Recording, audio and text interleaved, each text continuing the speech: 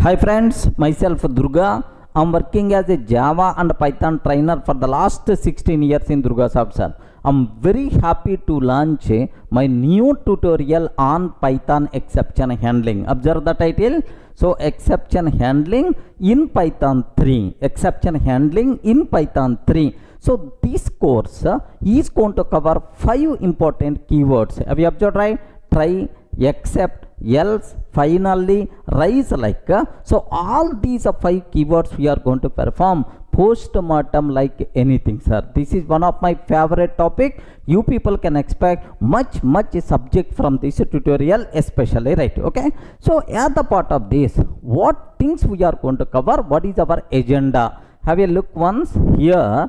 Just this is our agenda, friends. Okay. So first we are going to discuss syntax error versus runtime error. So what about syntax error? So some examples. What is the runtime error? Can you please give some examples like we will discuss, right? So the 3 most important questions about exception handling. So what is exception? What is the purpose of exception handling? So what is the meaning of exception handling, like we are going to discuss, right? Next, default exception handling and exception hierarchy. Remember, default exception handling and exception hierarchy we are going to discuss. So which class acts as a root for all Python exceptions, like base exception, like we are going to discuss all. Next, customized exception handling by using try except. Sir, I want to handle exception, then how you can use a try block, how you can use except block, how our application will become normal termination instead of abnormal termination. All the things we are going to discuss here. Next, and after that, control flow in try except. So within the try block, if an exception got riser, what will happen? Inside except block, if an exception got riser, what will happen? Like we have to discuss in detail. Next, how to print exception information to the console. Array, what is the riser exception name? What is the description? What is the stack trace? Like a complete information about exception. How you can print that one will be there, sir. At the part of this we discussed, sir. Next, try with multiple except blocks. Sir, maybe a chance single try can be associated with multiple except blocks. What is the need? So what is the advantage of such type of possible syntax? We are going to discuss, right? Okay, well, sir, next, sir, after these things, the next thing what we are going to discuss, single except block that can handle multiple different exceptions, right? Have you remembered? So one except block only that can handle multiple exception. How you can? So for to handle multiple different type of exceptions, how you can write a single except block? That part we are going to discuss. Next, default except block and the various except block syntaxes, right? So you know there is a default except block is there. Next, total how many syntaxes are there for just writing except block? All those things we are going to discuss, right? Next, finally block. What is the purpose and what is the specialty? Very important, sir. What is the purpose of finally block? To maintain cleanup code. What is the purpose of, what is the specialty of finally block? Finally block will be executed always irrespective of whether exception raised, not raised, handle or not handle. Like so always it's going to execute, sir. So with the practical examples I showed, sir. Next, there is only one situation where the finally block won't be executed. That is OS underscore exit of 0. If you are using this one, then finally block is not going to be executed. Next, important interview questions are very important. What is the difference between finally block and a destructor? Finally block meant for cleanup code. Destructor meant for cleanup code. So then what is the difference between these two things? We have to discuss. Next, the control flow in try except finally. Within the try block, if an exception rises, what will happen? Inside except block, if an exception rises. Inside finally block, if an exception rises, what will happen? If you handle, what is the flow? If you are not handle, what is the flow? Like a complete control flow we require to discuss, right? Next, nested try except finally. Theory and demo programs are. Observe, try except finally nested. What is the need of try except finally inside a try block, inside except block, inside finally block? So one or two scenarios I am going to explain, and then demo program also we are going to cover at the part of this. Next, the control flow in nested try except finally. Sir, beautiful concepts, sir. Almost 14 cases I discussed at the part of this one. Sir, do you know, you people are going to get much clarity about, sir, these are syntaxes, right? Just this topic is a very, very important topic, sir. 15th one. Next, and after that, okay? Sir, after that, we have to talk about else block with the try except finally theory. So what is the purpose of else block? What is the need of else block? Like, so how to use, like, we are going to discuss, right? Next, else block with the try except finally demo programs, right? Multiple programs I'm going to discuss as a part of this. Next, various possible combinations of try except else finally. Sir, beautiful concept. Almost around 25 so combinations I discussed as a part of this one.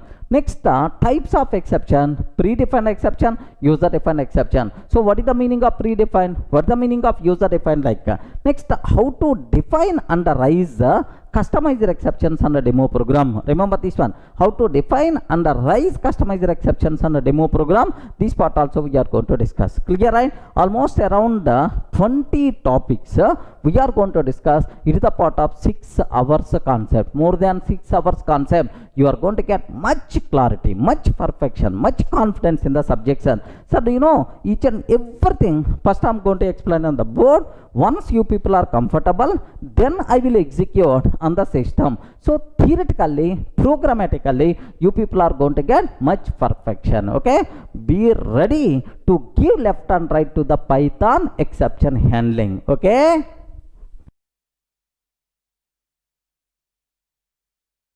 Hi friends, the next topic what we have to start, exception handling. One of my favorite topics, sir. So you can expect a concept like anything from this concept, I'm sure, sir. Okay, just I did some great research kind of thing so that you people can get much concept from this topic especially, right? So now in any programming language, if you consider any Python program, you wrote multiple Python programs, right? So in any programming language, can you please spell out how many types of errors are possible? Okay, so there are 2 types of errors are possible. Okay, one is syntax error, second one is runtime error. What is the first one, sir? Syntax error. Second one, runtime error. Okay, what is syntax error? Okay, it's a very, very simple, sir.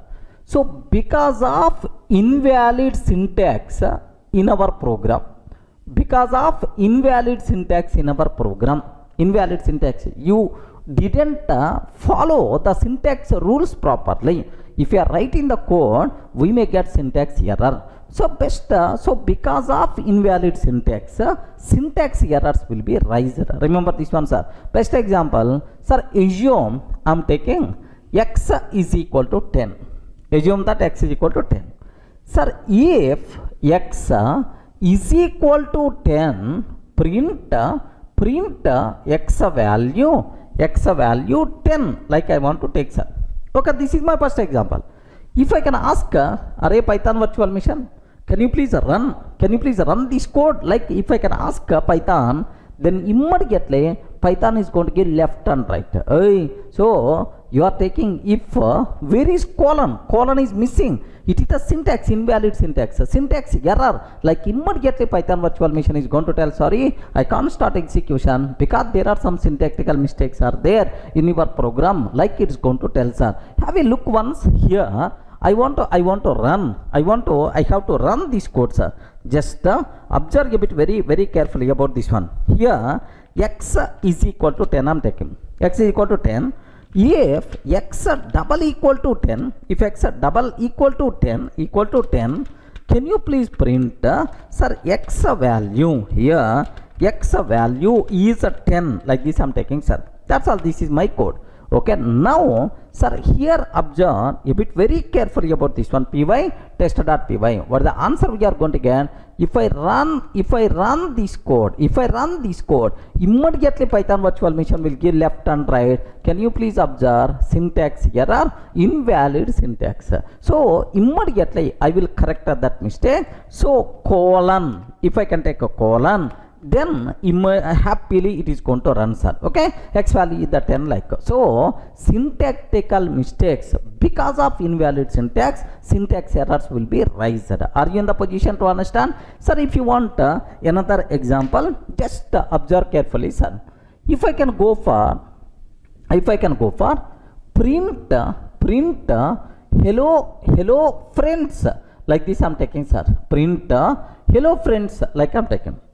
Now I will ask, Array Python, can you please run this code? Python virtual machine, can you please run this code? Like immediately Python virtual machine is going to tell, sorry, I can't run. There is a syntactical mistake in your code. Okay, what mistake is? For the print statement, parentheses are mandatory. You didn't take parentheses, that's why I can't run this code. Like so it's going to tell, sir. Now so in Python 2 it is the valid, because in Python 2 parentheses are optional for print statement, but in Python 3 parentheses are mandatory. Just have a look once. So how the Python is going to respond for this code? Here I'm taking print hello friends, like this I'm taking, sir. Print hello friends, like I'm taking. Now observe carefully, sir. Here what is the answer? By default you will get syntax error, missing parenthesis in call to print. Missing parenthesis in call to print. Did you mean print of hello friends? Okay, like sir, how beautiful Python virtual machine is going to tell, yes, this information, right? Syntax error, missing parenthesis in call to print. Did you mean print of hello friends? Yes, my meaning is the same. Now let me take sir, print of hello friends, like now I'm including parenthesis, right? Okay, now observe carefully, hello friends, like it's going to get the chance. So the important conclusion what you people should aware, because of invalid syntax in our program we will get a syntax errors. Who is the responsible to correct these syntax mistakes, right? Syntax errors? Programmer, because that is our mistake, right? Programmer is the responsible to correct these syntax errors, right? Once all syntax errors corrected, then only the program execution will start. Remember this one. Once all syntax errors corrected, then only Python virtual machine will start execute our program. First syntax checking will be there, sir. So any doubt about this terminology? The first category syntax errors, right? Now the second category, okay, runtime errors. Now runtime errors, like this I'm taking, sir. Runtime errors. Observe very carefully about this runtime errors, right? Sir, you know there are no syntactical mistakes in our program. In our program, no syntax mistakes, right? Yet runtime, while executing program, execution already started. Yet runtime, something goes wrong because of invalid input, invalid end user input, or memory problem, or some programming logic, wrong programming logic. Yet runtime, something goes wrong, then we will get the runtime errors. Remember this one. Some people in some languages, these runtime errors also known as exceptions. These runtime errors also known as exceptions. In some other languages like Java, we can use the word exceptions, right? Okay, well, so at the runtime, while executing the program, something goes wrong because of end user input, or because of memory problem, or because of some logic mistake in the program. Some way at runtime something goes wrong, then immediately we will get the runtime errors. Remember this one, sir. Sir, best example, if I can consider example 1. Observe carefully, sir. Here let me read sir, two numbers from the keyboard. Okay, x is equal to int of input of int of input of enter first number, enter first number, like this I'm taking, sir, because this number I'm always expecting int type, that's why type casting to int. Next y is equal to int of input of int of input of enter second number, enter second number, like I'm trying to enter, sir. Okay, there are two numbers I'm trying to read from the keyboard. Now my target is print of the result. Print of the result is x by y. print of the result x by y, like this I'm taking, sir. So can you please tell, in this program, any syntactical mistake? No, no syntactical mistake, everything is proper, sir. Okay, at runtime, maybe because of end user provided input, maybe a chance of some problem may come, I don't know. So let me execute this code, sir. Observe very carefully. Here is, sir, let me type this code. X is equal to int of input of enter first number, number like I'm taking, sir. Enter first number. Y is equal to int of input of enter second number, enter second number, like this, right? Print of the result, the result x by y I'm taking, sir. That's all. This is my code. Okay, there are no syntactical mistakes in this code. There is no syntactical mistakes. Perfectly it should work, sir. Okay, let me execute this code. Now observe this one. So now end user providing data. Enter first number 10. Program execution already started. Enter first number 10. Enter second number 2. Now the result 5.0. Perfect, it's working, no problem at all, sir. Let me run again. Enter first number 10. Enter second number 0. Enter second number 0. Now observe what happens, sir. So 0 division error, division by 0. 0 division error and division by 0. Now can you please tell, this 0 division error is because of programmer mistake or because of end user input? Respond, friend. Because of what? End user input. End user provided second number as the 0. How divide with 0 is going to be happen? That's why. So at runtime, because of end user input, now the problem is coming.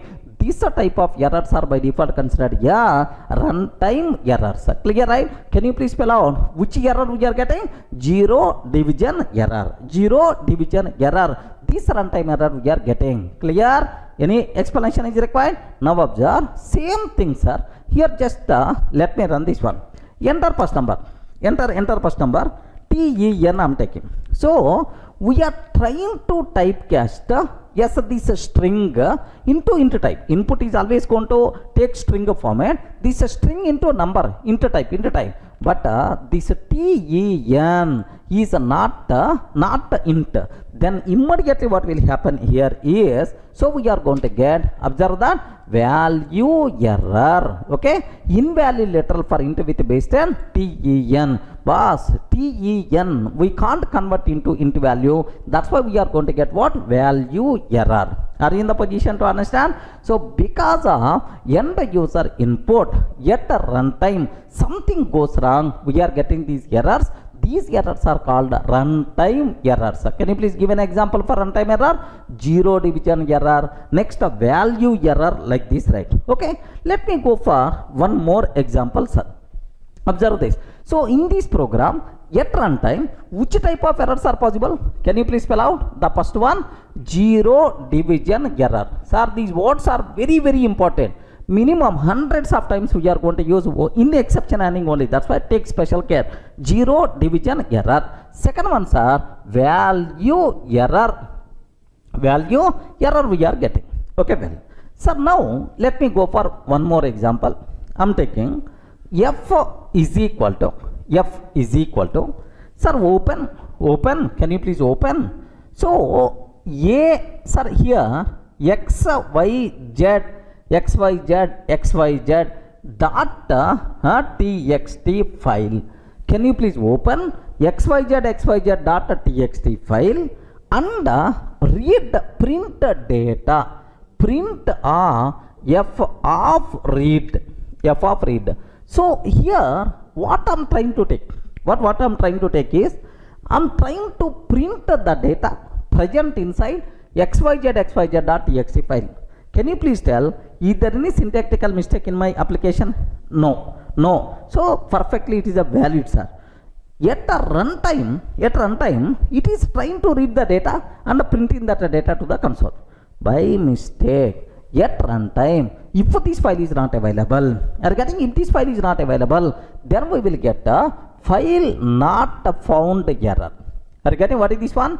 file not found error, we are going to get at runtime. Okay, so file not found error is not because of mistake in my program. Okay, because this file is not available, that's why we are going to get this error. Let me cross check, sir. Here I'm trying to take f is equal to open xyz dot txt file I'm taking, sir. Okay, like, sir, print of f dot read like this, right? So I'm trying to open the file and I'm trying to read the data. Now have a look once. Now I'm trying to execute this code. Observe that immediately we are getting, sir, file not found error. File not found error, no such file or directory. File not found error, no such file or directory. Okay, xyz.txt. So everyone in the position to understand clearly, not required to keep much explanation, sir. So file not found error is not a mistake because of my program. So because that file you didn't provide, then how I can execute this one? That is the problem with your file, not the problem with my program. So such type of errors are by default considered as what? Runtime errors, which are also known as exceptions, right? Suppose assume I'm taking abc.txt. Assume abc.txt. abc.txt file is already available in my system. Now let me run this code, sir, with let me change the file name. Okay, abc.txt like this, right? So let me cross check in my system abc.txt file is available or not. Yes, friend, it's already available. Hello, this is the data from abc.txt file. This data is already there in this file. Now observe what is the name of this file. abc.txt is already there, sir. Okay, now let me run this code. Let me run this code. Perfect, my program definitely is going to execute. We never going to face any problem. Hello, this is the data from abc.txt file. So are you in the position to understand, right? So if the specified file if you provide, then my program will work. Because you didn't provide specified file, that's why, sorry man, it is not in a position to continue. Immediately it will be stopped by raising what? File not found error. So at a runtime, while executing our program, if something goes wrong because lack of required resources or invalid end user input or otherwise memory problem, at the runtime something goes wrong, then our program will be terminated by raising these runtime errors. Such type of things are called exceptions or runtime errors. So can you please give an example for runtime error? Please respond. So zero division error, value error, next and after that what is this one, sir? File not found error. Okay, that's all. So in any program, how many types of errors are possible? There are two types. What the first one? Syntax errors because of invalid syntax. Second ones are runtime errors, which are also known as exceptions. So no problem in our program at runtime because of lack of resources or end user input, some way something goes wrong. Okay, then runtime errors we will get. Now my question is, exception handling concept, is it related to syntax errors or related to runtime errors? I told right, runtime, it is exception handling. So handling related to exception. Exception means what? Runtime error. That's why, so exception handling concept applicable only for runtime errors but not for syntax errors. Remember this one, sir. Suppose you are traveling in the car or otherwise bike.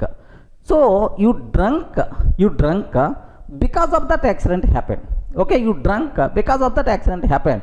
Whose mistake it is? That is your mistake. You require to correct, which is nothing but something like syntax error. So while with the drunk don't drive, or getting with the drunk don't drive, that is your mistake. So this is the syntax error. So my driver is good. Okay, my driver is good. Next vehicle is too good condition, happily is going on. So opposite, one drunk driver came and he hit our car. Then automatically, have you observed, right? Now it's not our mistake because something goes wrong at runtime, which is accident, real accident, which is something like runtime errors. Are you in the position to understand, right? Take a bit very special care. What is the difference between syntax error and runtime errors? Exception handling concept applicable only for runtime errors. Sir, have a look up to this whatever we covered.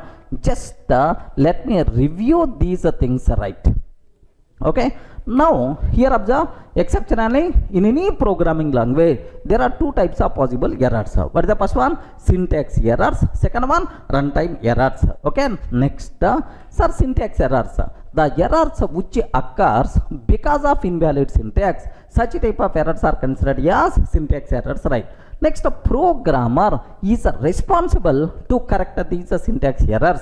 Once all syntax errors are corrected, then only program execution will be started. Okay, like next, what about runtime errors, right? Also known as exceptions. Runtime errors also known as exceptions.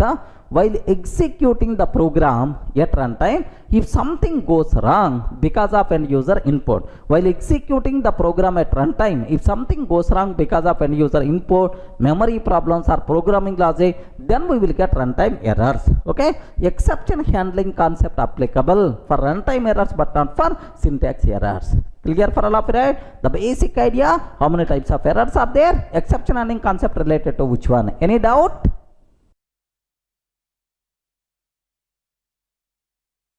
Sir, in the last video, we covered very clearly about, sir, what is syntax error, runtime error, exception handling is related to which concept, like we covered, right? Okay, well, sir, now the next thing, three most important questions, okay, related to exception handling, sir. So, can you please observe, what is an exception? Next, what is the main objective of exception handling? Sir, just now I told our topic name is exception handling. What is the main purpose of exception handling? Next, what is the meaning of exception handling? Sir, handling means what? Compulsory you people should be aware about this terminology, right? Okay, first, can you please spell out what is an exception? What is an exception? Can you define an exception, or can you define a runtime error? Yes, friends. Okay, very simple, sir. Suppose assume you start seeing this video. So your flow is, you have to start this video, you have to understand, you have to listen carefully, you have to listen very carefully. So and then you have to use this concept somewhere, maybe in certification exam or maybe in your day-to-day coding, like. So you started watching the video. Almost, sir, half of the video completed, assume.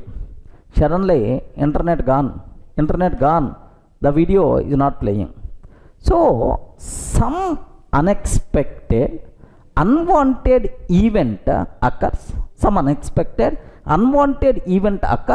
that disturbs your normal flow. Correct or not? An unwanted, unexpected event that disturbs a normal flow, which is nothing but exception or error. Okay, in this case, let me use internet error I got, sir. Okay, in this case, internet error I'm getting. Okay, well, an unwanted, unexpected event that disturbs your normal flow of the program is by default considered as an exception or error. Sir, here we are getting internet error. Okay, well, suppose assume that you are attending this class live, assume, sir. So almost you waited for last 1 week onwards to attend this live session. Okay, session started, faculty started explaining the things, sir. So now each and every point what your faculty is telling, you have to listen, you have to understand, you have to use this subject in your day-to-day coding. This is the regular flow. So faculty started, sir. Now happily you are listening the session. Suddenly in the middle, you are getting full sleep. It's a very common thing, sir. In my regular classes also, I saw several students who are sleeping. Okay, so I thought that to give left and right, but they are very tall than me, so I can't do that. Okay, anyway, so they are just you got full sleep. You are getting sleep. You are not in a position to listen this class properly. Remember this one, sir. You are not in a position to listen this class properly. So some unwanted, unexpected event that disturbs the normal flow of the program is happening. In this case, what we got, sir? Sleeping error. Okay, observe very carefully, sir. Sleeping error we are getting. Suppose assume that you have to go to the office by 9 a.m. 9 a.m. you should reach office, because at 9 a.m. client meeting is there, sir. Assume that client meeting is there, which is the mandatory for you. So from the house, at 8 a.m. you started, within 45 minutes you can reach office. That is about your plan. 8:45 you can reach office. By 9 you can attend your client meeting, right? Okay, right. So on the two-wheeler you started, on the bike you started, sir. Sir, almost around 8:30 after traveling half of the distance, suddenly your bike tire got punctured. Okay, so too early morning, no repair shops also, then automatically by walk you reached the office. Assume that, sir.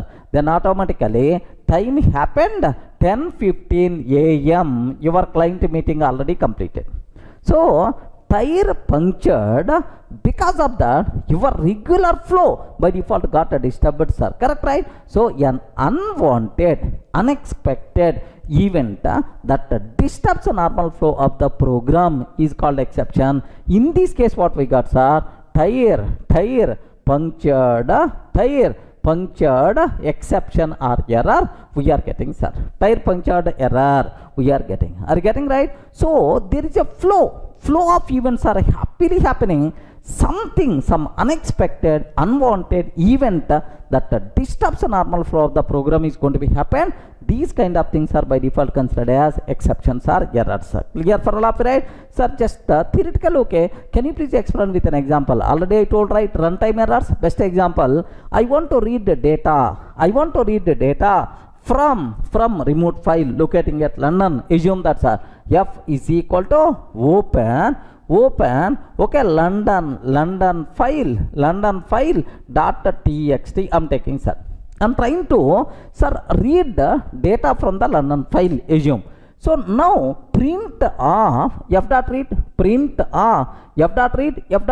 then automatically what will happen? Assume at runtime, if London file is not available, sorry, you are not in a position to continue. Some unwanted, unexpected event that disturbs the normal flow of the program happens. So here in this case, what error you are going to get? File not found error. I hope, are you in the position to understand? File not found error like we are going to get. So what is an exception? An unwanted, unexpected event that disturbs the normal flow of the program is called exception. Can you please give an example? Yes, internet error, sleeping error, next and after that tire punctured error, next sir, file not found error, value error, zero division error, type error, like multiple errors are there. Have a look once, sir. The first equation is very clear, I hope. So what is an exception? Okay, an unwanted and unexpected event that disturbs the normal flow of program is called an exception. Okay, right? Internet error, sleeping error, tire punctured error, okay, file not found error, zero division error, value error, like multiple errors are there. Up to this, any doubt? Clear, right? What is an exception? Is it good thing or bad thing? Bad thing, which disturbs our normal flow. That's why never recommended. If something goes wrong, then automatically there is a problem. So as it is a bad thing, as it disturbs our normal flow, that's why handling must be required, which is nothing but exception handling. Any doubt? Sir, up to this we covered very clearly about what is an exception. The next thing what I have to discuss, what is the main objective of exception handling? Remember this one, sir. What is the need? What is the main purpose of exception handling? Sir, very simple. It is highly recommended to handle exceptions. Highly recommended, sir. That's why exception handling topic came. Highly recommended to handle exceptions. What is the purpose? What is the need? Just have a look once, sir. I have one program is there. Open DB connection. Open database connection. Okay. Next, read data from database. Okay, read data from database. If you want to read data from the database, first we have to open connection. Next, read data, and then use that data based on our programming requirement. Once reading completed, we have to close DB connection. Are you getting? We require to close DB connection. Sir, this is my program. Assume that, sir. Of course, Python database connectivity separate topic is there. There I will explain how you can do this programmatically, like, but anyway, aware. Sir, here I open successfully database connection. No problem at all. Assume that it is my DB. I open database connection successfully. While reading data, something goes wrong. There is a mistake in my SQL query, or otherwise database side there is a problem. So my read operation, while reading the data, something goes wrong. I'm getting some errors. Okay, if you are not handling that error, what will happen is, so while reading data, there is a problem, right? You successfully open connection, but while reading data, there is a problem. Now, if you are not going to handle, then the program will be stopped here only. Okay, well, the program will be stopped here only. So if the program stopped here only, without executing rest of the code, okay, the program terminated abnormally. This is called abnormal termination, because in the middle only the program terminated, right? Now the point is, if the program terminated here only, so without executing the rest of the code, then who is going to close the DB connection?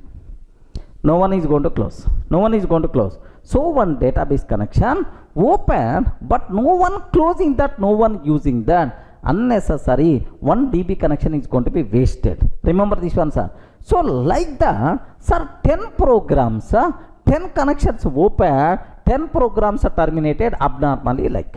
So 10 connections open, but no one is using. So 11th person is coming. Sir, I want to communicate with the database. I want to communicate with the database. I'm trying to open DB connection. Then immediately my DB server is going to tell too many open connections, or max number of connections already reached. Sorry, you can't communicate with this database. Like total application, total project is going to be down. Are you getting right? So you didn't handle exception. Because of that, the resources will be blocked. At certain point, total project, total application itself is going to be down because of this mistake. Remember this one, sir. So our resources should not be blocked. Remember, we should not miss anything. Okay, so such type of graceful termination I want. That is the main objective of exception handling. Remember, so what is the main objective of exception handling, sir? Graceful termination of the program. We should not sir, block our resources. We should not miss anything in our program. Okay, well, sir, just one more small example I will tell. So most of the people having this type of experience, right? Suppose assume, sir, project report I have to submit in my college at 9 a.m. Assume that, sir. That is the last day to submit my project report at 9 a.m. Now, early morning 4 o'clock onwards,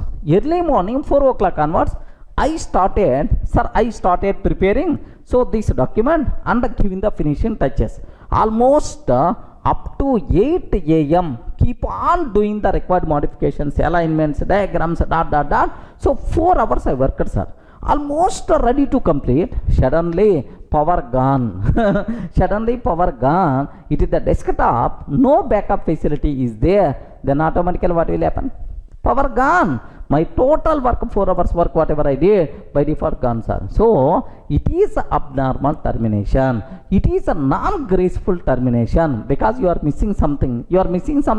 We don't want this type of abnormal termination. I want normal termination. We don't want this type of non-graceful termination. I want graceful termination, man. I should not miss anything. Okay, that is the main objective of exception handling. Remember this one. So if any person is asking what is the main purpose of exception handling, simple words are, I want a graceful termination. I should not block any resources. I should not miss anything. That's what you should aware. Have a look once. What is the main objective of exception handling? Okay, it is highly recommended to handle exceptions. The main objective of exception handling is graceful termination or normal termination of the application. That is, we should not block our resources and we should not miss anything. Clear for all of you, right? So what is an exception? What is the main purpose of exception handling? Any doubt? Sir, up to this we covered very clearly what is an exception. What is the purpose of exception handling? Now the next one, what is the meaning of exception handling? Exception handling means what? So don't feel exception handling means repairing an exception. We are not in the position to repair that exception. Suppose London file is not available, we are not responsible. Our program is not responsible to place that file. If internet is not working, our program is not responsible to make internet available. Are you getting? Don't feel exception handling means repairing an exception. No, exception handling doesn't mean repairing an exception. Then what is the meaning of exception handling, sir? Very, very simple.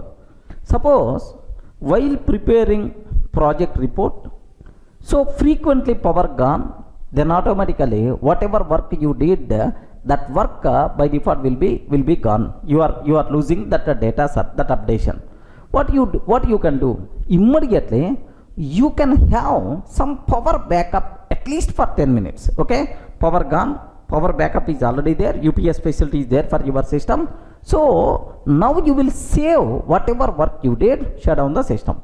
Once power came, now again you can open where you stopped, from there you can continue your work. So if for power you are providing alternative facility, UPS power backup, sir. Okay, are you in the position to understand? Same way. Okay, so if internet gone, immediately in your mobile, okay, hotspot is there, you can on hotspot, mobile hotspot, and you can continue your work. Just observe.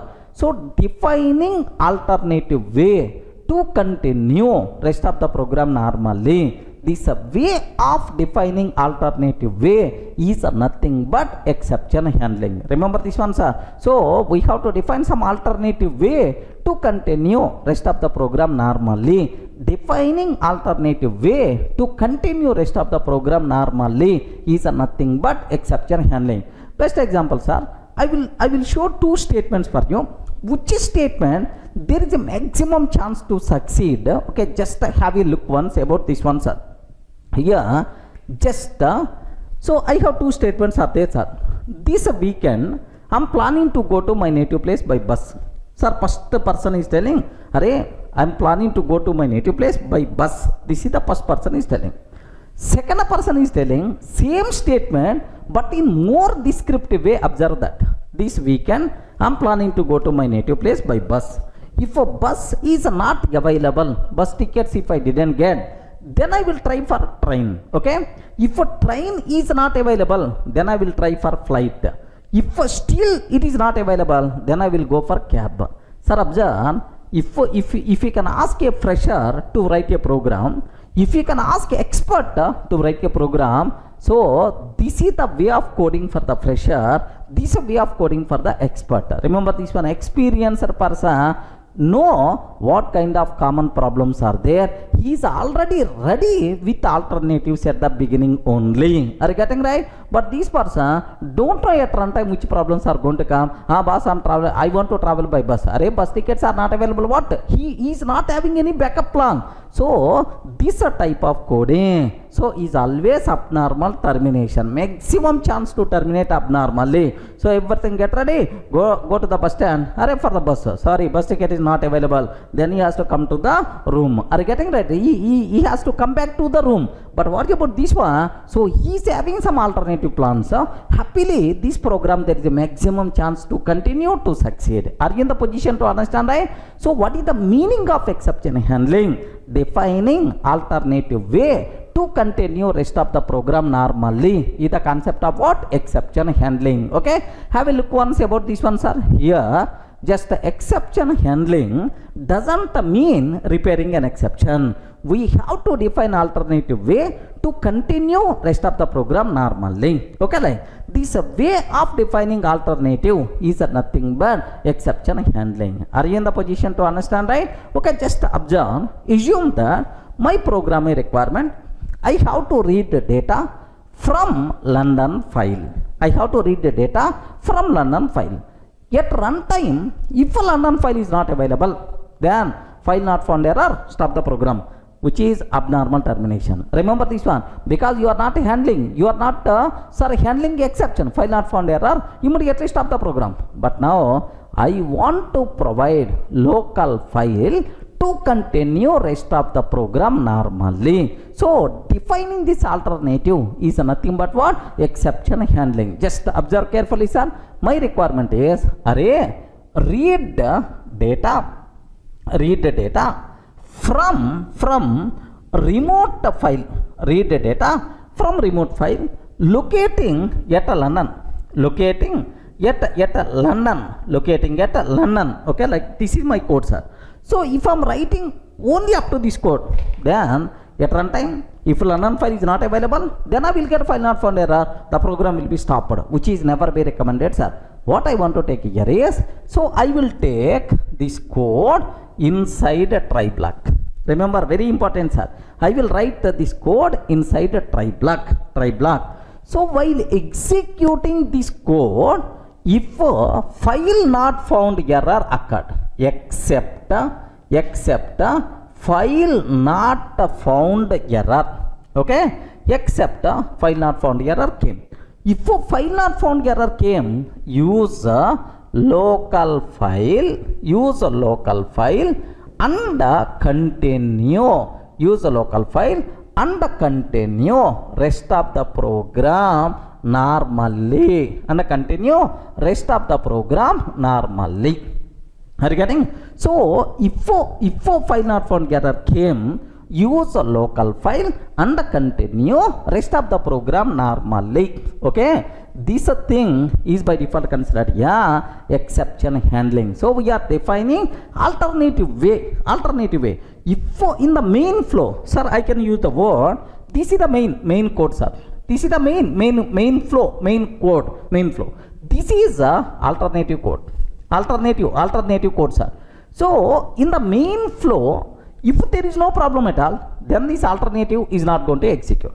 In the main flow, if there is a problem, immediately alternative code is going to execute and the remaining code by default will be continued normally. Are you getting? Is it graceful termination or not? Yes, it is the normal termination, graceful termination, even exception got raised, even error got raised, no problem at all. Our code in a position to handle and continue rest of the program normally. This way of handling an exception, this way of defining alternative is nothing but exception handling. Remember this one, sir. So what is the meaning of exception handling? Exception handling means defining alternative way. If something goes wrong, maybe a chance, man, don't expect everything goes fine as per your requirement. At runtime, something goes wrong, we should have alternative to continue rest of the program normally, right? Okay, suppose everyone, sir, I want to marry Katrina Kaif. Okay, this is my main flow. I want to marry Katrina Kaif, but Katrina Kaif may not interest on me. Then I should have some alternative to continue my rest of the program or not? Yes, obviously, which is nothing but what? Exception handling. Remember this. So defining alternative way to continue rest of the program. So in our day-to-day life, every time we are using this concept, but unfortunately we don't know. It is called exception handling, sir. Sir, I want to go to the office. First I will check for bus. Bus is not available. I will check for auto. Auto is not available. Then I will ask my friend lift. Then I may go to the office. Defining, always you are searching for alternative, which is nothing but exception handling. You are going for the movie. So you are ready. Just release the movie. You are trying for the ticket. If you are not getting the ticket for that movie, then immediately you can check for alternative theater or otherwise alternative movie. Are you getting? But you won't come back to the room. You won't come back to the house. So you will go for alternative theater or alternative movie, and then happily after completing the program, you will come to your house. So the way of defining alternative to continue rest of the program normally, which is nothing but what? Exception handling. Are you in the position to understand, friends? Okay, that's all. So what is an exception? What is the purpose of exception handling? What is the meaning of exception handling? These are three things you should be aware. Unwanted, unexpected event that disturbs the normal flow of the program is called exception. Okay, the main purpose of exception handling, graceful termination of the program. What is the meaning of exception handling? Defining alternative way to continue rest of the program. Sir, here I use two keywords. What is the first one? Try. Second ones are exceptor. These two are keywords for exception handling. What is the purpose? Which code I have to take inside try block? Which code I have to take inside except block? I will explain in detail in the next videos. Up to this, any doubt? Clear, right?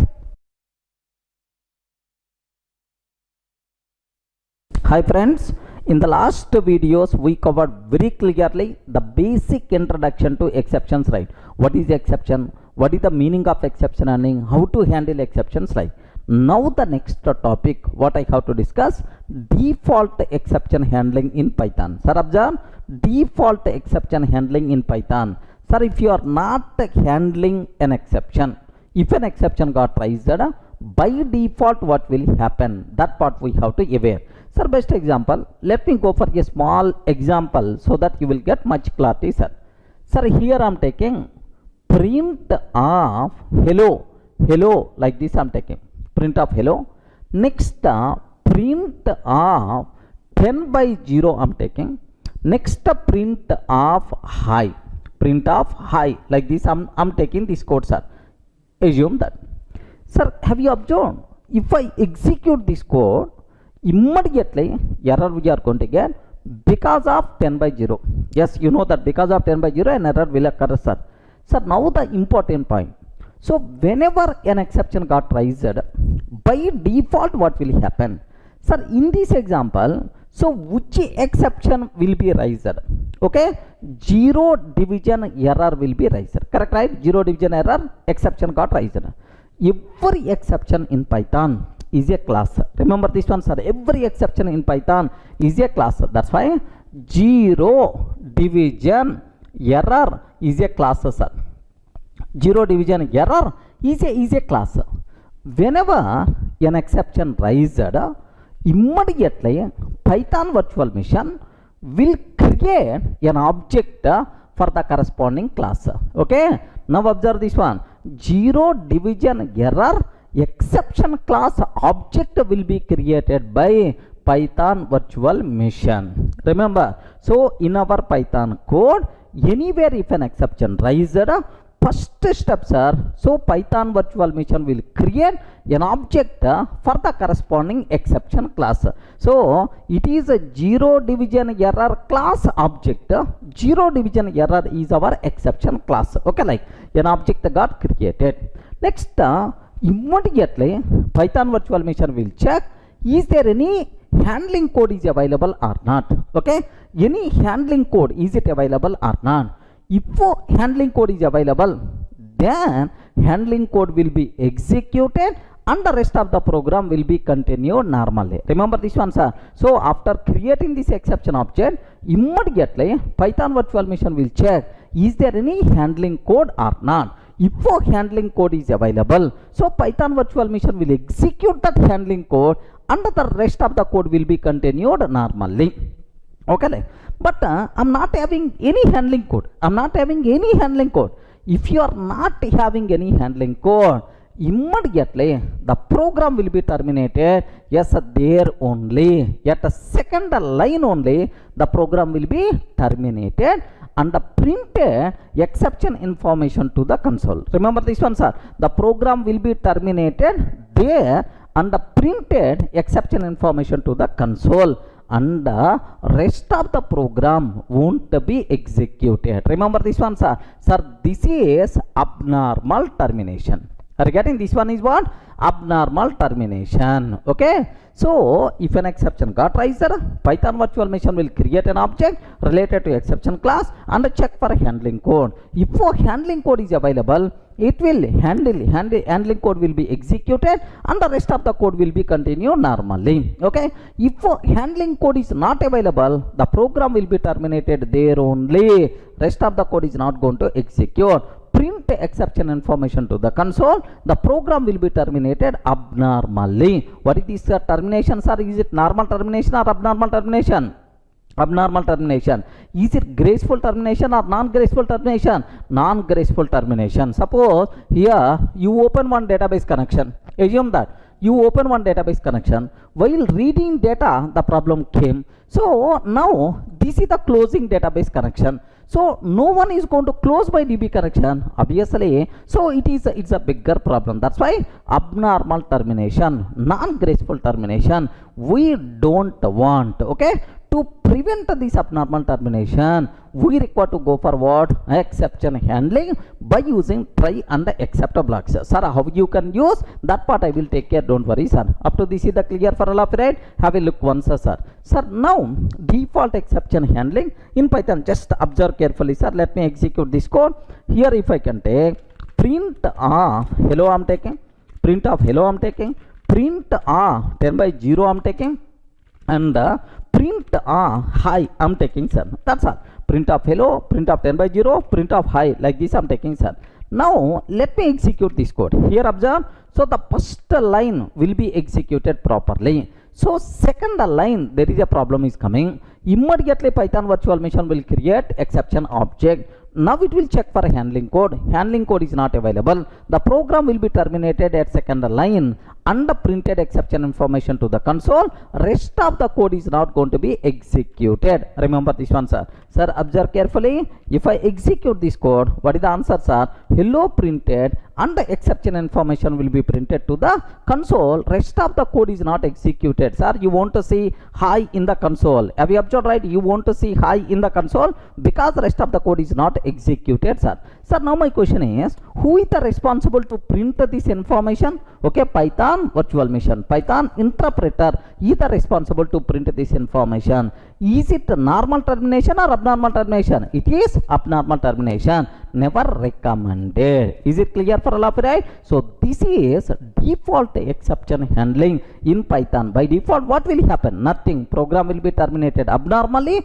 Print exception information to the console. Clear, right? Just have a look once about this theory, sir. Whatever we have. Okay, sir, here just observe that default exception handling in Python. Sir, observe, every exception in Python is an object. For every exception type, the corresponding class is available. Clear? Next, whenever an exception occurs, PVM will create the corresponding exception object and will check for handling code. If handling code is available, then it will be executed and the rest of the program will be executed normally. Okay.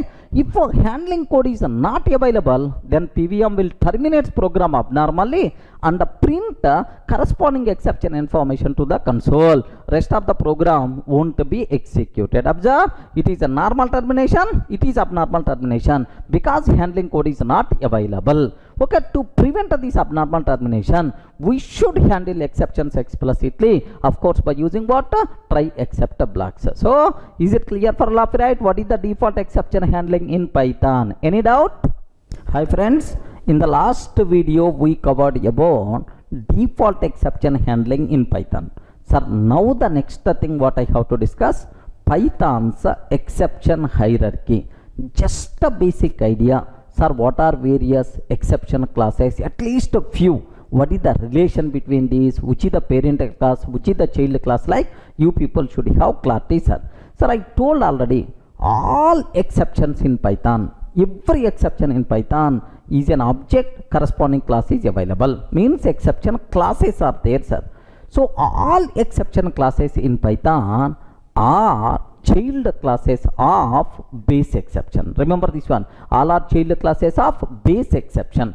Every exception, if you consider, sir, it should be child class of base exception. That's why this base exception class is considered root class for Python exception hierarchy. Remember this one, sir. Okay, like sir, for this there are multiple child classes are there, friends. One child class is exception. Okay, one child class is exception. Remember, it is the child class of base exception. Okay, one child class is the exception. Similar to exception, okay, system exit, it is another child class. Next, do you know generator exit, it is another child class. Next, keyboard interrupt,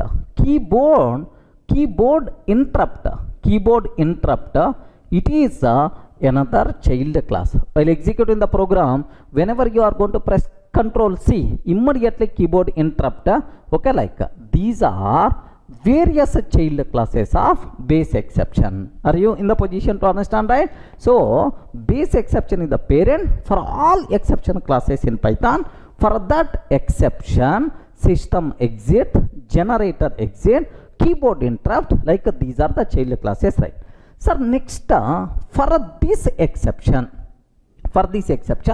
multiple child classes are possible, man. Okay, so one is arithmetic error. Are you getting? One is arithmetic error like this, right? So for this arithmetic error, do you know, sir, child class zero division error is the child class. But we saw several times zero division error is the child class of arithmetic error, which is the child class of exception, which is the child class of base exception. Complete hierarchy, at least up to certain common user exceptions, basic hierarchy you people should aware, sir. Similarly, overflow error. Okay, overflow error. Next, floating point error. Okay, floating point error. Okay, like floating point error, like okay. Now these are various child classes for arithmetic error. Is it clear, right? Sir, similar to arithmetic error, there is one more child class is there. Okay, lookup error. One more child class is there, lookup error, sir. For this lookup error, okay, there are some child classes are there. Index error. Have you remembered, right? Whenever you are trying to access string out of range index error we are going to get. List elements out of range index error. Next, key error. Okay, best example, in our dictionary, if we are trying to access a data by specifying the key, if that key is not available, then key error we are going to get, sir. Okay, like this is. So similar to, so have you observed index error, key error, these two things are child class of lookup error, right? Similar to this, okay. Now the next thing what we have, okay, OS error. Are you getting OS error, like OS error? For the OS error, child classes are, sir, file not found error, we covered already in the last session. File not found error is the child of OS error. OS error is the child of exception. Exception is the child of base exception, like sir, file not found error, interrupted error. Next, time out error. Next, permission error, like so. These are various child classes of OS error, right? Okay. Next, similar to this, do you know? Next, attribute error. Okay. Next, EOF error, end of file error. Next, name error. Next, type error. Okay. Value error. Okay, like multiple child classes are there. Are you in the position to understand, friend? Base exception, arithmetic error, zero division error, overflow error, floating point error. Similarly, lookup error, child classes, index error, key error, right? Next, OS error, file not found error, interrupted error, timeout error, permission error. So similar to this, so attribute error, EOF error, name error, type error, value error, like so these are the things what you people should aware, sir. Just a partial hierarchy. But now I have one small doubt, sir. Arithmetic error is the child class of, respond. Arithmetic error is the child class of exception, which is the child class of base exception, right? So zero division error is the child of arithmetic error. Okay. Next, index error is the child of lookup error. Lookup error is the child of exception. File not found error is the child of OS error. OS error is the child of exception. Okay, like so most of the times, being a programmer, our concentration is always exception and its child classes only. In the exception handling, most of the times we are always going to talk about either exception and its child classes. Remember, these are very important, sir. Just for basic idea purpose, I'm providing this. Are you in the position to understand, right? Okay, just have a look once about this one, sir. So now if you observe these conclusions, sir, every exception in Python is a class. All exception classes are child classes of base exception, either directly or indirectly. Hence, base exception acts as root for Python exception hierarchy. Remember, right? Next, being a programmer, most of the times we have to concentrate or handle exception and its child classes. So any explanation is required about this one, just a basic idea. Better to draw this diagram on the paper. Just try to have just least basic commonly required exception hierarchy you should aware. Clear, right? So even in the next videos also I'm going to touch this point. So which is the parent of zero division error? Immediately you have to tell arithmetic error is the parent. Sir, which is the parent of arithmetic error? Immediately you have to tell exception, sir. Which is the parent of exception? Base exception. This parent and child relationships we are going to use somewhere in the next videos to discuss some important conclusions. Remember, sir, same way index error is the child of respond. Index error is the child of lookup error. Index error is the child of lookup error. Lookup error is the child of exception. File not found error is the child of OS error. OS error is the child of exception. Like a basic idea about these things compulsory you people should have. Any doubt about this one? Clear, right?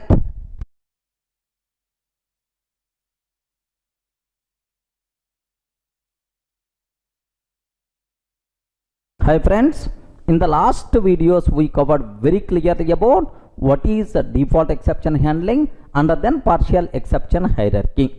Now the next concepts are customized exception handling by using try except. Sir, have you remembered? It is highly recommended to handle exceptions. What is the main objective of exception handling? Graceful termination. Okay, normal termination I want. I don't want to block any resources. I don't want to miss any resources, right? It is highly recommended to handle exceptions. So how you can handle, sir? Try except. Remember this one, try except. These are two keywords we are going to use to handle exceptions. How we can do? Have a look once, sir. Sir, I'm taking a simple example. Okay, without try except. I don't want to take, sir, try except. Then what is the flow? So with the try except, what is the difference, right? Just a basic idea sake. Here I'm taking print of statement 1. Print of statement 1. Okay, print of 10 by 0. Print of 10 by 0. Next, print of statement 3. Print of statement 3. Like this I'm taking, sir. That's all. Now I will ask Python virtual machine, can you please execute this code? Array Python virtual machine, can you please execute this code? Like I will ask. Then immediately Python virtual machine is going to tell. So it will print statement 1 properly. No problem at all. Next, while executing this one, zero division error is coming. No handling code. Then immediately the program will be stopped by raising zero division error. Are you getting? By raising zero division error. Can you please tell, is it a normal termination or abnormal termination? Yes, it is abnormal termination. The program stopped in the middle only. Sir, it is abnormal termination. Abnormal termination. So it is not a graceful termination, sir. Non-graceful termination. Non-graceful termination. Okay, just observe. So it is abnormal termination, non-graceful termination, right? So what is the reason? Why? What is the reason for that? The reason is, suppose assume that the first line open database connection. Okay, assume the first line open DB connection. Second line read data. Third line close DB connection. Close DB connection. So you open DB connection successfully. But whenever while reading, there is some error came. immediately the program terminated here only without executing the rest of the code, then who is going to close the database connection? No one is going to close. So our resource is going to be blocked, so which is never be recommended. Are you getting that? That's why, so this type of coding, this type of abnormal termination or non-graceful termination never recommended. Compulsory we should handle exceptions by using what? Try except. Same code with the try except, what will happen, sir? Just have a look once, sir. So with the try except, I want to take, sir, very important. Can you please tell in this program how many lines of the code is there? Respond. In this, how many lines of the code is there? 3 lines. In the which line may raise an exception? Can you please confirm which line may raise an exception? Yes, this line may raise an exception, second line may raise an exception. The code which may raise an exception, that code is called risky code. Remember this one. So risky code, the code which may raise an exception, that code is called what? Risky code, right? Okay, risky code we have to take inside the try block. Remember, so within the try, which code we have to take? The code which may raise an exception, that code is called risky code. Risky, sir, but not whiskey. Whiskey is also risky only. Okay, so try, which code we have to take, sir? Risky code we have to take. Risky code. Next, while executing this risky code, if an exception rises, you should have handling code, right?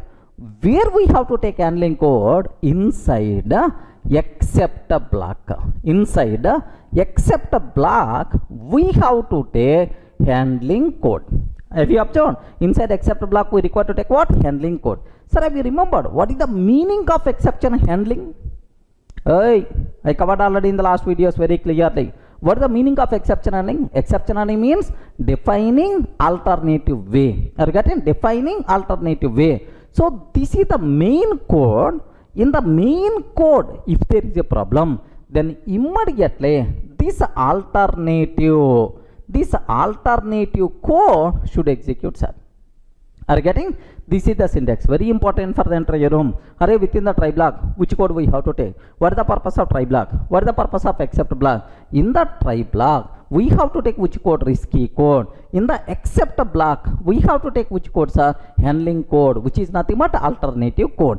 When except block will be executed, if there is a problem inside a try block, if there is an exception got raised inside try block, immediately the corresponding except block will be executed. Once exception handled, now rest of the program will be continued normally, which is a normal termination instead of abnormal termination. Okay, have a look once, sir. So first statement is not risky code. Printf statement 1 is not risky code. Okay, now I am taking print statement 1 normally. Okay, printf statement 1. Next, printf 10/0. Sir, maybe a chance of rising arithmetic error because you are doing some arithmetic operation. Risky code. Okay, risky code we have to take inside a try block. Okay, try print 10/0 I am taking because it is the risky code which may raise an exception. So in this case, which exception will be raised? Respond. In this case, which exception there is a possibility to raise? Zero division error. If zero division error is coming, how you want to handle? Okay, except which error there is a possibility? Zero division error. Zero division error like this I am taking. So except zero division error. If zero division error is coming, then don't perform this arithmetic operation. Can you please perform this arithmetic operation? 10/2 like this. Can you please do that? 10/2 like. Don't feel, sir, this is the alternative code. Just for flow purpose I am telling. If a London file is not available, use local file. If there is a problem with Oracle database, then use MySQL database. So if you are not getting bus ticket, better to get a train ticket. Are you getting something like alternative code? Next, so try except completed.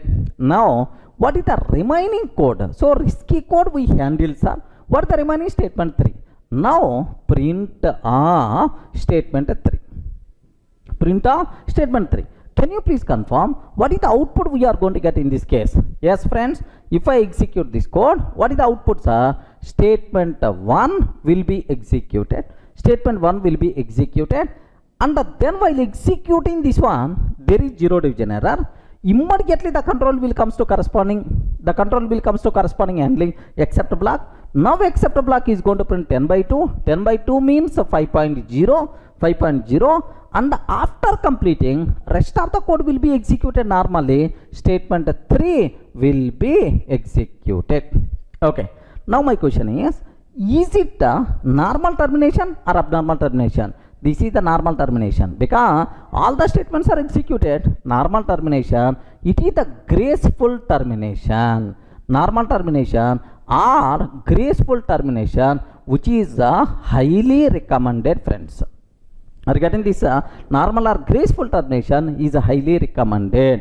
Is it clear for all of it? So how you can handle exceptions in our own way by using try except. Try means what? Try block, risky code we have to take. Inside except block we have to take handling code. Let me execute this one. First I will show abnormal termination and then I will go for normal termination, sir. Observe carefully here the same example, whatever I explained. Whatever I explain on the board. Here see this one. Print statement 1. Print of statement 1. Print 10 by 0 I'm taking. Next print statement 3.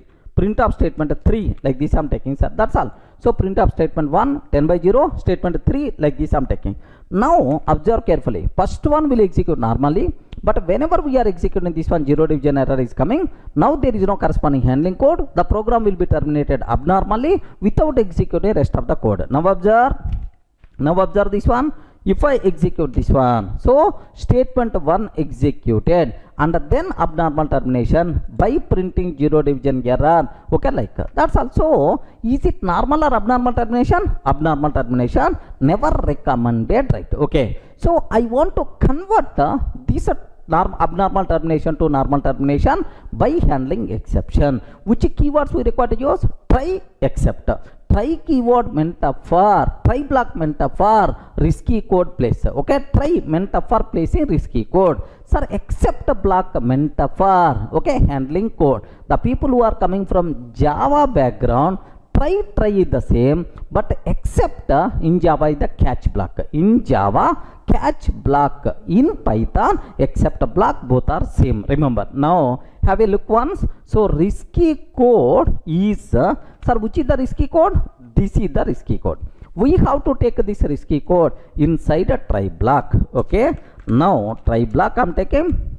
Okay, next handling code except zero division error. Except zero division error. If zero division error is coming, print 10 by 2 like this I'm taking, sir. That's all. So risky code I separated into try block, and the corresponding handling code I kept inside the except block. Okay, that's all. Now let me execute this code. If I execute this one, statement 1 will be printed. So here zero division error is coming. Immediately the control will comes to this one. Next here 5.0 is going to print, and then statement 3 will be printed. Now have a look once, sir. Statement 1, 5.0, and then statement 3. This is the output by default we are going to get, which is the normal termination. All the things are very clear, right? Abnormal termination, normal termination. That is the power of try except blocks. Okay, so up to this whatever we covered, just have a look once, sir. Here just I showed already customize the exception by using try except. Observe, it is highly recommended to handle exceptions. The main objective of exception handling, graceful termination. Next, the code which may raise an exception is called risky code. Remember this one, sir. The code which may raise an exception is called risky code, and we have to take that risky code inside a try block. Next, the corresponding handling code we have to take inside except block. So within the try block, if an exception rises, immediately except block is going to execute, alternative code is going to execute, rest of the program will be continued normally. Okay, have a look once about this one, sir. Here customize the exception handling by using try except.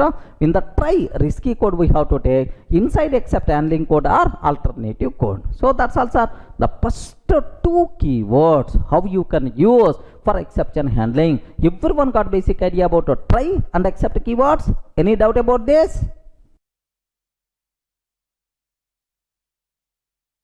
Sir, in the last video we covered try except block basic idea. Now I want to dig a control flow inside a try except. Observe carefully, sir. Control flow in try except blocks. How the flow will be there? If an exception rises, what will happen? If an exception not rises, what will happen? Compulsory you should aware. Okay, here very simple terminology, sir. Here I am taking try. Okay, statement 1, statement 2, statement 3. Try statement 1, 2, 3.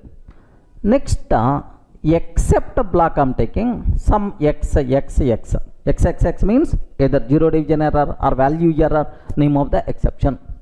Now statement 4. Okay, next after that statement 5. Now observe carefully. Statement 5 is outside of except block. Okay, 1, 2, 3 are within the try block. Statement 4 inside except block. Statement 5 outside of except block. Okay, like now multiple cases I have to discuss so that you will get much clarity about the flow. Very important, sir. Okay, listen carefully. Sir, I want to take case 1. Case 1. If there is no exception, can you please tell what is the flow? Which statements will be executed? Please confirm. If there is no exception, except block won't be executed, because when the except block will execute, if there is an exception riser, but if there is no exception, except block won't be riser. Then automatically 1, 2, 3 and then 5. 1, 2, 3 and then 5, normal termination. Remember this. So 1, 2, 3, 5, normal termination. Look at this. Because there is no exception, simple, sir. 1, 2, 3 will be executed and then 5 will be executed, normal termination. Okay, well. Now second case. So up to this, not required to keep any explanation. There is no exception, except block won't be executed. Okay, well. Next, if an exception raised, yet statement 2, sir. Listen very carefully. An exception raised yet a statement 2. While executing statement 2, an exception raised and corresponding except block matched. And corresponding except block matched. Corresponding except block matched means, sir, here zero division error. Oh, this except block for the same zero division error only. Now what is the flow, sir? Please confirm. An exception riser, but the corresponding except block is there. Sir, zero division error came, except zero division error block is there. Then what is the flow? Please confirm very carefully. Understand? Compulsory you have to trace. Which statements are going to execute, sir? 1, and then 2 the problem is coming. Immediately the control will comes to except block. Now statement 4 will be executed, and after statement 4 execution, now my doubt is statement 3 will be executed or not. Getting my point? So statement 3 will be executed or not. After executing statement 4, either statement 3 will be executed or not. Okay, remember this. Within the try, we have main flow. Sir, try block means main flow. inside except block we have alternative flow. Alternative flow. In the main flow, if there is a problem, immediately alternative flow got executed. Once alternative flow executed, then the control won't go back again to execute main flow. Suppose, best example, try for bus tickets. If the bus ticket is not available, try for train ticket. Okay, you got a train ticket. After getting train ticket, no one is going to try for bus ticket again. Are you getting right? So means that within the try block, if anywhere an exception got raised, so now immediately the control will comes to except block. Rest of the try block won't be executed. Remember this one, sir. That's why what is the flow? One will be executed. While executing 2, the problem is coming. Immediately control will comes to except block. 4 will be executed. 1, 4, and then remaining code will be continued normally. 1, 4, 5 normal termination. 1, 4, 5 normal termination, sir. So there is important conclusion compulsory you should aware. Within the try block, anywhere an exception raised, so rest of the try block won't be executed even though you handled that exception. Even we handle, rest of the try block won't be executed. That's why, so inside the try block you have to take only risky code, but not normal code, because there is no guarantee for execution of every statement in the try block. That's why only risky code we have to take inside try block. The length of the try block should be as less as possible. Remember, sir. But most of the people, what they are going to do is, sir, observe, try block they will take statement 1, okay, dot statement 10,000 they are going to define. Statement 10,000 they are going to take. Okay, now here they are going to define except block, sir.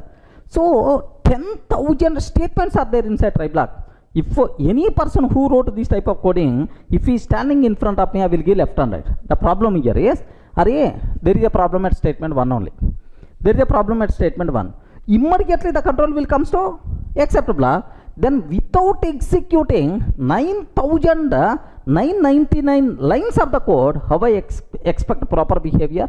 That's why length of the try block should be as less as possible. Inside the try block, we have to take only risky code but not normal code. Is it clear for all of it? Even in the last example also, have you remembered, right? Try of statement 1, statement 10 by 0, statement 3. I took statement 10 by 0 only in the try block, but not total 3 statements. In the last example, if you remember, same here, see this one, sir. So it's a clear. If an exception raised at a statement 2 and the corresponding except block matched, sir, 1 executed.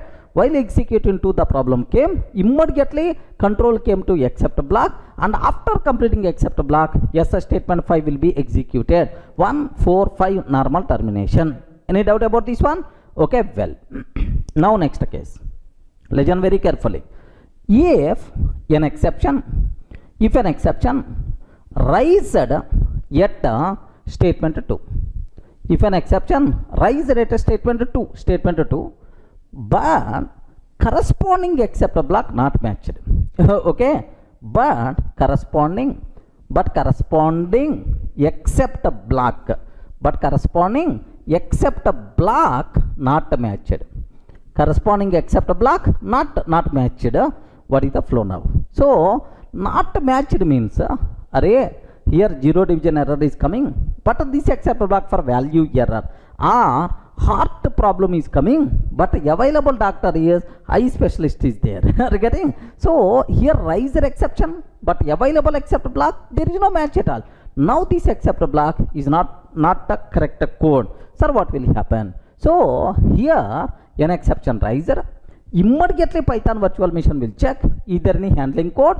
Handling code is not available because it is not corresponding except block, abnormal termination. That's why 1 followed by abnormal termination.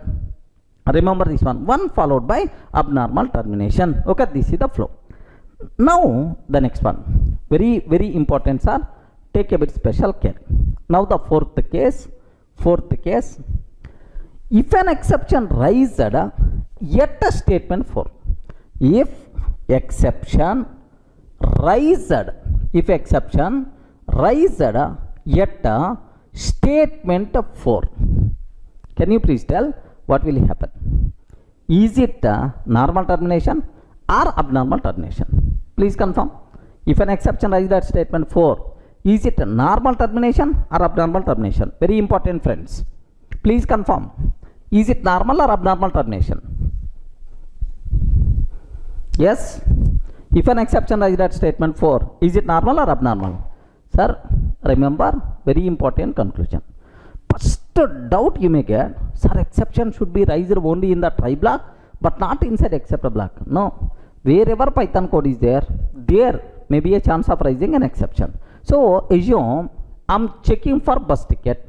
If the bus ticket not available, then I will try for train ticket. Is there any guarantee train ticket is compulsory available? No. So maybe a chance of exception inside except block also. Okay, don't feel exceptions will be raised only in the try block. Maybe a chance of rising inside except block, inside finally block also. Sir, what is finally? That part we are going to discuss. Don't worry, sir. Okay, so except inside try, inside except, inside finally, everywhere there is a possibility of raising an exception. Okay, first conclusion. Next, if an exception raised inside except block, what will happen? Sir, very simple. Listen carefully. If there is a problem at a try, statement 1, statement 2, statement 3, there are 3 statements are there inside try block. If an exception raised in the try block, if an exception raised in the try block, compulsory. Okay, who is the responsible to handle? Except block is the responsible. Except block acts as a guard, security person to the try statements. Remember this one. So somewhere outside of try, here an exception raised. Outside of try, here an exception raised. Can I ask this except block to handle that? No chance at all. Boss, myself is the responsible only for these 3 statements only. Suppose for your house, you arranged one security person. If anything goes wrong in your house, this security person is the responsible. Suppose in the neighbor's house, okay, robbery happened in the neighbor's house. Can I ask the security person why robbery happened in the neighbor's house? No chance at all, because this person is the responsible only for this house, not for this house. Are you getting? Same way, this except block is the responsible only for try block statements, not outside the statements. Are you getting? That's why if any statement raising an exception which is not inside a try block, simply abnormal termination. Remember this one, sir. So here statement 4, not in try block. It is inside except block, not in try block. Always abnormal termination because it's not there inside try. No except block. No except block means abnormal termination. Next, if an exception raised at a statement 5. If an exception raised at statement 5, again statement 5 is within the try block or outside of try block? I respond, within the try block or outside of try block? Outside of try block, correct, right? So if an exception raised, so outside of try block, it is always abnormal termination. So if an exception raised at statement 4 or statement 5, it is always abnormal termination. That's all. So with pleasant mind, trace each and everything so that you will get much clarity. Sir, next level we have to talk about control flow in try except finally. Control flow in nested try except finally blocks. There if you want to understand, compulsory, here much clarity must be required because the same thing we are going to rediscuss again and again. So here better to get much clarity. Are you in the position to understand, right? Next, in addition to this, there are 3 important conclusions I covered. Have you remembered or not? I don't know. Within the try block, if anywhere an exception raised, rest of the try block won't be executed even though you handled that exception. That's why length of the try block should be as less as possible. We have to take only risky code inside a try block. Okay, well, Next, sir, there is a possibility of raising an exception inside try block, inside except block, inside finally block also. Everywhere there is a possibility of raising an exception. Next, so here do you know, if any statement outside of try block raising an exception, it is always abnormal termination. Remember that, okay? Have a look once. I hope these three statements I documented for your reference. Observe carefully, sir. Within the try block, if anywhere an exception raised, then rest of the try block won't be executed even though we handled that exception. Hence, inside try block, we have to take only risky code and the length of the try block should be as less as possible. Next, in addition to try block, there may be a chance of raising exceptions inside except and finally blocks also. Don't feel exception should be raised only in the try block. No. Next, if any statement which is not part of try block, outside of try block, raising an exception, then it is always abnormal termination. Okay, well, then immediately you may ask, sir, inside except block, if an exception raised, you are telling abnormal termination. Can I take this statement for again try except again try except, so try except inside except block, possible or not? Array possible, that part don't worry, we will discuss in detail next level. As of now, it is not part of try statement, abnormal termination. So any doubt about this control flow in try except the blocks? Clear, right? Hi friends, in the last videos we covered about try block, except block, what is the flow, control flow in try except, up to that we covered, sir. Now the next concept, let me talk. Okay, how to print exception information. I want to print exception information, what is the way? Sir, very simple terminology, observe carefully. Here I have try block is there, try is there. Now I am taking print of 10 by 0. I am sure I will get 0 division error. Okay, because my intention is I want to print its exception information, right? Okay. Now here I am taking except block 0 division error, 0 division error, like this we took, sir. Now we wrote the handling code inside except block. Suppose my requirement is I want to print exception information inside except block. Okay, like name of the exception, description of the exception, type of the exception, like I want to print, sir. What is the way? Very simple. Here we require to use except 0 division error. Don't keep immediately colon. Okay, as message, like this we have to take, sir. Yes, message. Okay, like we have to take. So means hold 0 division error object, okay, with MSG reference variable. Okay, so here object got created or not? Exception object got created. For this MSG is the reference variable. Okay, like, but here one important point you should aware. So yas is a Python keyword. Remember this one. You can't change this one. Yas compulsory. But instead of MSG, you can take anything, no problem at all. Yas X, yas exception, yas E, like any name, because it is simply name of the reference variable, right?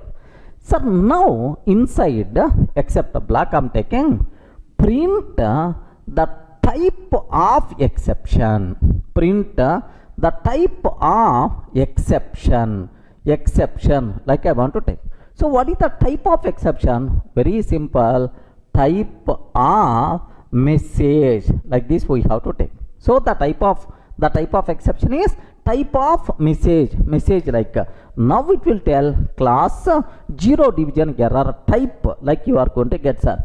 So sir, let me execute up to this. You may get some basic idea, and then I will go further. Have a look once, sir.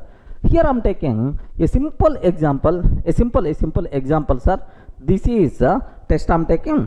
Here just try I am trying to take within the try block, within the try block, print 10 by 0, print 10 by 0, except 0 division except zero division error as message. Okay, sir, here you can take anything, no problem at all. As x you can take, or as e you can take, or exception we can take, anything you can take, no problem at all. But as message, general my convention I'm using, sir. Now print of exception type. Print of exception type. So what I have to take, sir? Type of message. Okay, like this I'm taking, sir. Sir, let me execute this code. Have a look once. What is the answer? By default we will get exception type is class 0 division error. Okay, class 0 division error, like this we are going to get. Yes, this is the way how to print exception type of the exception. But now observe the same thing. There is another way is also there to print, sir. What is that way? Is print okay, the type of exception. Print the type of exception. Exception is there is another way. Array, it is MSG. It is the reference variable to exception object. What is the corresponding class name? What is the corresponding class name? I want to print very simple MSG dot underscore class underscore class underscore. Have you observed? MSG dot underscore class underscore we have to take. Okay, so this one itself is to print class name. Again, so to print type only. Again the same answer we are going to get. Just have a look once, sir. Sir, I'm taking. So exception type MSG dot underscore class underscore. Now the corresponding class object I'm trying to print. If I'm trying to print corresponding class object, what the answer we are going to get? Yes, same answer we are going to get, friends. Okay, so this is the class 0 division error. It is going to print class object. Okay, class 0 division error, like this we are going to get, sir. Okay, now my requirement, sir, class 0 division error I don't want, just simply class name I want, exception class name I want. What is the way, sir? Very, very simple. Observe carefully, right here. Print so the exception class name, like this I'm taking, sir. Exception class name. What is the way is MSG dot underscore class underscore. It is going to return class object. Now what is the name of this class? Dot underscore name underscore we have to take. Observe very carefully, sir. This syntax is very important. Message MSG dot underscore class underscore dot underscore name underscore. Sir, exception object, the corresponding class object, and the name of that class.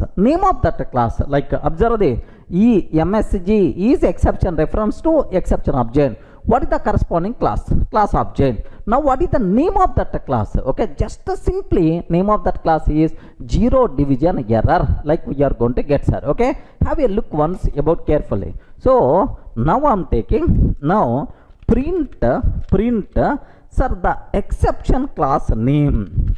Okay, exception class name, sir. Exception class name, sir. Observe very carefully. MSG dot underscore class underscore dot underscore name underscore. Have you observed, right? This syntax is very, very important for you people, right? So it is a reference to exception object. Now underscore class is going to return, underscore class is going to return a reference to class object. Next underscore name returns name of that class, name of that exception. What is the answer we will get, sir? Now have a look once. Exception class name 0 division error. Are you in the position to understand, right? What is the exception class name? 0 division error, like this, right? Okay, well, now I am in the position to print type of exception and the name of the exception class. Sir, description I want, description of exception I want, sir. Then very simple, print okay, print the description I want. Observe very carefully. The description. The description I want description of exception. Description of exception. Very simple. Just print message directly. Okay. Now you are going to get what is the description, sir? Division by 0. Are you in the position to understand, friends? Now take very special care how to print exception information. That's all. This is the code you should aware. So what is the way how to print the type? There are two ways are there. To print a class name, this is the way. Next, to print description, this is the way. Let me execute this code also. Here observe a bit very carefully about this one, sir. Print so the description of exception. Okay, description of exception. Description of exception. Very simple. MSG. That's it. Okay. So now what is the answer by default we are going to get? Yes, observe the description of exception division by 0. So is it clear for all of you, right? So how to print exception information? This is the way. But one important point you should aware. As it is the keyword, compulsory you should use as only. Next, instead of MSG is the reference variable to exception object. You can use any name, there is no problem at all. Don't feel compulsory we should use okay, MSG only. Sir, I want to replace MSG with E. Is it acceptable or not? Observe carefully. Sir, just let me replace MSG with E, sir. What is the type of E? What is the E dot class name? Next E dot, next and after that E, like this I'm taking, sir. 100% pakka, this one is acceptable. MSG I replace it with E. Yes, observe that. The same answer by default you are going to get. Just it is the name of the variable. Any name you can use, no problem at all. So clear, not required to keep any explanation about how to print exception information to the console. Let me go for one more example so that you will get much clarity, right? Sir, just observe a bit very carefully. Here I am taking try block. Okay, x is equal to int of input of enter first number. Enter first number, like this I'm taking. Of course, this example we covered multiple times even in the last session also. Sir, int of input of enter second number. Enter second number, like this I'm taking, sir. Sir, now what I have to take? Print the result x by y. I'm taking. Print the result is x by y. Now except here take very special care about this terminology, right? Sir, in this code, which type of errors are possible? Can you please spell out? Which type of errors are possible? Either zero division error is possible or value error is possible. Regarding zero division error is possible or value error is possible, right? Except so here I am taking, sir, base exception, like this I am taking, sir, base exception as MSG. So if I can take a parent, so this person can handle either base exception or its child classes. Oh, means so both the things this except block is going to handle, except base exception as message. Okay, like now I'm trying to take here print the type of exception. Print the type of exception is type of message, like this I'm taking, sir. Type of exception, type of message. Next, print again I'm trying to take the type of exception. So to print type of exception, there is another way is there. Can you please spell out what is the other way, sir? MSG dot underscore class underscore. Okay, like I'm trying to take, sir. MSG dot underscore class underscore like. Sir, now print off. Sir, now the name of the exception. Can you please confirm? What is the way? Just now we covered the name of exception. What is the name of exception, sir? Yeah, can you please guide? What is the name of the exception? Very simple. Yeah, here MSG dot underscore name. Okay, like sir, now print the description, the description. Okay, like I'm taking. So what is the description, sir? MSG, that's all you have to take. So now take very special care. If a zero division error is coming, now this it is going to print information about zero division error. If a value error is coming, this one is going to print value error information. Is it clear for all of you, right? Okay, let me execute this code. Sir, here one point you should aware. If you write except a base exception, if you are taking parent exception, it can handle parent and it's a child classes also. It can handle base exception and it's a child classes also. No problem at all. Are you in the position to understand, right? Now have a look once, sir. Sir, here the same example, but only difference is instead of MSG, I'm using E because acceptable, no issue at all. Now have a look once, sir. Here just observe carefully. Enter first number 10.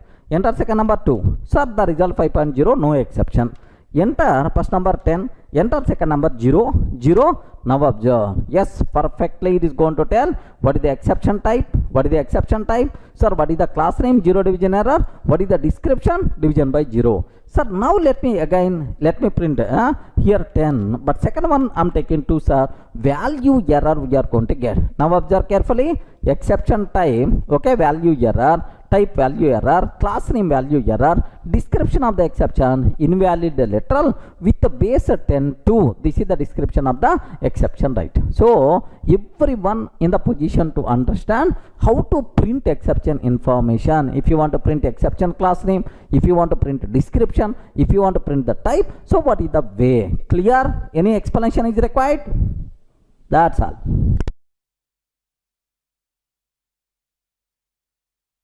Sir, in the last video we covered how to print exception information to the console.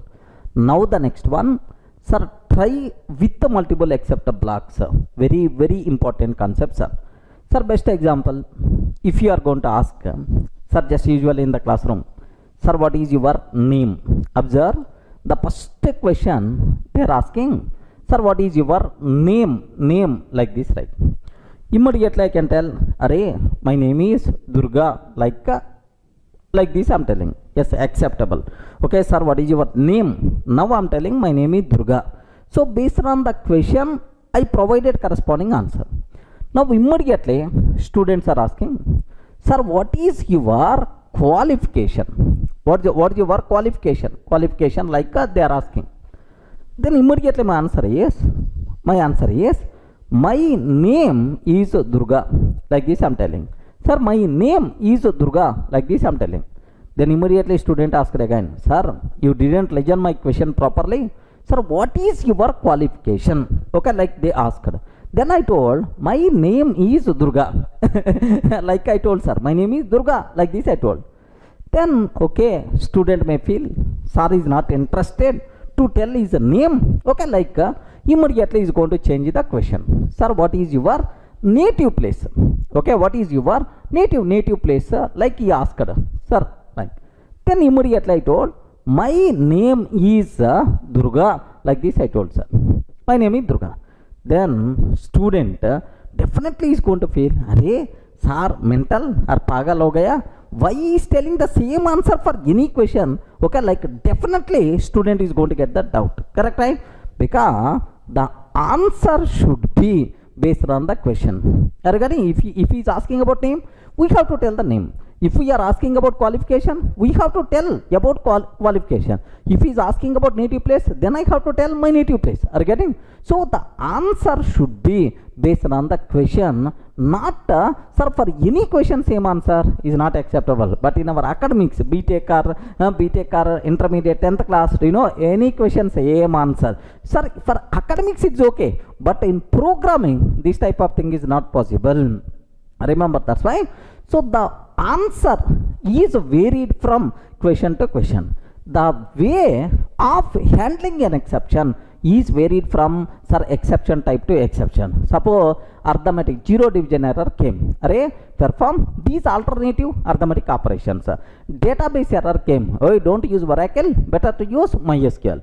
Sir, if a file not found error, okay, came, don't use a remote file, better to use a local file. Sir, have you observed the way of handling an exception is varied from exception to exception. That's why for every exception type, compulsory we have to take separate except block. Remember, for every exception type, we have to take separate except block. So try with the multiple except blocks possible, recommended to use. Remember this one, sir. So because the way of handling an exception is varied from exception to exception, that's why the way of handling an exception is varied. For every exception type, separate except block we have to take. Try with the multiple except blocks is possible, recommended to use. Are you in the position to understand, right? Sir, let me go for a small example so that you may get much clarity. Here, see this point very carefully, sir. Sir, I'm taking here, try I'm taking. Now, do you know, here just take very special care, sir. What is the syntax? Let me explain. Sir, I'm taking except, sir, zero division error, except zero division error, like this I'm taking, sir, except zero division error. Now perform alternative arithmetic operations, perform alternative arithmetic operations like I'm taking, sir. Next except sir, file not found error came, except file not found error came, except file not found error came, then automatically, do you know, use local file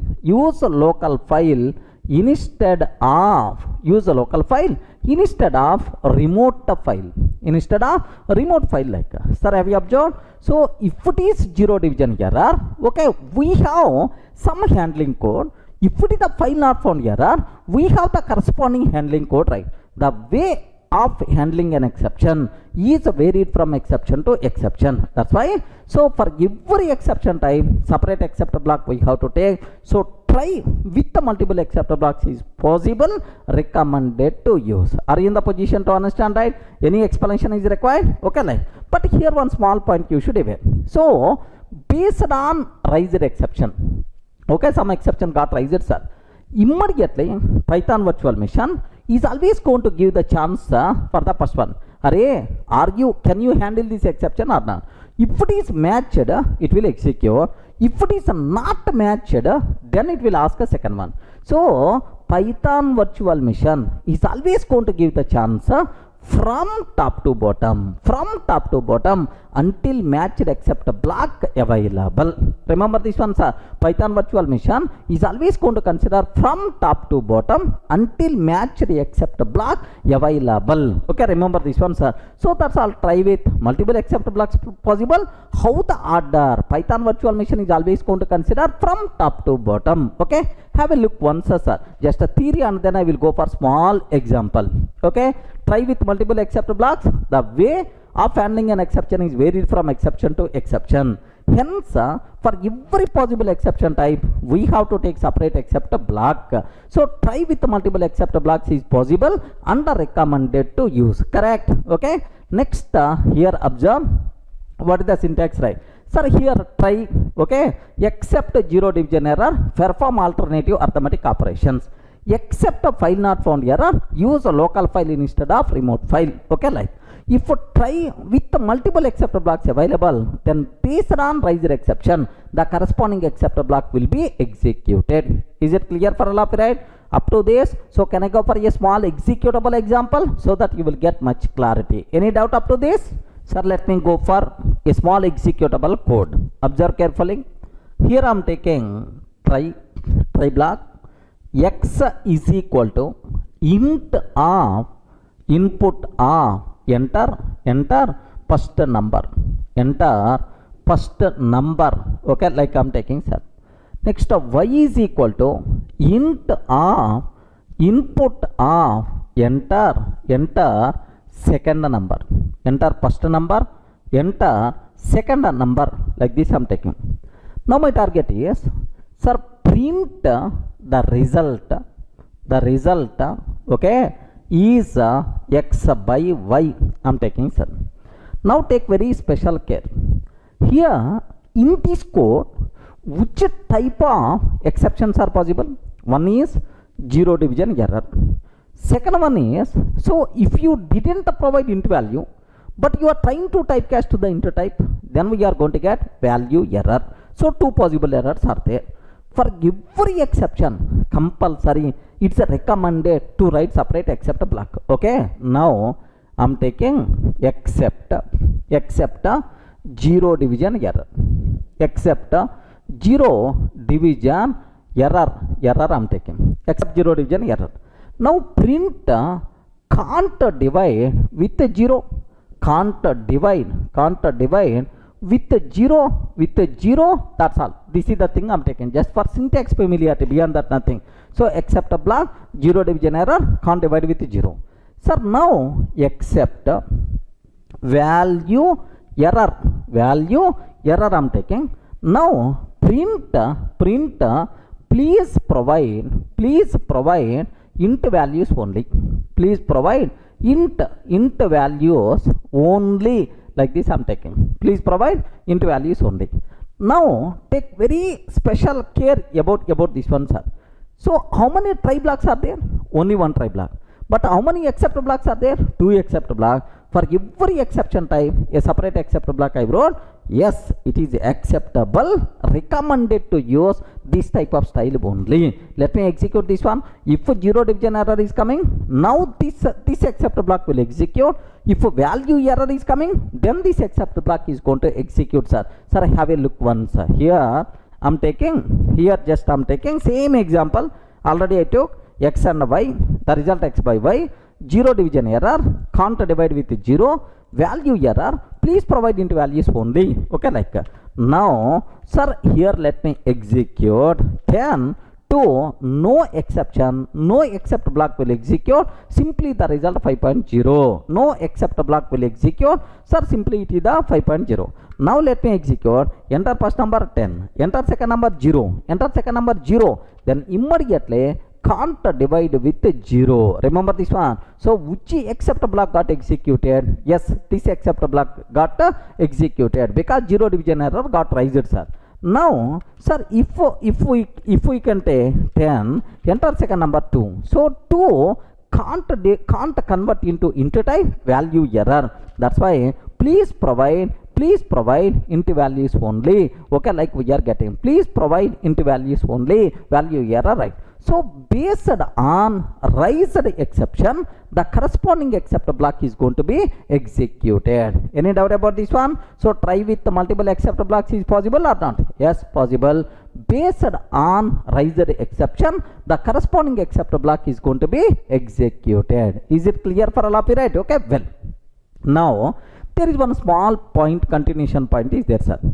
So if try with the multiple except blocks are there, the order is important. Remember, Python virtual machine is always going to consider from top to bottom. Python virtual machine is always going to consider from top to bottom until matched except block identified. Remember, once I identified matched except block, remaining things I don't want to search. Okay, that is the rule what Python virtual machine is going to follow. Have a look once about this rule.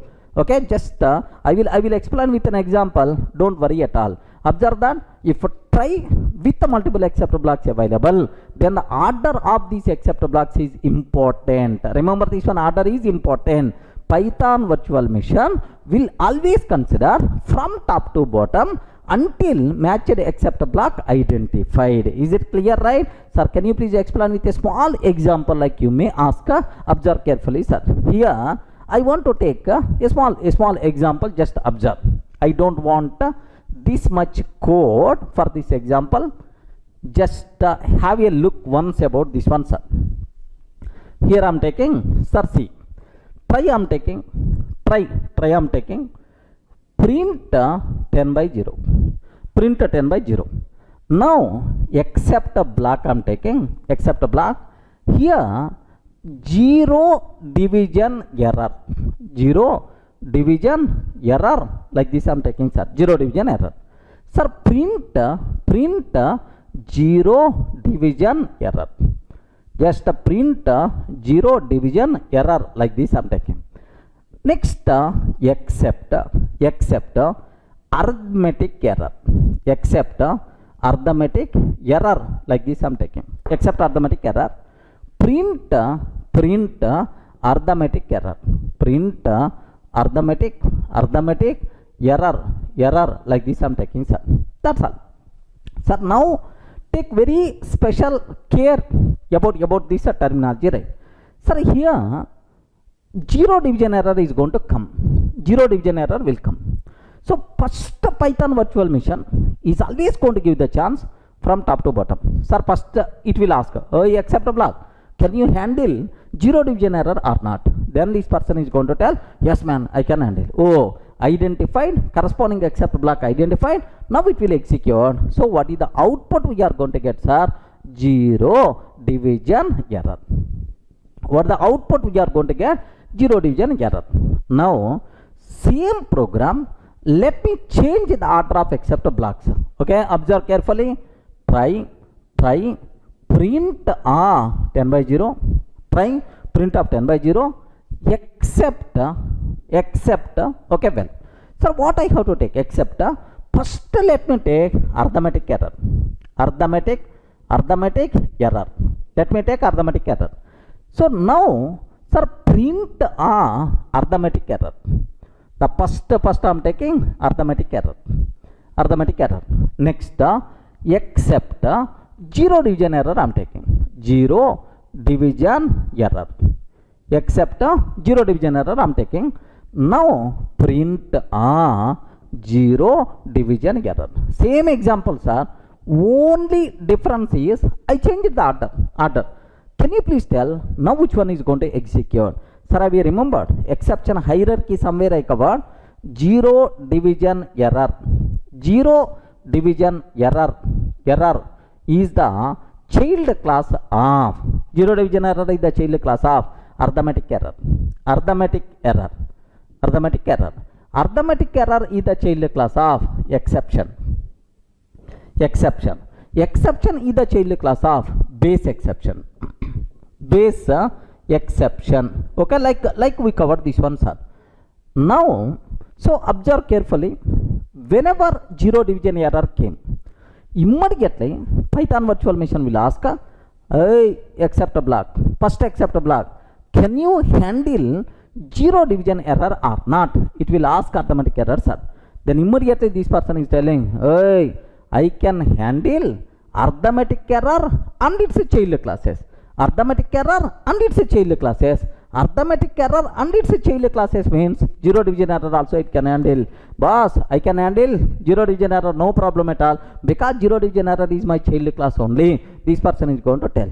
So if this person identified, what is the output we are going to get, sir? Arithmetic error. Are you getting? What is the output we are going to get? Arithmetic error in this case. So zero division error never going to get in the chance. So even it never going to get in the chance, because zero division error responsibility this person is going to handle. So there is no error at all, but it's a valid syntax, but only first one is going to be considered. Are you in the position to understand? So order matters a lot. So it is a Python virtual machine is always going to consider from top to bottom until matched except block identified. Is it clear for all of you, right? So if I can take this order, now zero division error. If I change the order, now arithmetic error we are getting. Let me execute, let me confirm. Observe carefully about this one, sir.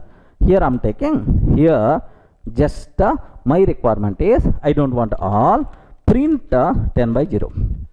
Zero division error I am taking. Just let me change this code based on our requirement. Zero division error. Sir, what is the second one, sir? Arithmetic error. Okay, arithmetic error.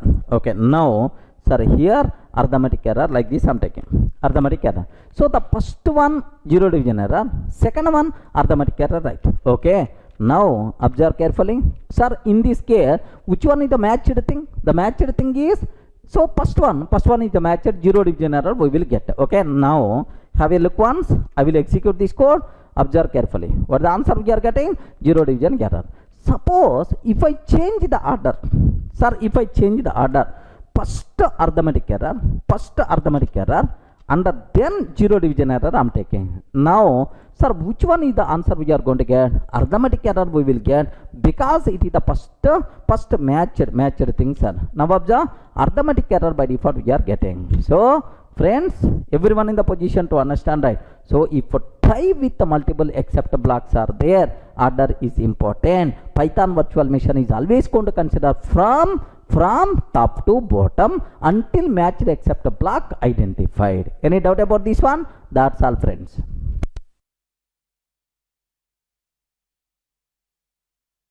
Hi friends, in the last video we covered try with the multiple except blocks. Okay, so for the same try you can take multiple except blocks, possible, recommended, right? Sir, now the next possible syntax, single except block that can handle multiple different exceptions. Single except block that can handle multiple different exceptions, right? Sir, very simple. Sir, I have zero division error is there, value error is there. For both the handling code is the same. Assume that handling code is the same. If handling code is the same for both exceptions, what is the need of taking separate except blocks? Array, you can take single except block that covers both exceptions, right? How you can do that? Very simple, sir. Listen carefully, right? Sir, here I am taking same example. Try except x is equal to int of input of enter first number. Enter first number, like I am taking, sir. Next, y is equal to int of input of enter second number. Enter second number, like this I am taking. Sir, now print of the result. Print of the result x by y, like this I am taking, sir. Okay. Sir, how many possible errors are there? Zero division error. Next and after that value error. What I want to take? For both errors, I want to take single except block. What is the possibility? What is the syntax? Very simple, sir. Sir, here if I can take except zero division error. Except zero division error. Sir, this except block can handle only zero division error. But I want zero division error, value error. What is the way? Very simple, sir. Except, okay, bracket open. Sir, first one, zero division error. First one, zero division error, comma, value error. Comma, value error, like. So, observe the difference. Here, this except is responsible to handle zero division error only, but this except can handle either zero division error or value error both. So first exception, comma second exception, comma third exception, comma fourth exception, like any number. But make sure all these exceptions will become tuple. That's why here parentheses are mandatory. Remember. But if it's a single exception, parenthesis is not mandatory, optional. If you want, you can take parenthesis, otherwise it is ignored. But here compulsory parenthesis must be mandatory. Sir, I want to print exception information also. Then, so what we have to take? Except zero division error, except zero division error, comma, value error, okay? As message, like this we have to take. Observe, as message. But make sure as a message we are taking outside of a parenthesis only. Don't take inside. By mistake, if you are taking inside, immediately error by default you are going to get. Okay, as a message, like. So either this syntax or this syntax you can use if you want to write single except block for multiple exception. Sir, when we should go for single except block for multiple exceptions? If handling code is the same for multiple exceptions, instead of taking separate except block, take a single except block that cover both exceptions, no problem at all. Are you in the position to understand, right? Sir, just have a look once about this theory. Of course, we will continue our executable code. Here, if a handling code is the same for multiple exceptions. Then instead of taking different except blocks, we can take single except block that can handle all those exceptions, right? Sir, what is the syntax? Except of exception 1, exception 2, comma, dot, dot, dot, any number you can take, colon. Next, if you want message also, yes message, like we have to take, but make sure yes message variable should be outside of parenthesis only. Next, the parentheses are mandatory under this group of exceptions internally considered as tuple. Remember this. Are you in the position to understand, right? Sir, let me continue our example, right? So, here we have two possible exceptions. There is a possibility. Okay, like now except bracket open. Except bracket open. Sir, first one, zero division error. First one, zero division error. Second one, value error. Zero division error, value error, yes message. Like this I'm taking. Now, so print exception name. Print, sir, which exception got raised? Which exception got raised? It may be zero division error or value error. That's why msg dot underscore class underscore dot underscore name underscore exception name. Next, print, okay, please provide valid input only. Please provide valid input only. Okay, like I'm taking this one, sir. That's all.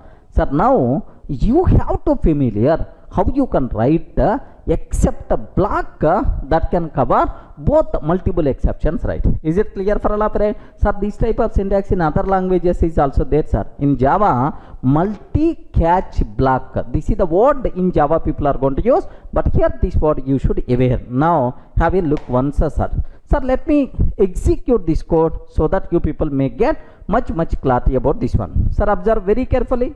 Very carefully. Here, this is enter first number, enter second number. Now, have a look about this new syntax, right? I hope this is the new syntax. Now, have a look. So, the raised exception, what is the name of that exception? What is the description of this exception? Please provide valid input only. Like this I took, sir. Now, observe very carefully about this exception. Here, see. Sir, enter first number 10. Enter second number 2. No exception. The result 5.0. Next, enter 10. Enter 0. Sir, now 0 division error will come. If a 0 division error came, now this except block is the responsible to handle. Now observe very carefully, sir. Here, the raised exception, 0 division error, description of the exception, division by 0, please provide valid input only. Like this, right? Okay. Same way, now let me execute this code, sir. Here, just let me take, sir, 10, but second number 2 I'm taking. Now raised exception, value error. So, either 0 division error or value error, both the things this single except block can handle. So, single except block that can handle multiple exceptions. So, now the terminology is clear. What is the syntax? How you can use? Like, any doubt about this? Clear, right?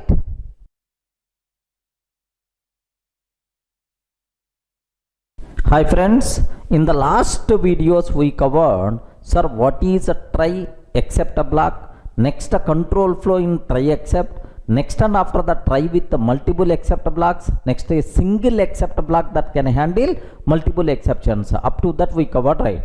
Now the next thing what I have to discuss, default except block. Remember this one, sir. The name itself indicates a default except block. Okay. So, what is the purpose of default except block? Okay, very simple, sir.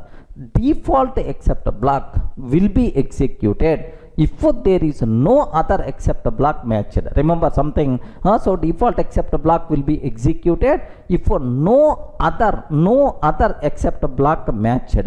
In general, so after handling exception, if any new exception is coming, if any remaining exceptions are there, such type of exceptions we can handle by using default except block. Remember this one, sir. So when the default except block will be executed, if no except block matched, then only default except block will be executed.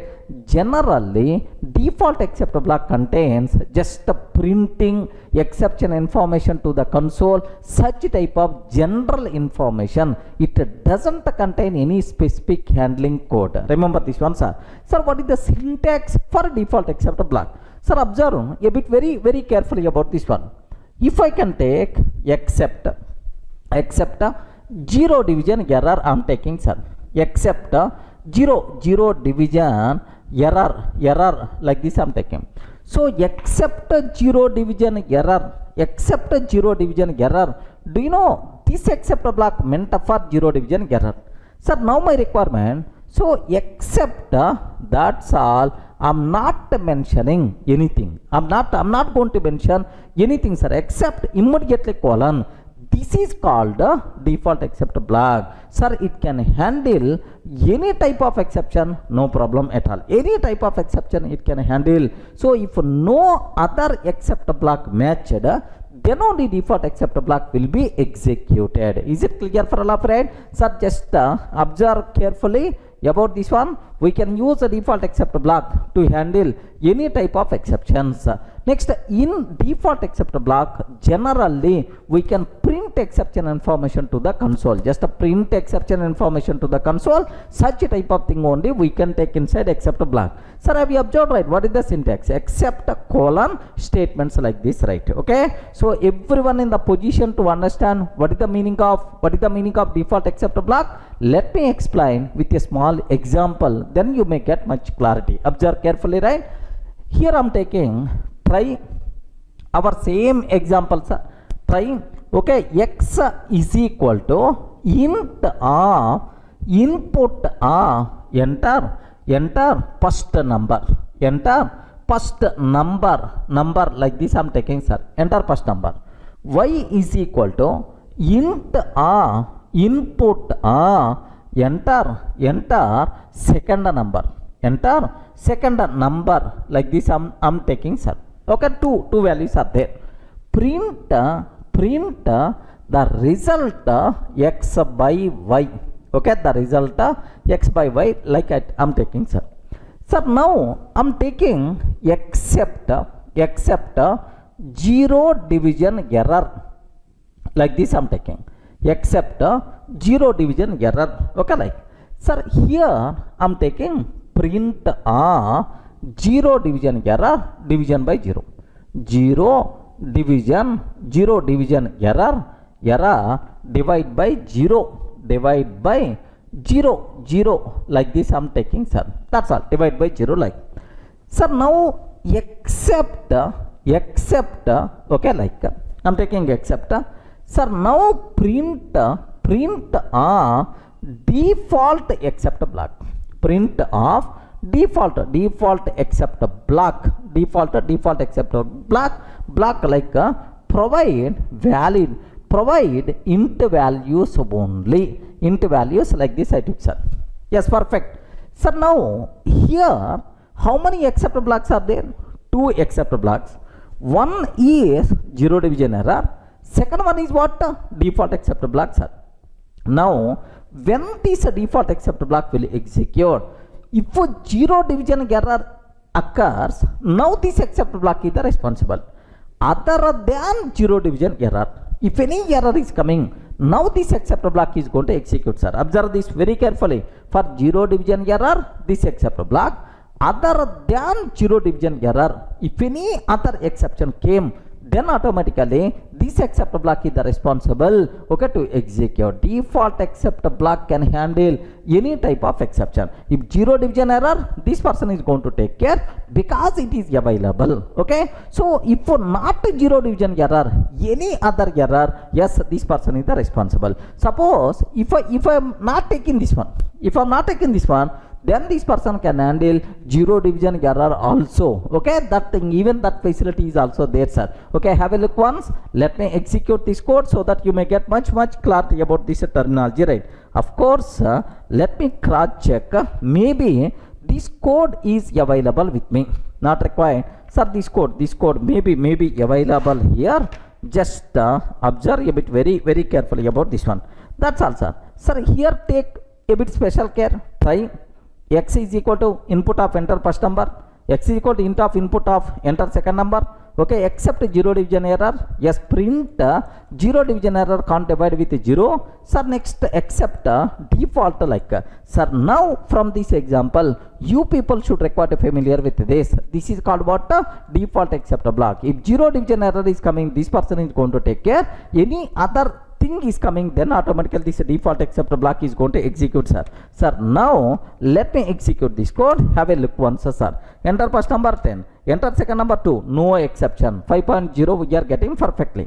Sir, now I am taking enter first number 10, enter second number 0. Now observe zero division error can't divide with 0. Have you observed? First accept block got executed. Okay, well, sir, now enter first number 10, enter second number 2, sir. Sir, now value error will come. For value error, default accept block is going to execute. Now observe this one.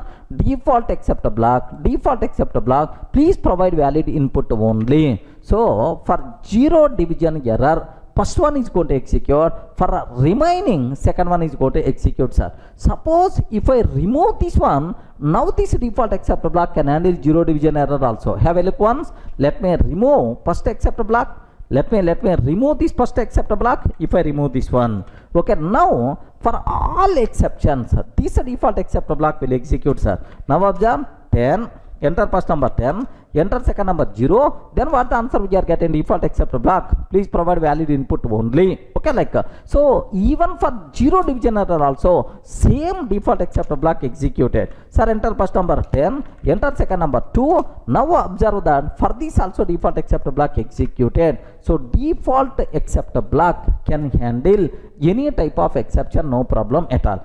Generally we are going to print just exception information to the console, because it is no way related to particular exception. So this is the generic handling code for any type of exception. Are you in the position to understand? Any doubt about this one? Yes, friends, clear? Now I have one small doubt, sir. Sir, in our example, how many accept blocks are there? I respond. How many accept blocks are there? 2 accept blocks. What the first one? Except zero division error. Second one, default accept block. Where I'm taking this default accept block? Respond. Where I'm taking this default accept block at last.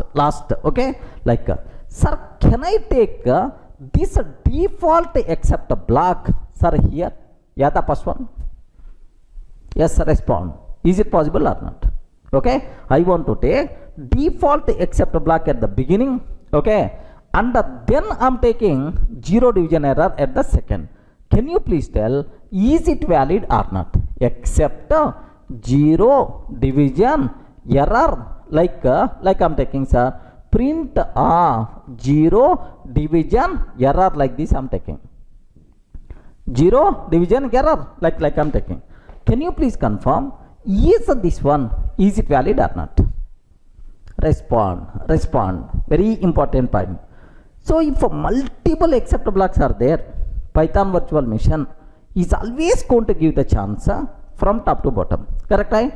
So if this person can handle any type of exception, then the remaining accept blocks never going to get in the chance. Are you getting? So this person more specific to handle zero division error. Next person is the more specific to handle file not found error. So these accept blocks never going to get in the chance, which may be the problem. That's why default accept block must be last accept block. Remember this one, sir. Default accept block must be last accept block. If you change order, if you are taking anywhere else, immediately we are going to get syntax error. Very important, sir. If for default accept block is there, compulsory it must be last accept block. Okay, have a look once here in our example. Sir, two things are there. First I'm taking normal accept block, Second one, default except block. Default except block I took at the last, no problem at all. So that's why it is valid, sir. That's why it is a valid, no problem, it's executing, sir. Now what I'm taking, sir, let me remove default except block and place the first one. the first one. Observe that. So first which except block? Default except block, and then except zero division error. If I can ask a Python virtual machine, can you please execute this one?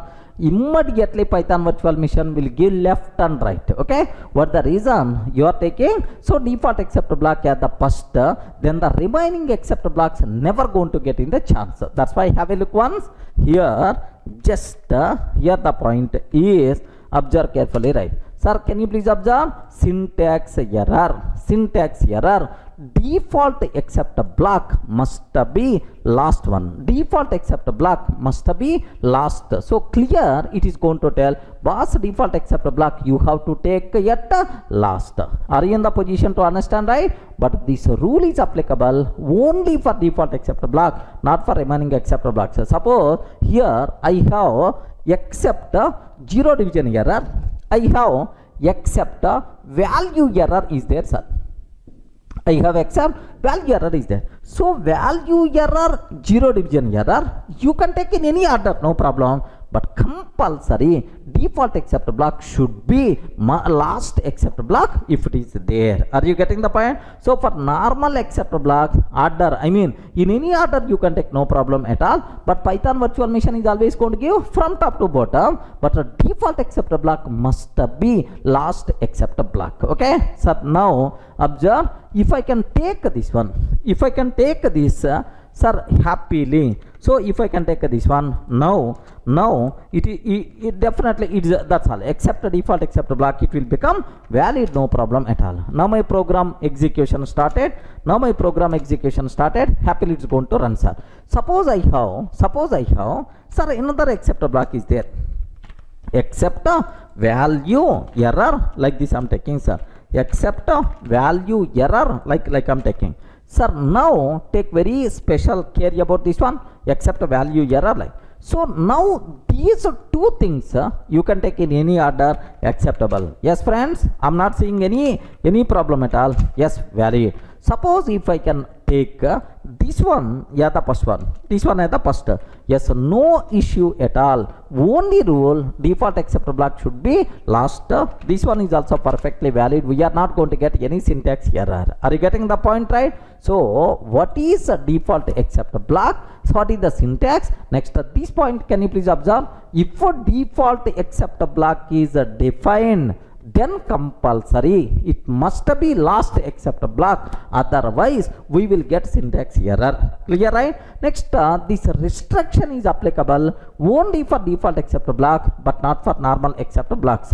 That is, normal except blocks can be in any order, no problem. Okay, you can take in any order, but Python virtual machine is always going to give the precedence from top to bottom. Is it clear for all period what is the default except block? Sir, up to this we covered various types of except blocks. Except block that can handle one exception. Except block, okay, that can handle multiple exceptions. Next, default except block, like we covered multiple types of except blocks, right? Now let me discuss, let me summarize all these except blocks. You may get one or two new points also. Observe carefully, sir. Various possible combinations of except blocks. How you can use, what are various possible syntaxes are there for the except blocks, right? Okay. Here just observe a bit very carefully about this one. Sir, here I'm taking except. I want to write except block. Sir, to handle zero division error, except zero division error, perfectly it is a valid. Can you please tell, this except block can handle how many exceptions? Only one exception. Are you getting? If only one exception is there, okay, sir, you can take this exception within parenthesis or without parenthesis also. Parentheses are optional if you are writing except block for one exception. I covered already this point in the last videos, right? Sir, now the same thing, even you can write like this also, except zero division error, except zero division error. Yes, you can take within parenthesis also, it is also acceptable, right? Okay, well, sir, now the third point, third point, right? Sir, observe this one. Sir, if only one exception is there, parenthesis, if you want you can take, otherwise not required. Sir, next, I want to, sir, access exception information. I want to print exception information. Then as keyword we require to use. Okay. Now except zero division error, except zero division error as message, like I'm taking, except zero division error as message, like I'm taking, sir. Sir, can you please tell, is it valid or not? Yes, perfectly itself is the valid. Now except zero division error, except zero division error, okay, as message. Remember this very carefully, sir. If you want to, sir, use as message, compulsory it should be outside of parenthesis only. Remember this one.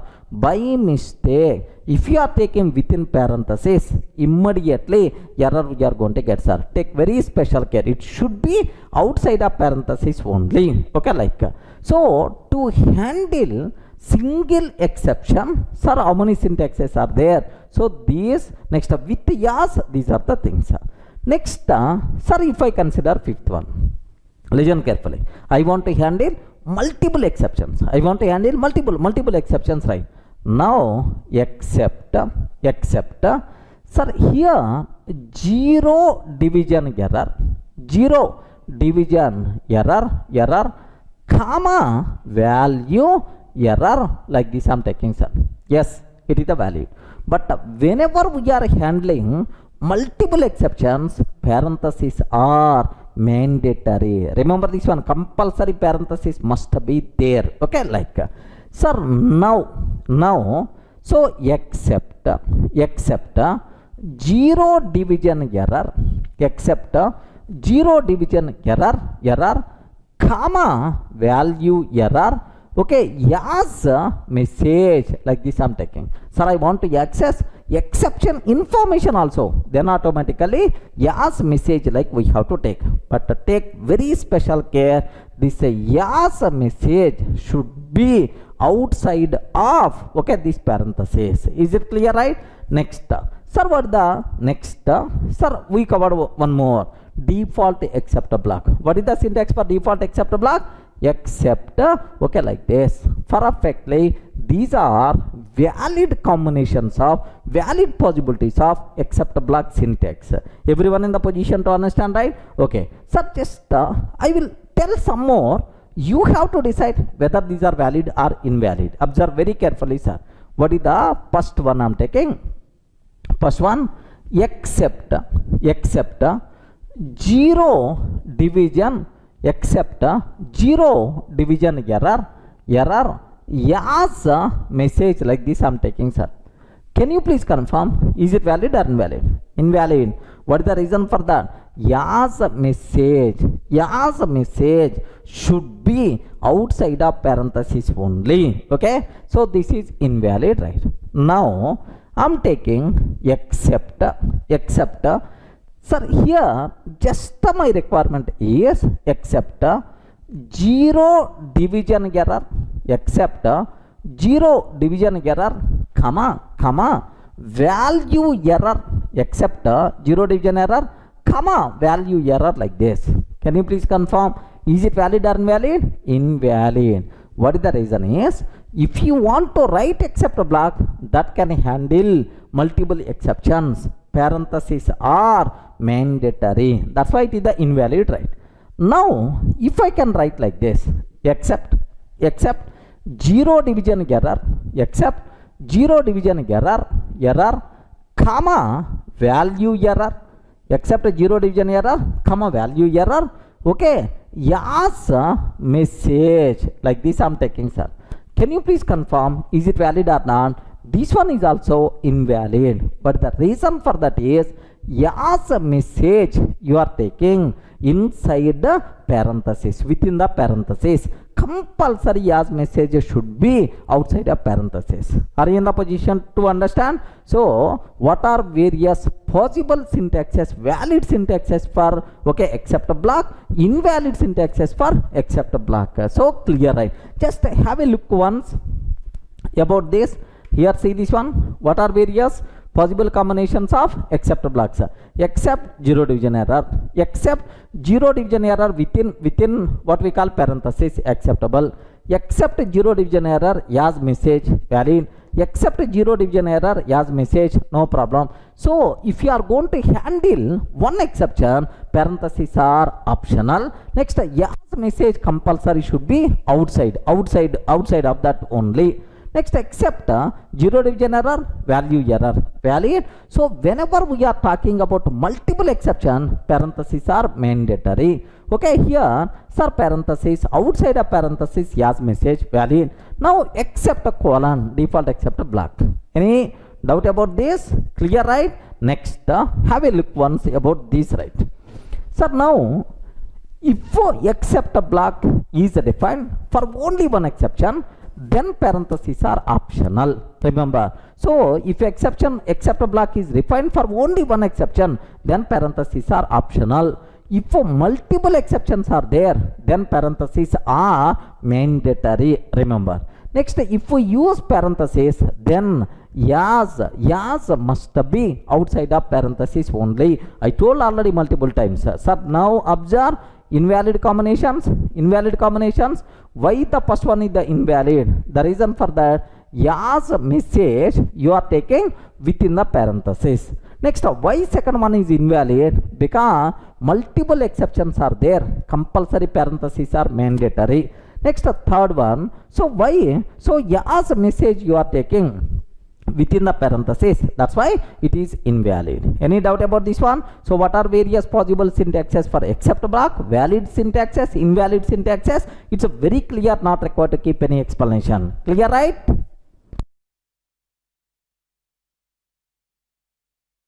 Sir, up to this we covered very clearly about try and except keywords.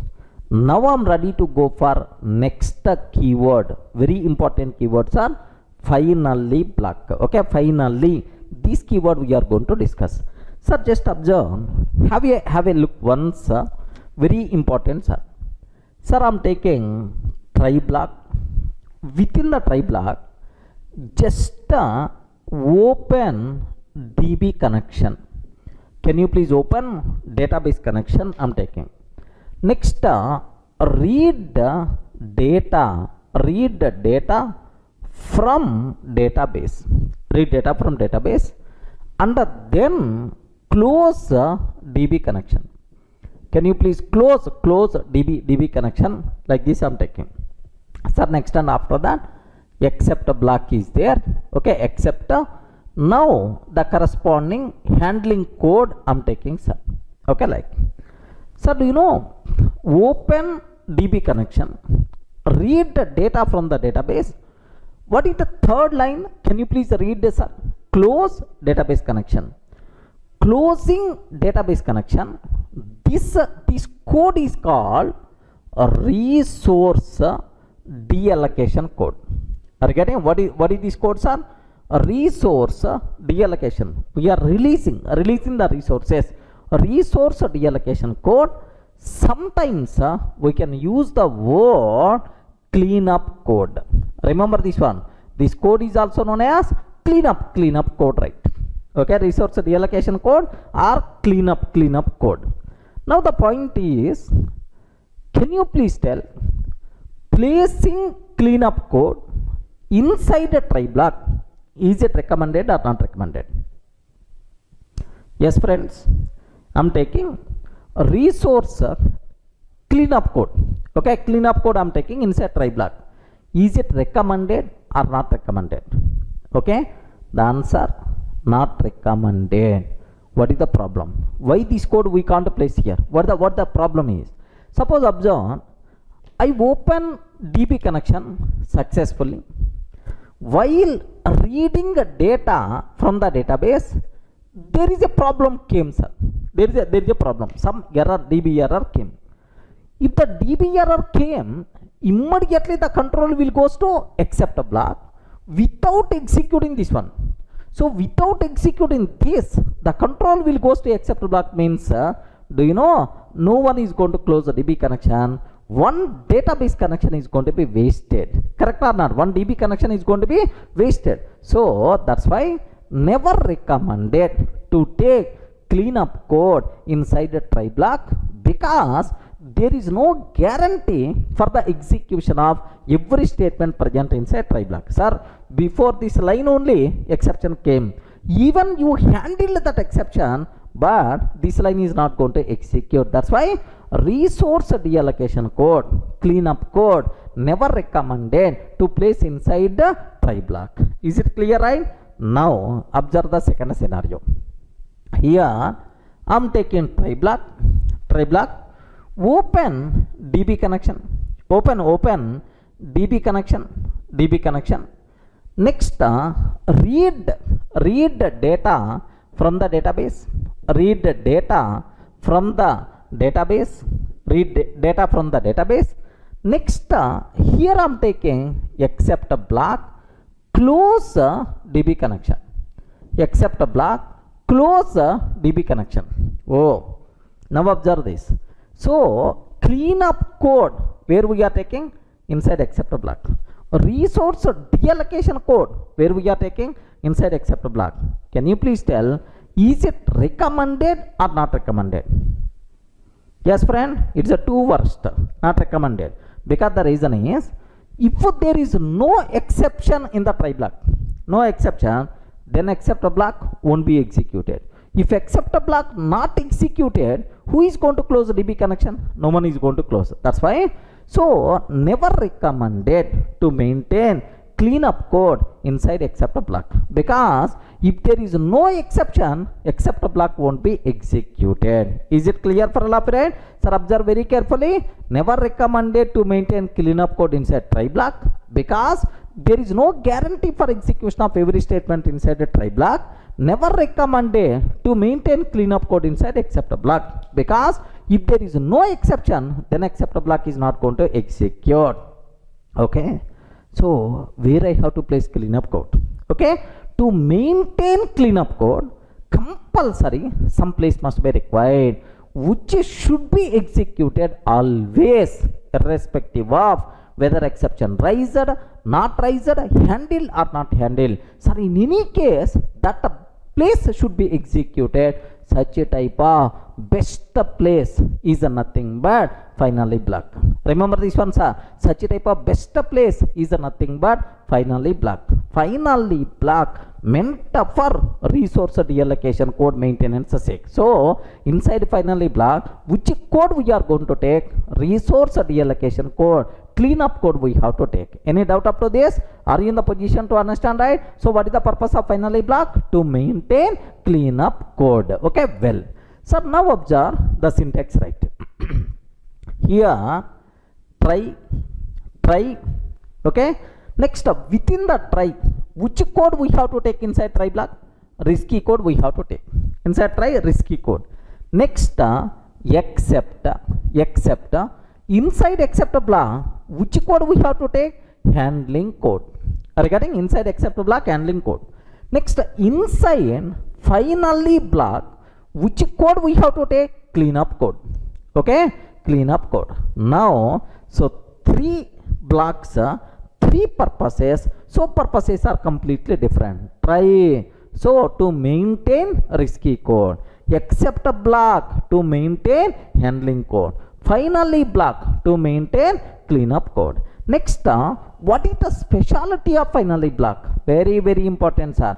Finally block specialty is it will be executed always, irrespective of whether exception raised, not raised, handled, not handled. Sir, in any case, finally block is always going to execute. Finally is the believable place to maintain cleanup code. Are you in the position to understand? Just have a look once. Here finally block, it's not recommended to place cleanup code, resource reallocation code like a closing database connection inside a try block, because there is no guarantee for execution of every statement inside a try block. Next, it is not recommended to place cleanup code inside except block, because if there is no exception, then except block won't be executed. Okay, well, sir, now hence we required some place to maintain cleanup code which should be executed always irrespective of whether exception raised or not raised and whether exception handled or not handled. Such a type of best place is nothing but what? Finally block. Okay, well, sir, hence the main purpose of finally block is to maintain cleanup code. Very, very important, sir. What is the purpose of finally block? To maintain cleanup code. Now observe the possible syntax. Here have a look once, sir. So try risky code, inside except block handling code, inside finally block cleanup code. The speciality of finally block is it will be executed always irrespective of whether exception raised or not raised and whether exception handled or not handled. In any case, finally block will be executed. Clear, right? What is the purpose of finally block? Next, what is the speciality of finally block? Any doubt?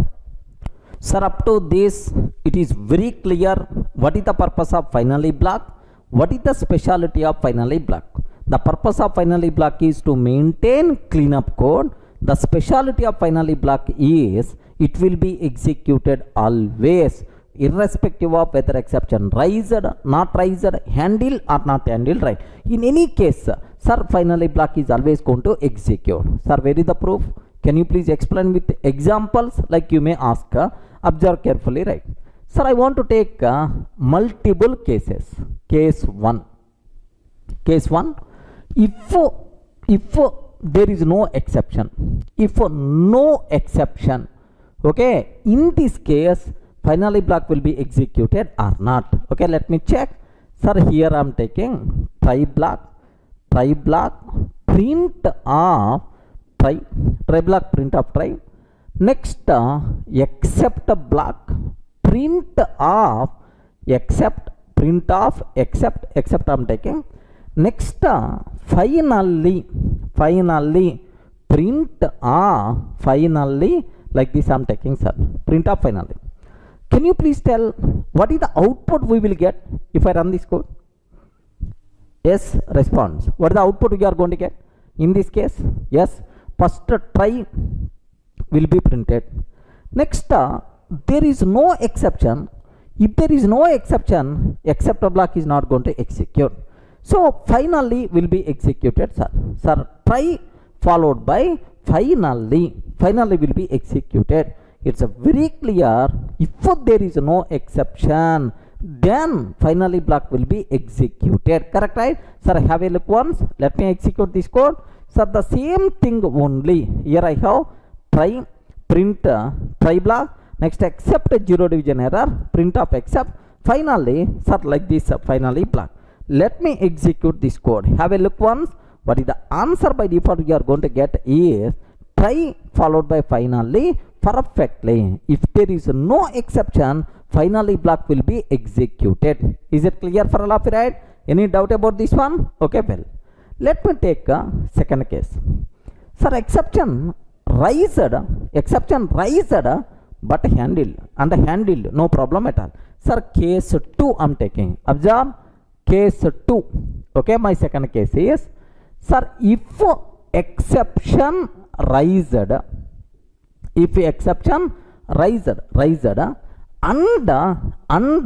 handled. If exception raised and handled, sir. If exception raised and handled, what is the output? Very simple. Observe carefully. Try. Sir, print of try block I am taking. Print of try. Next, print of 10 by 0. Sir, exception got raised. Zero division error is going to come. Now, sir, except zero division error. Zero division error I am getting. Sir, here print of except block. except block.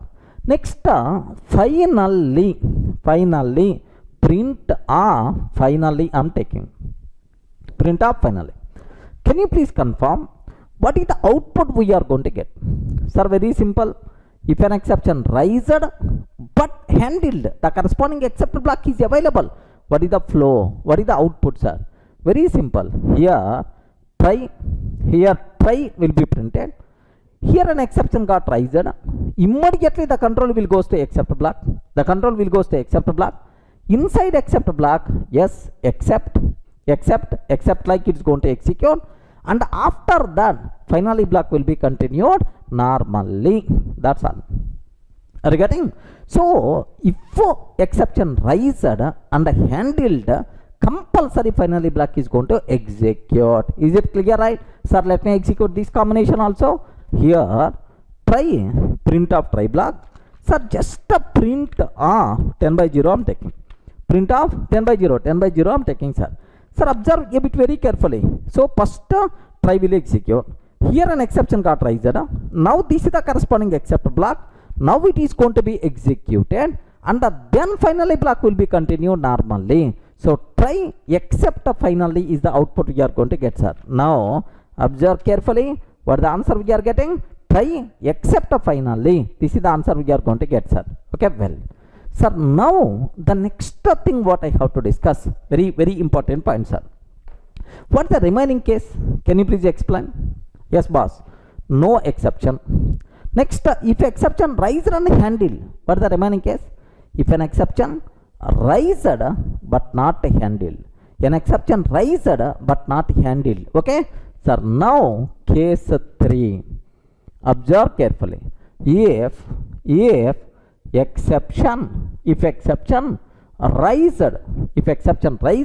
but not handled, if exception raised but not handled, what will happen? Finally block is going to execute or not? Sir, observe, try print of try block I'm taking, print of try. Next, print of 10 by 0 I'm taking, sir. Print of 10 by 0. Oh, 0 division error is coming. Sir, here I'm taking except block. Sir, here value error. Except block, value error I'm taking. Now, print of except. Next, finally, print of finally block. Print of finally block like. Can you please confirm what is the output we are going to get, sir? Very, very important. So, exception raised, exception got raised but not handled because 0 division error came, but available except block is for value error. 0 division error, but available except block is what? Value error. Okay, very, very important point, sir. So, now the important conclusion here is, suppose you are getting heart problem, but available doctor is high specialist is available. There is no, he can't handle the situation. The same, sir.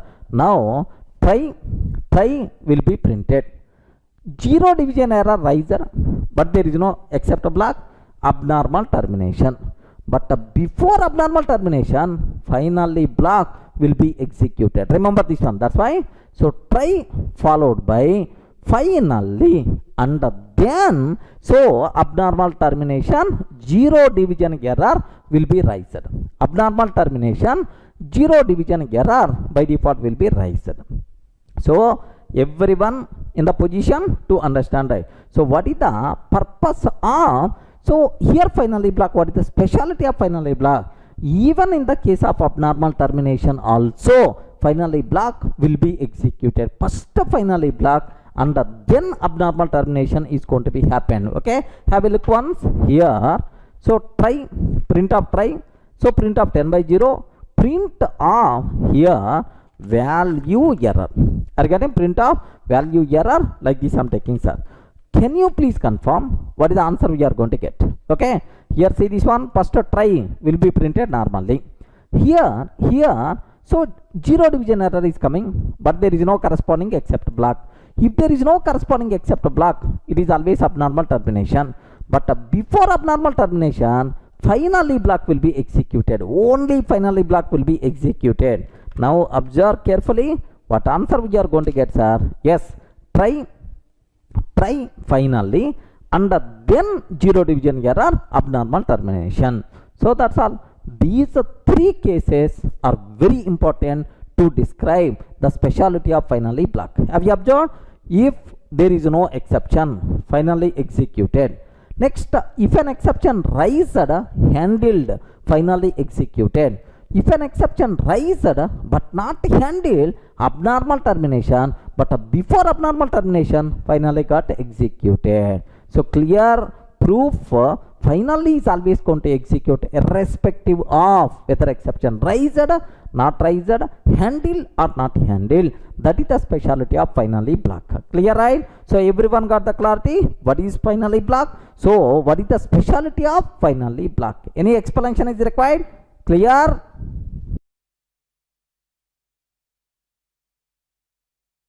Sir, up to this we covered very clearly about what is the purpose of finally block, what is the specialty of finally block. Clear, right?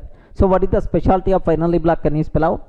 Finally block will be executed always irrespective of whether exception raised, not raised, handled or not handled. Up to that we covered. Sir, now just observe, I have one scenario is there. Okay, have a look once, sir. Try. Okay, there is a big code is there. Okay, inside try block there is a big code is there, sir. And then here except block I have. Okay, now some handling code is there. Handling code is there. And then finally block. Okay, here some cleanup code is there, sir. Now take very special care. What is the biggest specialty of finally block? Finally block will be executed always irrespective of whether exception raised, not raised, handled or not handled. In any case, finally block is always going to execute, right? Okay, well. Sir, now my important conclusion here, listen. Sir, program execution started. Executing. Observe this. Executing, right? Now, almost end of try block. Suddenly, power gone. So, what we call electricity, power gone. There is no backup facility for my system. Immediately, so what will happen in this case? So, my system is going to shut down. In this case, finally block will be executed or not? Respond. In this scenario, finally block will be executed or not? No. Either Python virtual machine is going to convey to the power. Hey power, please wait some time because I have some mandatory work. Finally block I should execute. Please wait power, please wait some time. Is it going to tell? No, definitely. So here only the program will be terminated. The system is going to shut down. Then there is no chance of executing finally block. So means that there is only one situation where the finally block won't be executed. Are you getting right? So interview person may ask the question, Array, you are telling finally block will be executed always. Is there any situation where the finally block won't be executed? Maybe a chance to ask what answer you have to tell. Yes, sir. There is one situation is there. Whenever we are executing the program, suddenly power gone, backup facility is not there, then finally block is not going to execute. Like, sir, if you are going to tell, interview person is going to see from top to bottom. Are you getting right? So you should not tell like this. You have to convert the same scenario into technically, then interview person is going to accept. What that technical conversion, right? Very simple. Whenever power gone, what will happen? System is going to shut down. Before system shut down, my Python virtual machine exit.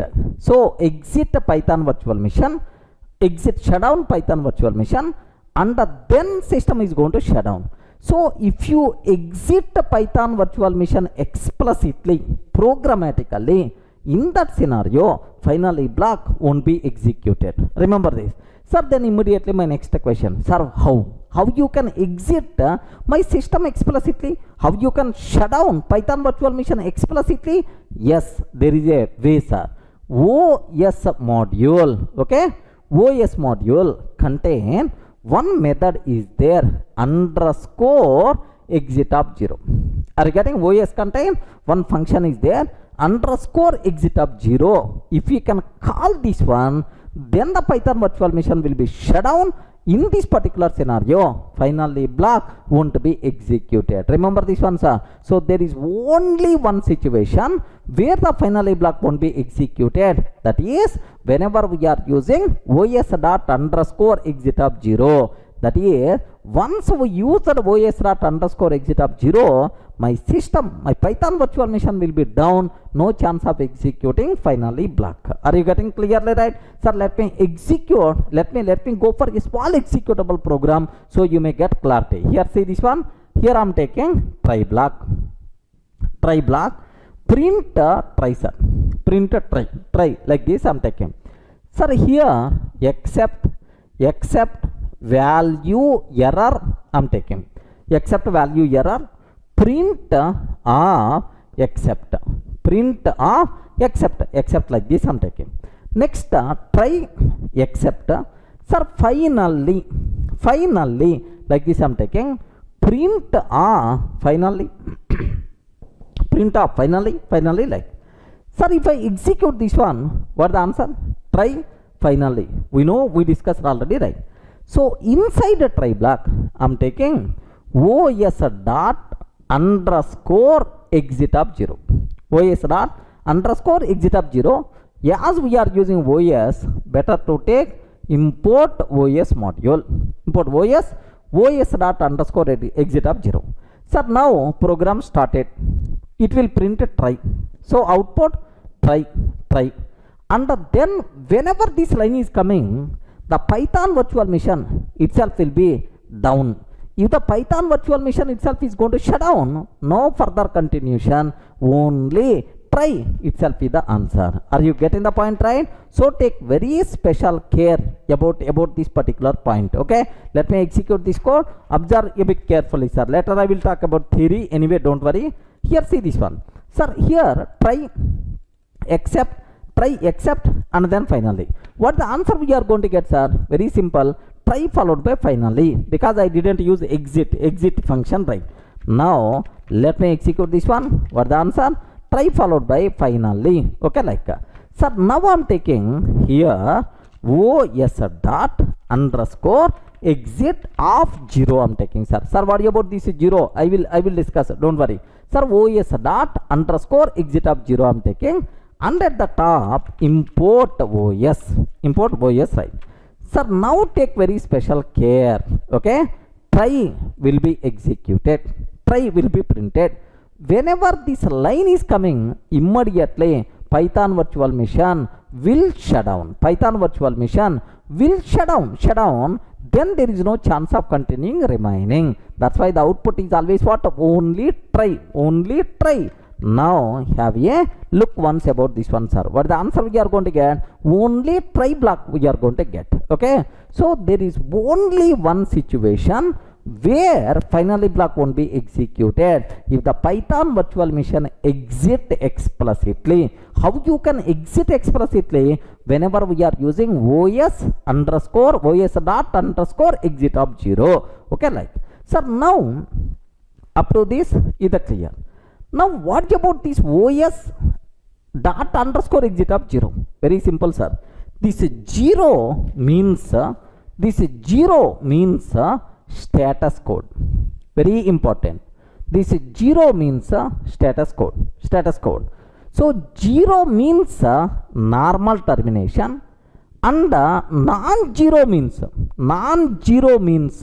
abnormal termination. Remember, 0 means normal termination, non-zero means abnormal termination.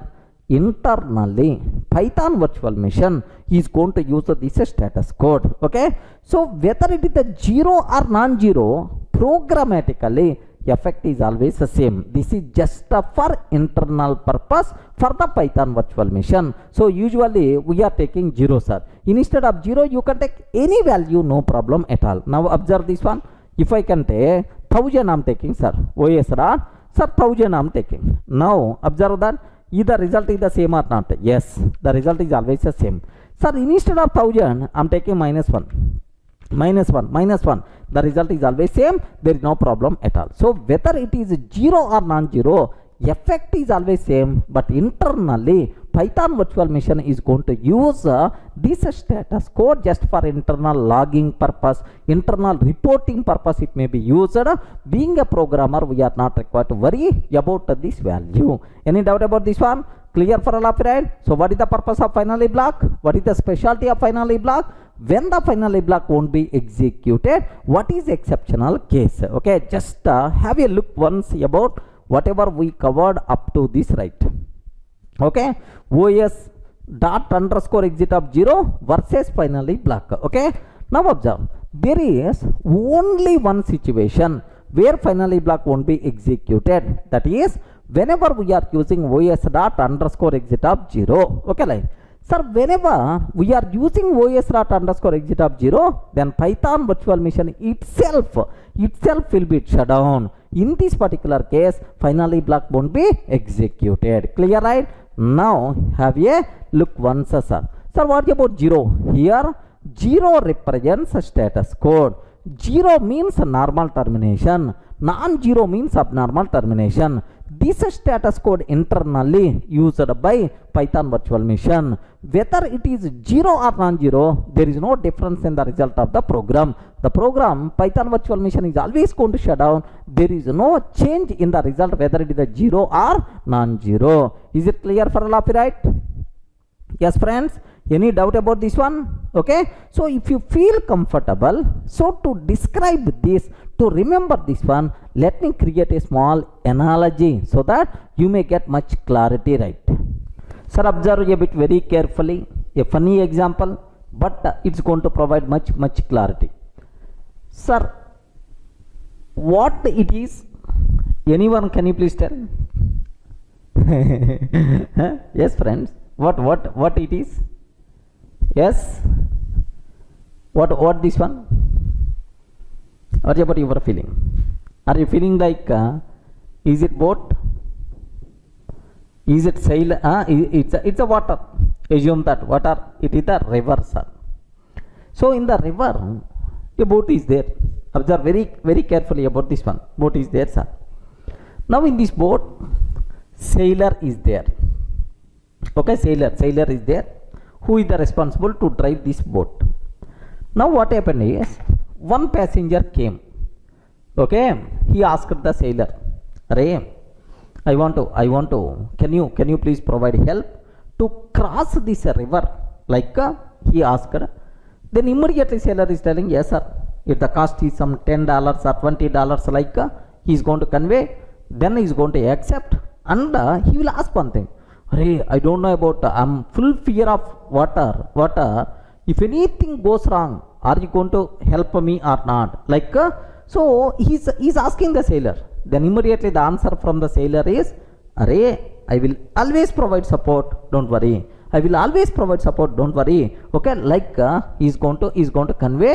Now this passenger entered into the boat.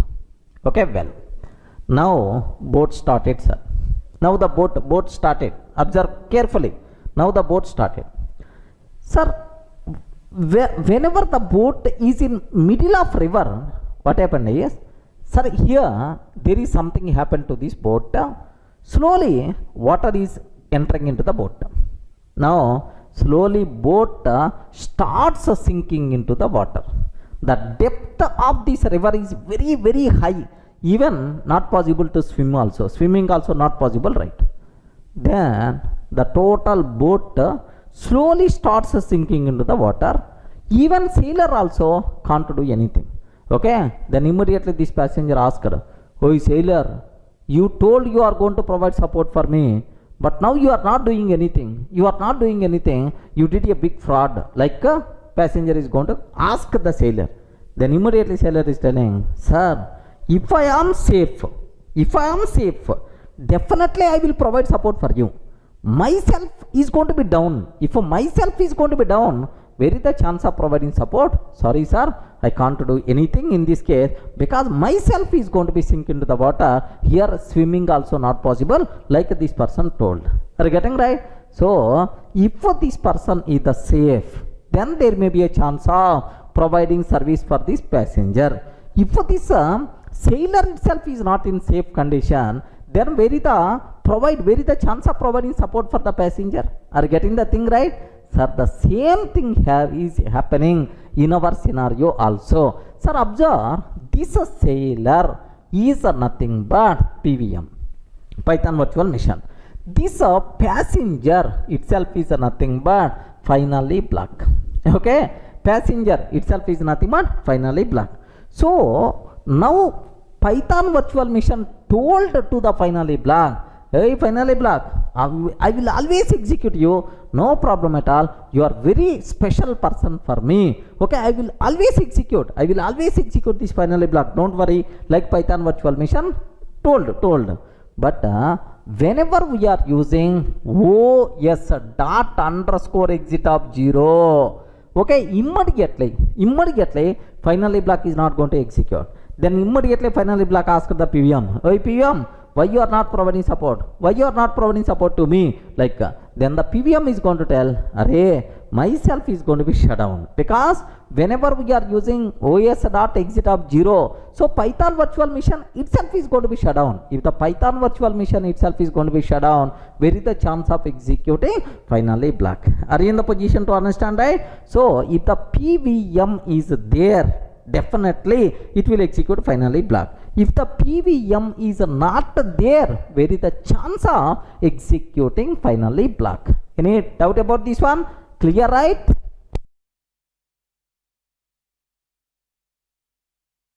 Sir, there is one very important interview question I have to discuss. Sir, finally black versus a destructor. Sir, why? Sir, what is the relation between these two things? Observe carefully. Finally black meant for maintaining cleanup code. Destructor, in the OOPS concept whatever we covered, meant for maintaining cleanup code. Sir, seems to be both are same. Where is the difference? Regarding, sir, I have one small doubt, sir. Best example, auto driver is there or bus driver is there. Bus driver is the responsible to drive bus, correct? Device driver is there. Whenever we are installing mouse or otherwise wherever we are installing a device, so the corresponding driver we have to install. Whenever if we connect any hardware device, compulsory the corresponding driver we have to install. Sir, both are same. So device driver responsible, okay, to drive device which is associated with our computer, okay, like. But bus driver is the responsible to drive the bus. Sir, both are drivers only. Both are drivers only. That's why both are same. No, one is a human being. The second one is the software component. Regarding both are completely different, right? Sir, in my native language Telugu, there is one word is there, Kodi and a Pakodi. Kodi means hen. Okay, Pakodi means one type of item which is going to eat. Seems to be both are same, but both are different. One is going to talk about bird. The second one is going to talk about food item. Both are completely different. Okay, seems to be words are same, but here both are different. Okay, now my point is, observe where is the difference, right? Very simple, sir. So whatever resources we open, the part of try block. Okay, whatever resources we open the part of try block should be closed, okay, inside finally block. Regarding should be closed inside finally block. All the resources which are opened at the part of try block will be closed inside finally block. Finally block meant for cleanup activities related to try block. Remember this one. Next, sir, here I have an object is there. So I have an object is there. This object associated with one database connection. This object associated with one network connection. Are you getting? So before destroying this object, all these resources should be deallocated. So object related cleanup activities we have to maintain inside a destructor. Next, try block related cleanup activities we have to maintain inside finally block. Finally block meant for cleanup activities which are related to try block resources.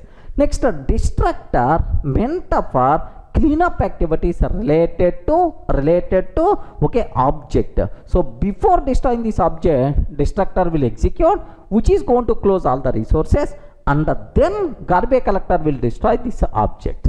Are you in the position to understand? Even both are meant for cleanup code only. Destructor, object related cleanup activities. Okay. Next, finally block, try block related cleanup activities. Seems to be both are same, but there is a complete difference is there. Is it clear for all of you, right? Just observe a bit very carefully. Sir, here finally block meant for cleanup activities related to try block. That is, whatever resources we open as the part of try block will be closed inside finally block. Okay. Destructor meant for cleanup activities related to object. Whatever resources associated with the object should be deallocated inside destructor, which will be executed before destroying an object. Clear for all of you? One person, object related cleanup activities, destructor. One person, try block related cleanup activities, which is the finally block. Very important question, most confusing question for most of the people. That's also clear clarity is there. Any doubt? Hi friends, in the last videos we covered very clearly about finally block. What is the difference between finally and a destructor, right? So now let me go for the next important concept to get much clarity on the concept. Observe, control flow in try except finally. Sir, now within the try block, if an exception rises, what will happen? Inside except block, if an exception rises, what will happen? Inside finally block, if an exception rises, what will happen? So compulsory you people should aware flow of execution, so that you will get much clarity on the concept. Okay, have a look once about this one, sir. Sir, here I am taking try. Observe very carefully these lines. Try, I am taking statement 1, statement 2, next statement 3. Try, within the try block, how many statements are there? 3 statements. 1, 2, 3. Next, except block I am taking. Statement 4 I am taking inside except block. Next, finally block I am taking. Statement 5 I am taking, sir. So finally block, statement 5. Next, outside of finally block. Okay, try except finally completed. Now here statement 6 I am taking, sir. But observe very carefully where I am taking statement 6 outside of finally block. Try except finally already completed. Sir, this statement 6 is the independent statement. Okay, so from this, so if a statement 1 there is a problem, or 2 there is a problem, 3 there is a problem, 6 there is a problem. If any statement, if an exception rises, you should be in the position to tell the flow, sir. So from this almost around 5 cases I designed. So if you can answer these 5 cases, then you will get much clarity on the concept. Okay, well, sir, observe first case, sir. What is the first case? If there is no exception. Sir, if there is no exception, what is the flow? Can you please tell, sir? If there is no exception, can you spell out what is the flow? What we are going to get in this case? Yes, 1, 2, 3 will be executed. Okay, because there is no exception, sir, try will be executed. Except won't be executed. When the except block is going to execute, if an exception, but there is no exception, that's why except block won't be executed. Now finally will execute, and then remaining lines of the code will be continued normally. That's why 1, 2, 3, next 5, 6 normal termination. Remember this one, sir. So what is the flow? 1, 2, 3, 5, 6, it is the normal termination. Remember this one, sir. Okay, so only one block is not executed. What is that block, sir? Statement sir, 4 is not executed because there is no exception. Except a block won't be executed. Any doubt about this one? Clear for all of you, right? Okay, well, Sir, now case 2, sir.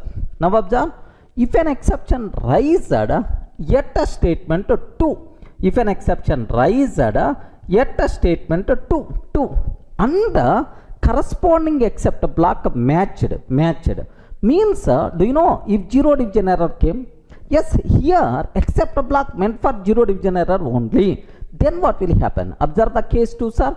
If an exception raised yet a statement 2 and the corresponding except block matched, sir, what is the flow? So observe carefully. If an exception raised at statement 2 and the corresponding except block matched, what is the flow, sir? Very simple. One will be executed. Next, while executing 2, the problem came and the corresponding except block matched, sir. Immediately the control will comes to except block. So 1 4 sir, exception raised, handle remaining will continue normally. 5 and then 6. Are you getting? 1 4 5 and then 6 normal termination. Remember this one. So 1 and while executing 2, the problem came. Immediately the corresponding except block matched. Sir, 4 and then finally block 5 6 normal termination, because exception riser handle. That's why it will become normal termination. So 1 4 5 6 normal termination. Okay, that's all. This is the flow, sir. Now the next one. Take very special case, sir. If an exception raised yet a statement 2. An exception raised yet statement 2. But corresponding except block not matched. Sir, maybe zero division error here, but this except block meant for value error. Sir, zero division error raised, but except block meant for value error means the corresponding except block not matched. So what will happen? Observe very carefully. If an exception raised yet a statement 2, but corresponding except block not matched, what will happen? Sir, very simple. 1 will be executed normally.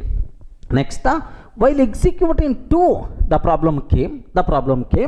Immediately Python virtual machine will check for the corresponding except block. Sir, except block not matched. If the except block not matched, it is always abnormal termination. Remember, no except block, but exception riser abnormal termination. But before abnormal termination, compulsory finally block will be executed. That's why 1 5 abnormal termination. Remember this one. 1 5 abnormal termination. So if an exception raised at statement 2 but corresponding except block not matched, 1 1 and then only finally block 5 and then abnormal termination. Even in the case of abnormal termination, finally block will be executed. Only finally block, not remaining statements. 1 5 abnormal termination. Okay, 1 5 abnormal termination. Okay, well, sir, now the next one. If an exception raised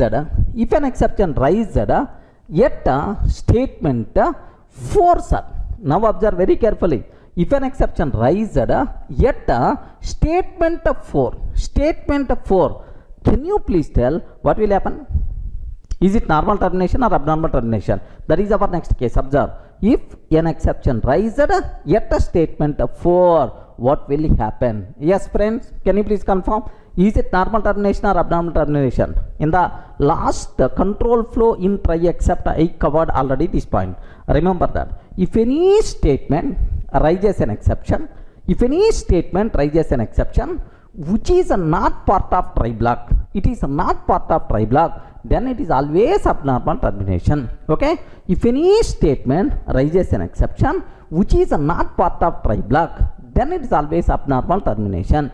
But before abnormal termination, finally block will be executed. Sir, here it is not part of try block. If it is not part of try block, no except block. No except block means abnormal termination. So if an exception rises yet a statement 4, it is always abnormal termination. But before abnormal termination, compulsory finally block will be executed. Only finally block. Remember, sir, now observe. If an exception rises at a statement 4, then it is always, then it is always abnormal termination, abnormal termination. Okay, before before abnormal termination, before abnormal termination only finally block will be executed, only finally block will be executed, only finally block will be executed. Remember this one, sir. But before abnormal termination only finally block will be executed. So finally block means statement 5 will be executed, right? So take very special care, write on this, analyze each and every case so that you will get much clarity, friends. Remember this. So now next case, suppose if an exception rises at statement 5, can you please tell, is it normal termination or abnormal termination? Hey, respond. Just now I told, if an exception rises at statement 5, is it normal termination or abnormal termination? Yes, it is always abnormal termination, because it is not part of try, no except block. No except block means it is always abnormal termination. Sir, if an exception rises at a statement 6, sir, it is not part of try block, no except block, it is always abnormal termination. That's why if an exception rises at a statement 5 or statement 6, it is always abnormal termination. Remember this one. So if an exception rises at a statement 5 or statement 6, then it is always, abnormal termination. Is it clear for all of you, right? So in the material I included all these cases. Okay, compulsory you have to write on the paper, you have to analyze, then you people can feel more comfortable, right? Are you in the position to understand, right? So if there is no exception, what is the flow? If an exception rises at statement 2 and the corresponding except block matched, what will happen? If an exception rises at statement 2 but corresponding except block not matched, what will happen? If an exception rises at statement 4, what will happen? If an exception rises at statement 5 or statement 6, what is the scenario? Is it clear for all of you, right? So this is what the control flow in try except finally. Any doubt?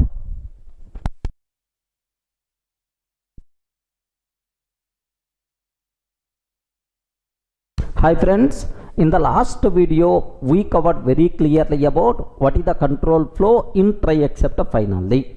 Now the next topic what I have to discuss, nested try except finally. Nested try except finally blocks. What it means? The name itself indicates, right? Nested. So inside try block we can take try except finally. Inside except block you can take try except finally. Inside finally also you can take try except finally. So that's why, so nesting of try except finally is always possible, friends. Okay, that part, how the behavior with example I want to discuss. Just have a look once, sir. Sir, best example here I'm taking. So try, I'm taking try. So within the try block you can take try except finally, like this. If you want you can take. So can you please tell where I am taking this try except finally? Inside the try block. Remember, similarly, sir, this is the except block. Inside except block, if you want, you can take again try except finally. Again, if you want, you can take try except finally. Okay, where we are taking try except finally? Inside except block. Next, finally, like this I'm taking inside here try except and then finally, like I'm taking, sir. Can you please tell where I'm taking try except finally? Inside inside finally block. So means that inside a try block you can take try except finally.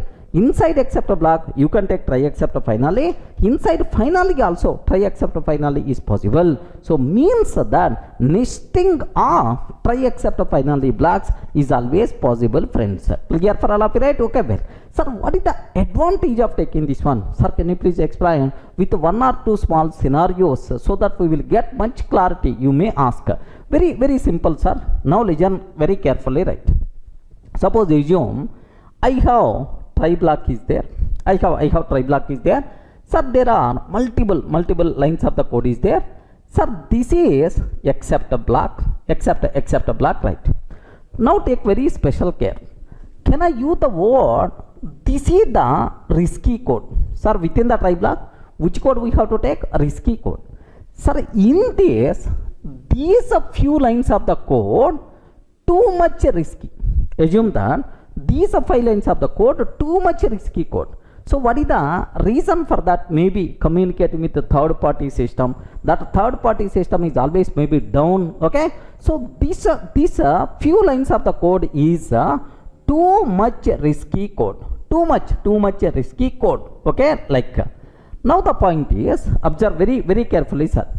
If I am not taking any special care for this too much risky code, what will happen? If an exception rises, immediately the control will comes to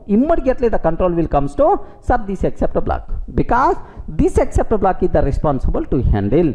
What will happen if the control come to sir this except block? Now these lines of the code is not going to execute. Without executing these many lines of the code, how you can expect a proper behavior? That's why, so never recommended to depends on this outer except block. You know it is a too much risky code. What I will take here is, here only I will take sir this try except separate except handling I'm taking, sir. Now the advantage is, if there is an exception rises, immediately this except block is the responsible to handle. Now remaining lines of the code happily will execute. Are you getting? Remaining lines of the code happily will execute, no problem at all. So wherever exception rises, there only we are handling. So remaining code happily will be continued. So the biggest advantage here is, yes, says, so these lines of the code will be executed. We are not skipping. So proper functionality we can expect. Are you in the position to understand? So general risky code we have to take inside outer try block. Okay, sir, too much risky code, more specific risky code, too much risky code, this code we have to take inside inner try block. Okay, if really an exception rises, inner except block is going to handle. Now remaining lines of the code will be executed. Sir, by mistake inner except block unable to handle, inner except block unable to handle, no problem at all. This outer except block is the responsible to handle. Are you in the position to understand, right? So this is what you should aware, sir. So general risky code we have to take inside the try block. Too much risky code we have to take inside inner try block. Okay, outer try block contain general risky code. Sir, this inner try block contain too much risky code. Is it clear for all of you, right? If inner except block unable to handle exception, no problem. Outer except block is the responsible to handle. Any doubt about this? Have a look once. Sir, next step, try except finally blocks. Here see this one. We can take try except finally blocks inside the try or except or finally. Hence, nesting of try except finally blocks is possible. Next, general risky code we have to take inside outer try block, and too much risky code we have to take inside inner try block. Next, inside inner try block, if an exception rises, then inner except block is the responsible to handle. Sir, observe, inside inner try block, if an exception rises, inner except block is the responsible to handle. If it is unable to handle, then outer except block is the responsible to handle. That's what you people should aware about this one, sir. Are you in the position to understand? Sir, now let me go for one or two theoretical example so that you people will get much clarity. Best example for you people, right? Sir, you know, in Hyderabad, in the olden days, there are some religion fightings like Hindu, Muslim, these kind of fightings maybe there are in the olden days, but now the people are educated, we are not having any such type of problem. Suppose assume sir, this is the Hyderabad city. Okay, now take very special care, Hyderabad city. There are such type of religion fighting problems came. Okay, immediately, sir, army or otherwise police force will be there, okay, to provide 144 section. So like to provide safety, okay, police force is going to come. Then assume there is some place is there, okay, in Hyderabad, sir, there are some areas too much risky areas are there, something like old city, okay, this is one risky area.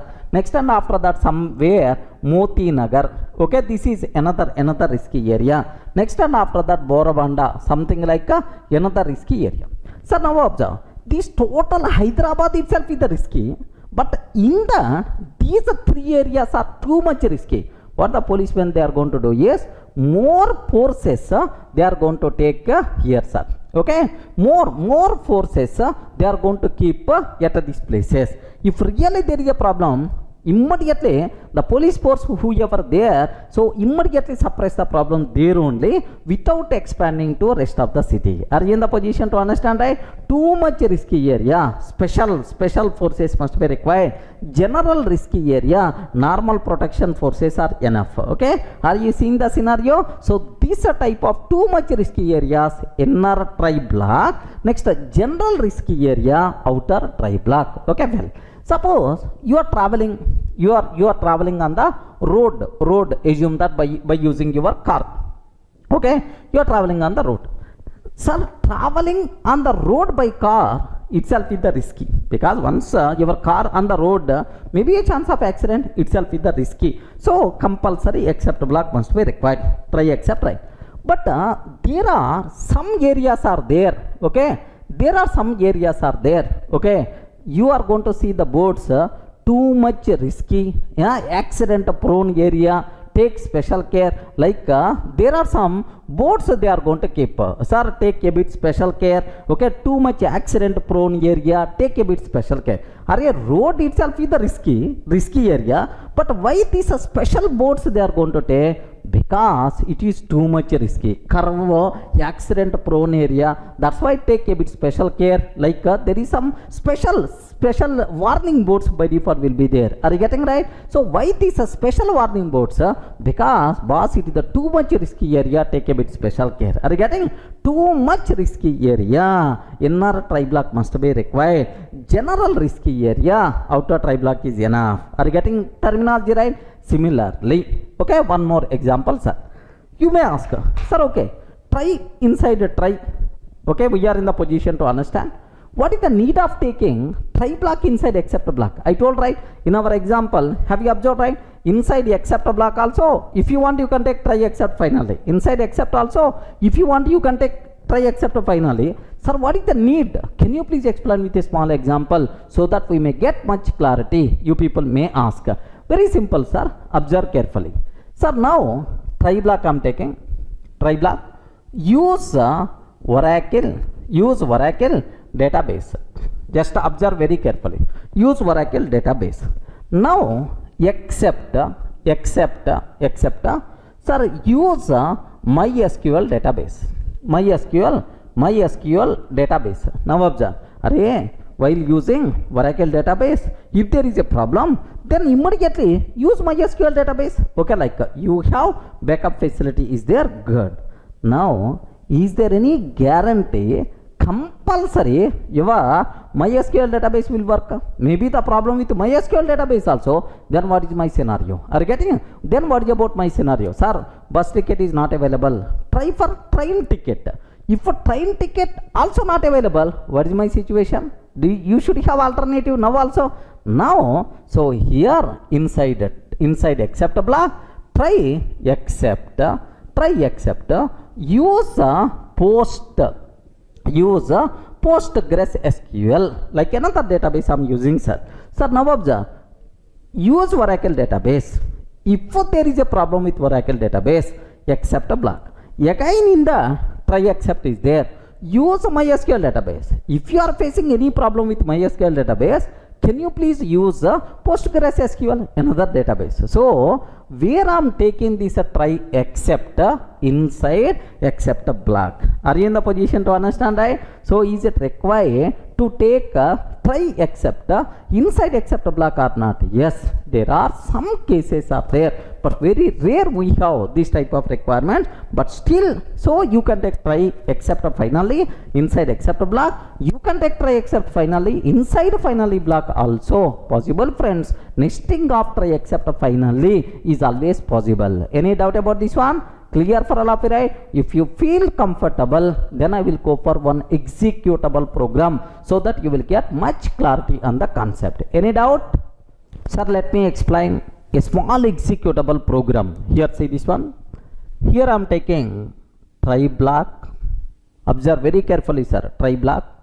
Now here print outer try block. Outer try block I am taking, sir. Outer try block. Next here I am taking try print inner try block. Inner try block I am taking. Inner try block. Next except. Here except I am taking print inner except block. Inner except block, like this I am taking.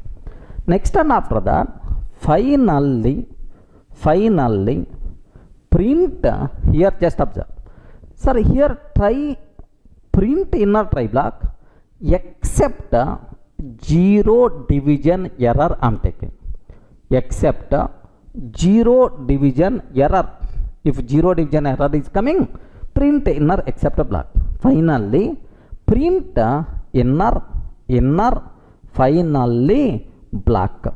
Print inner finally block. Okay, that's all. Sir, this here, do you know this is the inner finally, inner try except finally? Yes, sir, this one got completed, right? Now here I am taking except sir, outer try completed except. Here print outer except block. Outer except block like. Next finally okay, print can you please spell out, sir? Outer finally block. Print outer finally block. That's all. Okay, now take very special care about this terminology, right? Now my important conclusion is, sir, if I execute this code, what is the flow? Just have a look once. The same code whatever I wrote on the board, here the same, just for clarity purpose I am showing. Sir, outer try block, print outer try block, try inner try block, except zero division error, inner except block. Next finally inner finally block. Sir, this is the outer except block, outer finally block. Same code, right? Now if I execute this code, can you please confirm what is the output by default we are going to get? Please respond. No exception. If there is no exception, simple thumb rule, except blocks won't be executed. If there is no exception, except blocks won't be executed. That's why, do you know, this one will be executed outer try block, and then inner try block. Next except block won't execute. Inner finally block. Next this except also won't execute. Now outer finally block. Now the answer is outer try block, inner try block, next inner finally block, outer finally block. These four statements will be printed because there is no exception. Any doubt about this one? Have a look once, sir. Let me execute the same code. If I am trying to execute this code, now have a look once.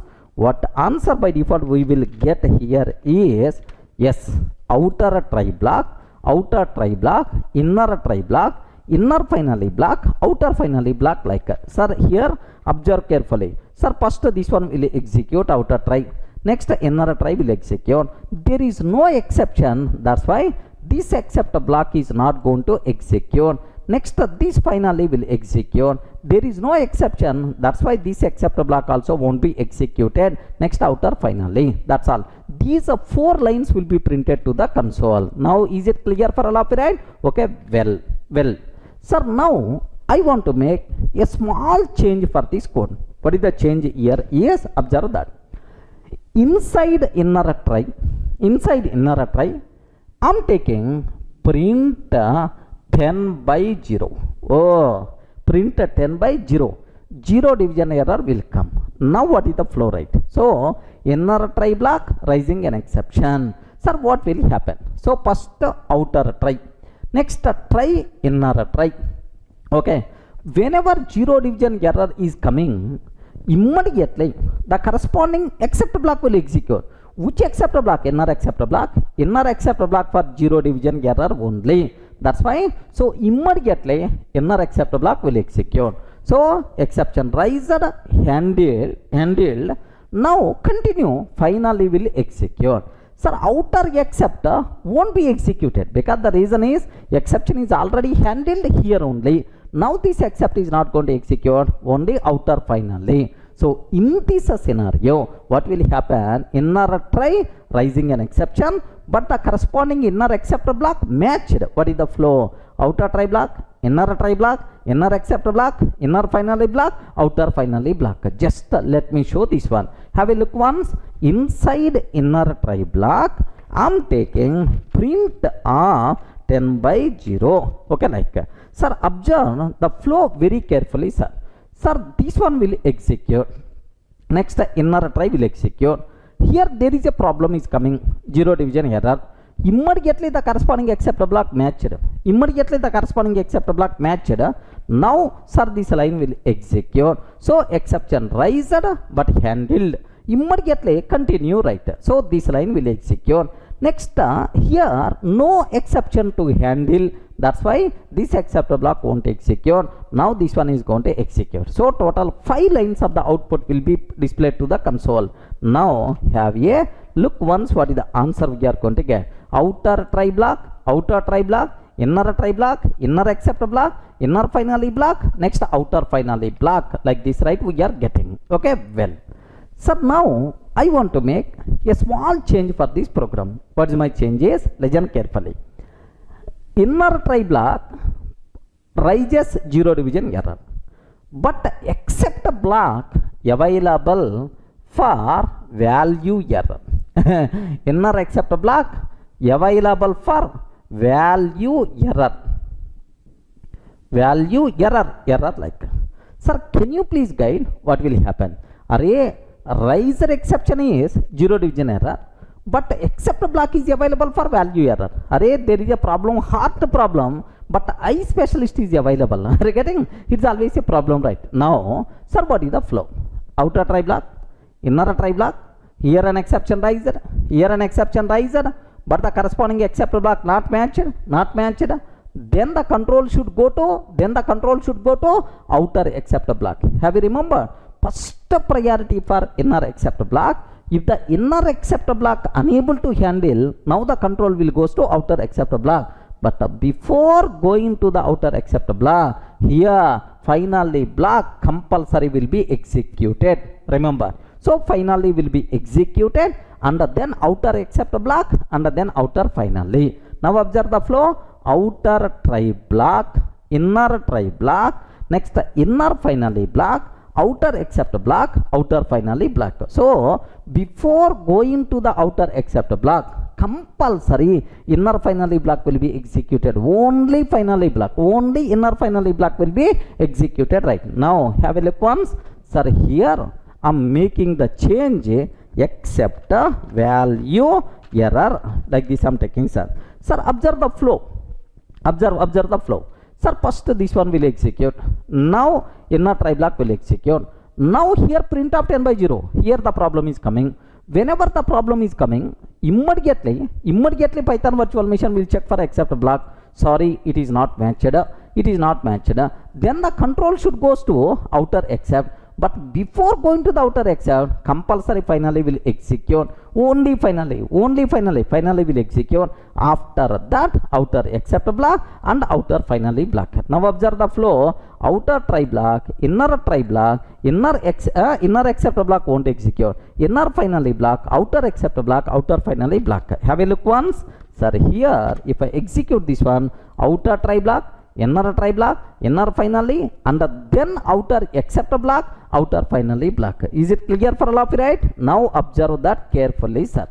Okay, now I have one more small change. Okay, my change here is, observe that here I am not taking print 10 by 0 inside inner try block.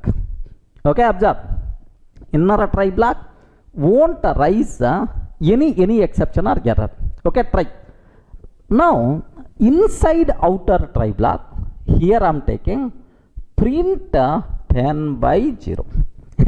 Dangerous thing, take very special care. Where exception is rising, sir, can you please spell out? Where the exception is rising? Inside outer try block. Inside outer try block, exception is rising, sir. Now, so first outer try block, here the problem is coming. Can you please tell? Immediately the control will goes to except block. So the corresponding except block means outer except block is the corresponding except block. Now my question is, in this case, can you please tell, sir, finally block will be executed or not? That's about my doubt. Inner finally block in this case will execute or not? Yes? No? Because in the last video somewhere I covered, boss, finally block will be executed always. Finally block will be executed always, irrespective of exception, riser, not riser, handle or not handle.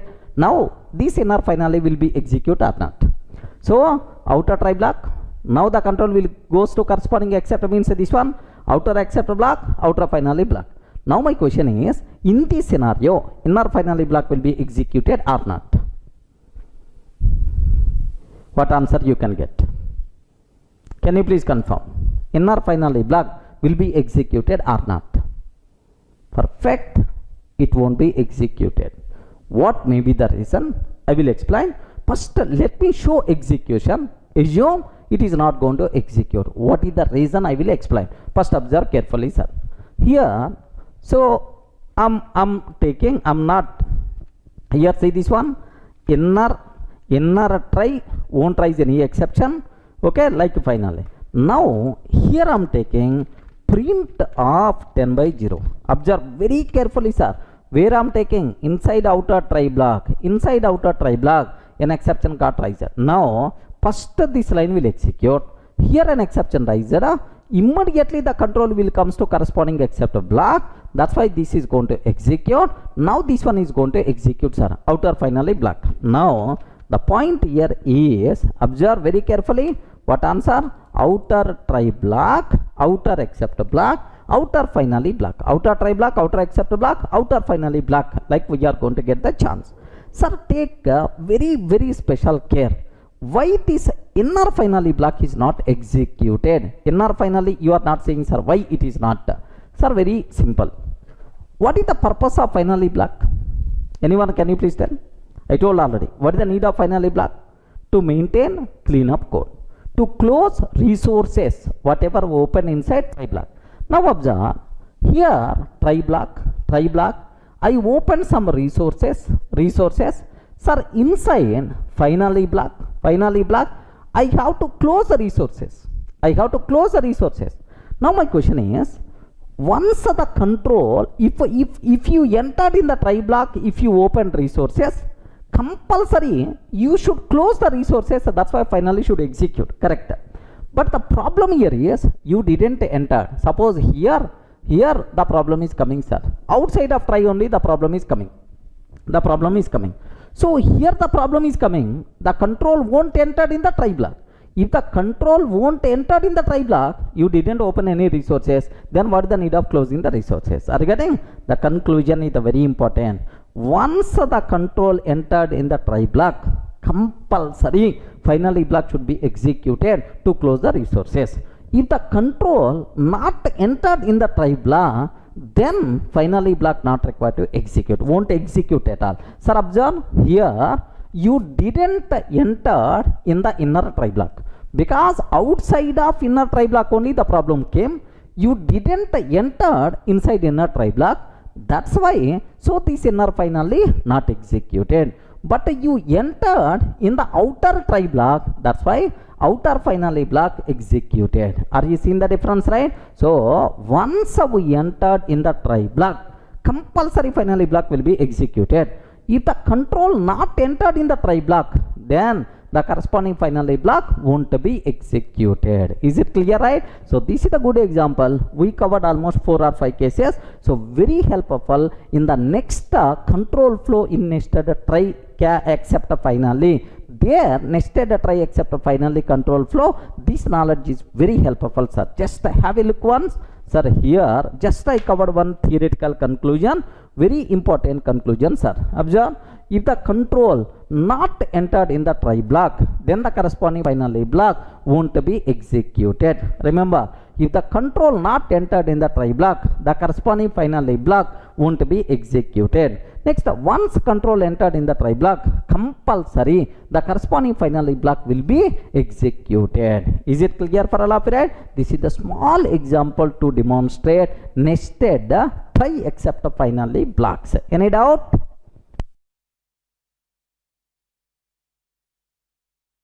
Hi friends, in the last videos we covered very clearly about nested try except finally blocks. What is the use with the program, with the example I covered, sir. Sir, now the next thing what I have to discuss, control flow in nested try except finally. So if an exception rises inside outer try block, what will happen? Inside inner try block, what will happen? Inside inner except block, what will happen? Like almost around 14 cases we are going to discuss with a good example. All your doubts related to control flow of this exception handling will be resolved, sir. Okay, let me consider. Have a look once this code, sir. Okay, here I'm taking, observe a bit very carefully. Here try block I'm taking.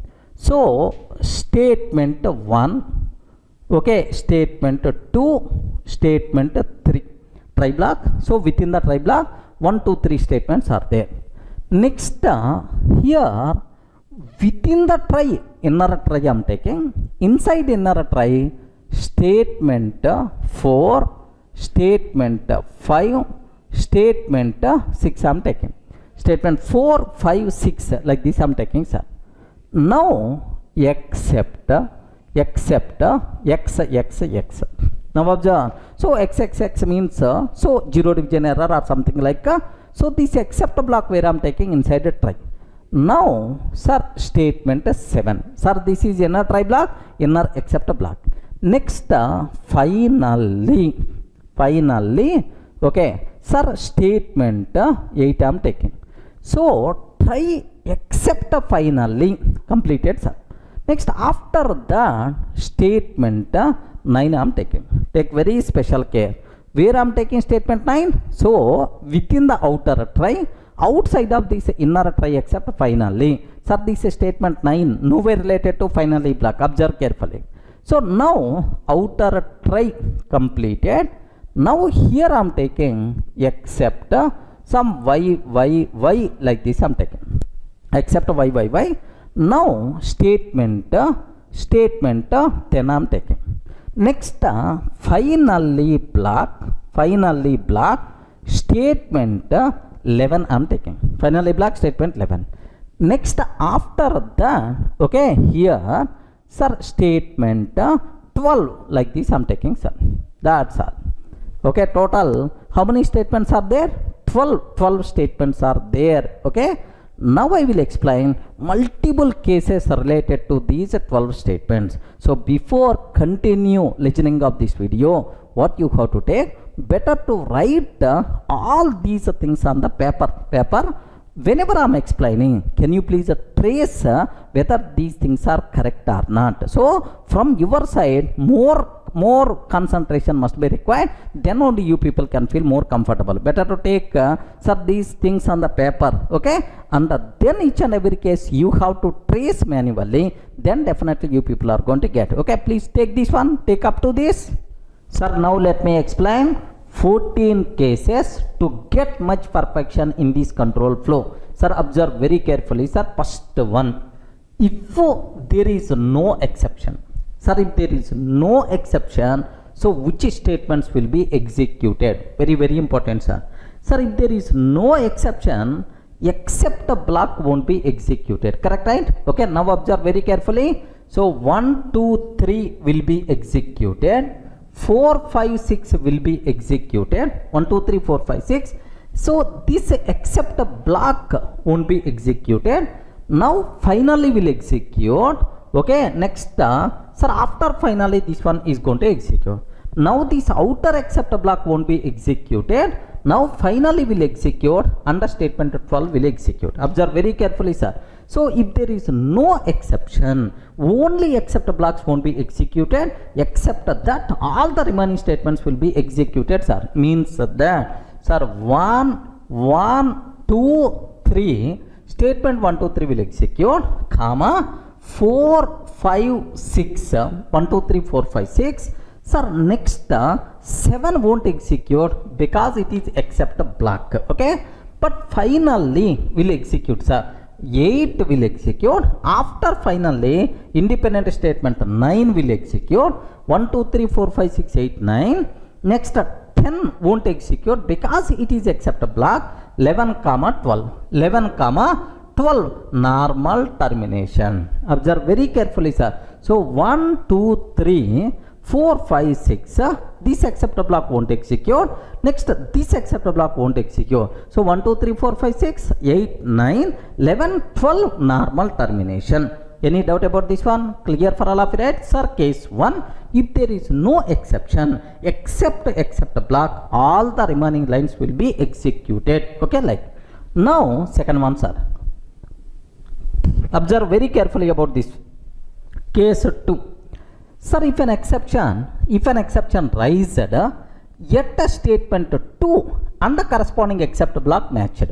So if an exception raised yet a statement 2 and the corresponding except block matched, means that if an exception raised yet a statement 2, sir, means here, sir, here there is a problem. So here there is a problem is coming. If an exception raised yet a statement 2 and the corresponding except block matched, sir, which is the corresponding except block? This is the outer except block. It is nowhere related to inner except block. Okay, so now if an exception raised at statement 2 and the corresponding, sir, except block matched, means yes, it is matched. Now observe, so 1 will be executed. 1 will be executed.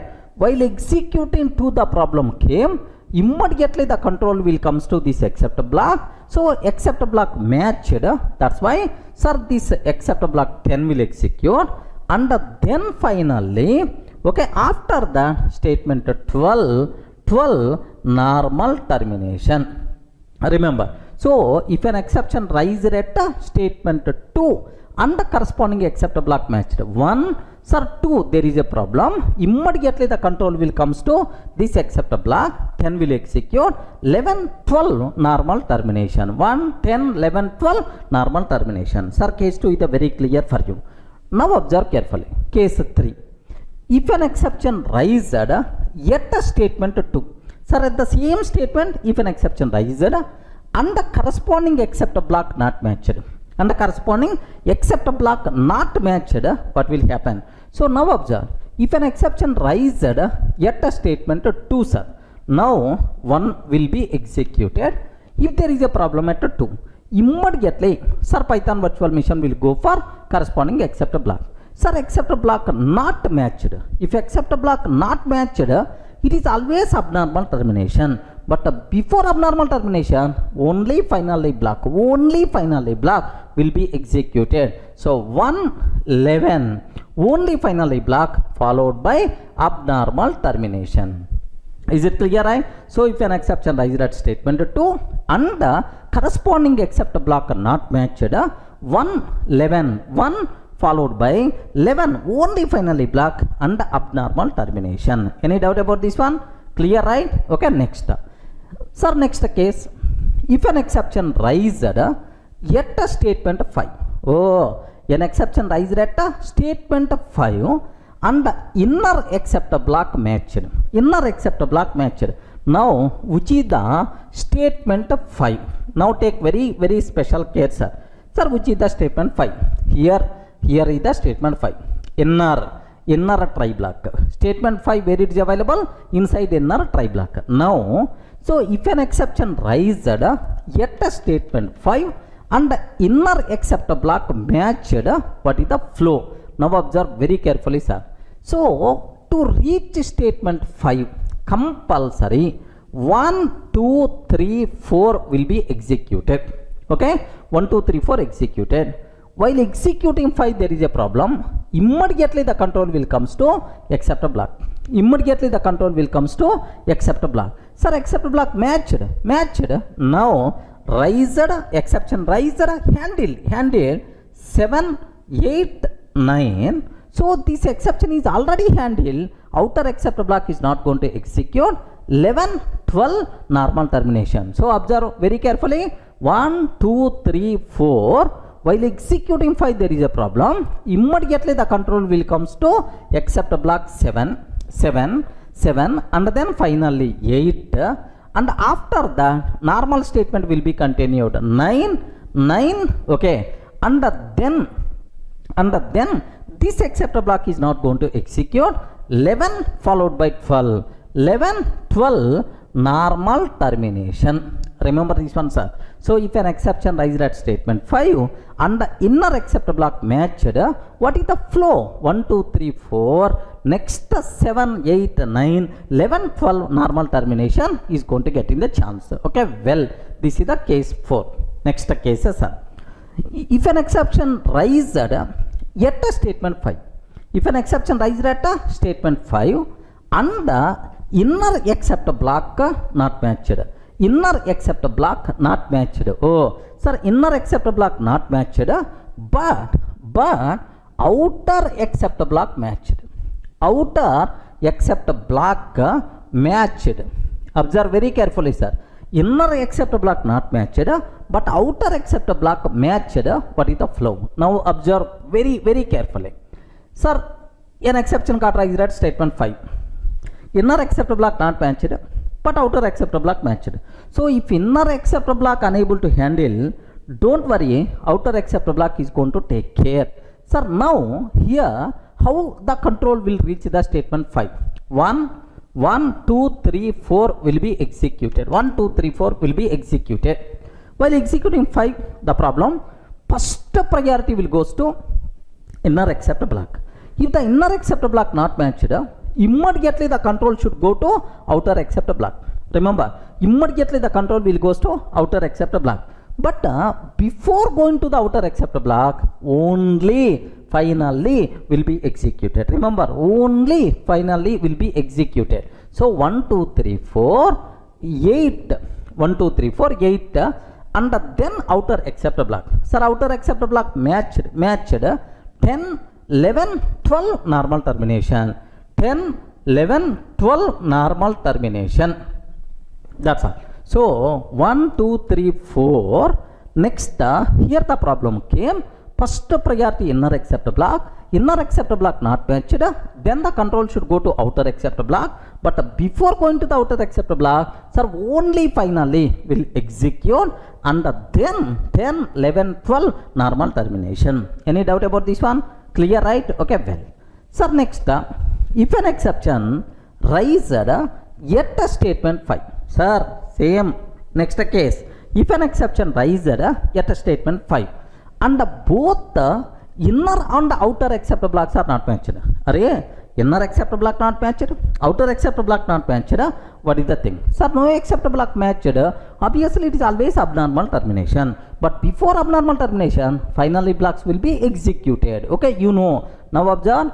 If an exception raised at statement 5, okay, so inner except block, outer except block, both are not matched. What is the flow?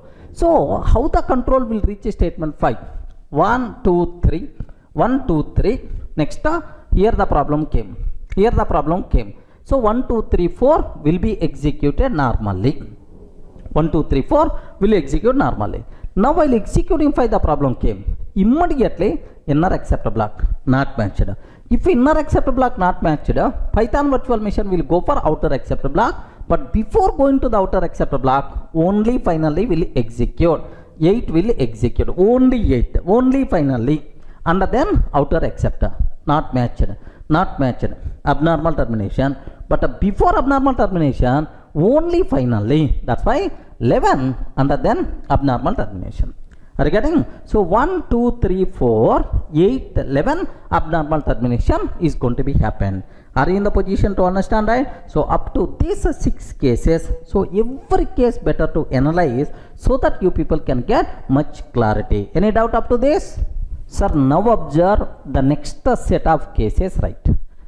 If an exception raised yet a statement 7, if an exception raised at statement 7 and the corresponding except block matched, okay, if an exception raised at statement 7 and the corresponding except block matched. Now observe very carefully, sir. 1 2 3 4 5 6 7, 7 means inner except block. Take very special care where inner except block is the statement 7. So if an exception raised yet a statement 7 and the corresponding except block matched, which is the corresponding except block? The corresponding except block is outer except block only. Remember this one, sir. So this is the part of outer try. Now outer except block is the responsible. Sir, now the problem here is how the control will comes to statement 7. Statement 7. So compulsory this 1 2 3 should be executed. 1 2 3 should be executed. And then maybe the problem at 4 or 5 or 6, somewhere the problem came, because of that the control came to this statement 7. So 4 5 6 may or may not execute. That's why 4 may or may not, 5 may or may not, 6 may or may not. Okay, maybe the problem at 4 or 5 or 6 there is a problem.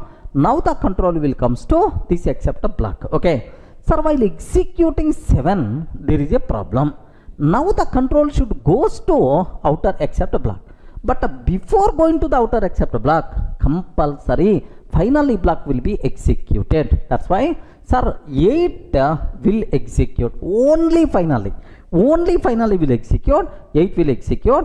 After that, now the control will comes to outer except block. Outer except block matched or not? Yes, matched. 10 11 12 normal termination. So 10 11 12 normal termination. Remember this very carefully, sir. So what is the flow? 1 2 3, sir. 4 5 6 may or may not. Sir, next while executing 7 the problem came. Now finally block 8 and then outer except block, outer finally remaining statements normal termination. Now observe very carefully, sir. If an exception rises at statement 7 and the corresponding except block matched, so 1 2 3 compulsory should execute. Maybe the problem at 4 or 5 or 6, maybe the problem at 4 or 5 or 6. Now the control came to except block. So here while executing statement 7, if an exception rises, immediately the control should go to outer except block. Before that, sir, finally block compulsory should execute, and then outer except block, outer finally block, sir, statement 12 normal termination. Any doubt about this one?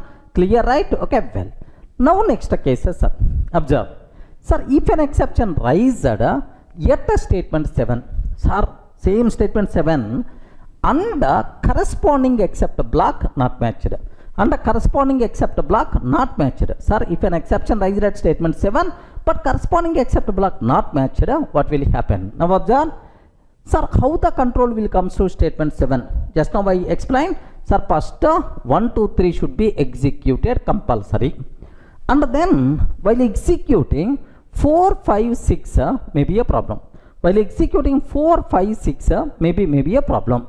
So if there is a problem, so 4 5 6 no guarantee, sir. 4 5 6 no guarantee. Okay, now there is a problem. That's why the control came to 7. But while executing 7, so there is an exception. So immediately Python virtual machine will go for the corresponding except block. But before except block, compulsory finally will be executed. Finally block will execute. Now the control came to except block. But this except block not matched. If it is not matched, abnormal termination. But before abnormal termination, finally will execute. That's why 11 abnormal termination. Are you getting? 11 only finally block and then abnormal termination. So if an exception arises at statement 7, so if the corresponding except block not matched, abnormal termination. But before abnormal termination, inner finally block, outer finally block, both will be executed. Any doubt? Clear for all of you, right? Okay, well. Sir, now the next one. If an exception raised at statement 8. If an exception raised at statement 8 and the corresponding except block matched. Sir, which is the statement 8? Which is the corresponding except block? Now observe. Sir, statement 8 means, do you know statement 8 means finally block. Oh, inside inner finally block if an exception rises. What is the flow now? Now observe. So how the control will comes to statement 8 first? Sir, 1, 2, 3 compulsory should be executed. 1, 2, 3 should be executed. Next, sir, 4, 5, 6 assume there is no exception. Now the control 4, 5, 6 and then 8. Okay, 4, 5, 6 will execute and then 8 if there is no exception. If there is an exception, 4, 5, 6 there is an exception here, then sir except block and then statement 8 means 4, 5, 6 if may be an exception, may not an exception. So now statement 8 will come. So that's why 4, 5, 6 are optional. Next, statement 7 is also optional. Okay, because the reason is if there is no exception, statement 7 won't execute. So 4, 5, 6, 7 may or may not execute. Now the control came to statement 8.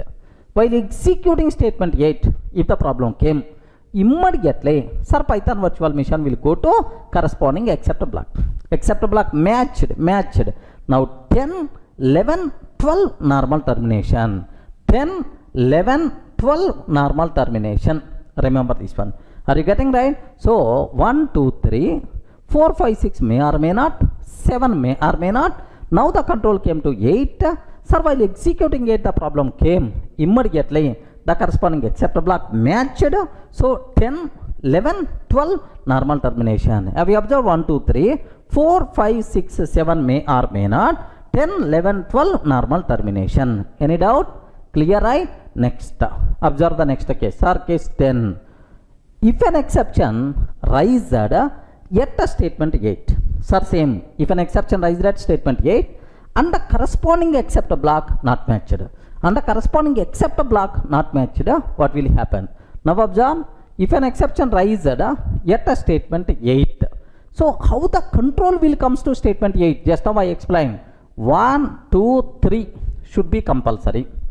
4, 5, 6, 7 may or may not. 4, 5, 6, 7 may or may not. Next, while executing 8, the problem came. Immediately Python virtual machine will go for corresponding except block. But this except block not matched. If it is not matched, it is always abnormal termination. But before abnormal termination, this finally block will be executed. Only finally, this finally block will be executed. 11 followed by abnormal termination. Are you in the position to understand, right? So if an exception rises at statement 8 and the corresponding except block not matched, it is abnormal termination. But before abnormal termination, only finally block will be executed. Any doubt? Clear up to this? Sir, now the next set of cases, observe carefully. If an exception raised at a statement 9, and the corresponding except block matched. Observe very carefully. If an exception raised at a statement 9 and the corresponding except block matched. Now observe statement 9 means this statement, sir, which is the outside of finally block. Okay, outside of this inner except finally block. This is, sir, how the control will comes to statement 9 is the very important. Sir, observe 1, 2, 3 should compulsory should execute. 1, 2, 3 should be executed compulsory. Next 4, 5, 6 may or may not. The reason is if there is no exception 4, 5, 6 and then 8 and then 9. Okay, no exception 4, 5, 6, 8, 9. If there is an exception 4, 5, 6 may be the problem, then 7 and then 8 and then 9. So 4, 5, 6 may or may not. Okay, 4, 5, 6 may or may not. 7 may or may not. 7 may or may not. Next, finally, compulsory this one should be executed. If there is a problem at statement 8, the control never comes to 9, but still the control came to 9 means statement 8 executed successfully. Now observe statement 8 executed successfully. Now the problem is at a 9. If there is a problem at 9, immediately, so Python virtual machine will check for the corresponding except block. Sir, matched, if except block matched 10, 11, 12 normal termination. 10, 11, 12 normal termination. Okay, like now observe, if an exception raised yet a statement 9 and the corresponding except block matched. This is my statement. Now what is the flow? Is it clear for all of you, right? 1, 2, 3, 1, 2, 3, 4, 5, 6 or 7 may or may not. 8 compulsory will execute, and then while 9 there is a problem, except block 10, 11, 12 normal termination. Okay, well, now the next case observe. If an exception raised yet a statement 9, sir, same statement. If an exception raised at statement 9 and corresponding except block not matched. Remember, corresponding except block not matched, sir, what will happen? So how the control will comes to statement 9? Just now I told 1, 2, 3 should be executed. 1, 2, 3 should be executed. Next 4, 5, 6, 7 may or may not. 4, okay, 5, 6, 7 may or may not, because with exception, without exception, anyway the control will comes to 9. That's why 4, 5, 6, 7 may or may not. But to reach statement 9, compulsory statement 8 should be executed. Statement 8 executed.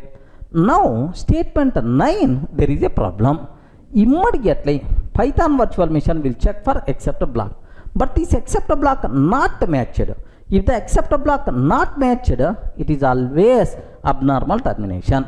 But before abnormal termination, finally block will be executed. That's why 8, 11 abnormal termination. So have you observed? If an exception raised at statement 9, so under corresponding except block not matched, abnormal termination. Before abnormal termination, yes, finally blocks executed. 8 inner finally, 11 outer finally. Any doubt about this one? Okay, that's all. Sir, now next case.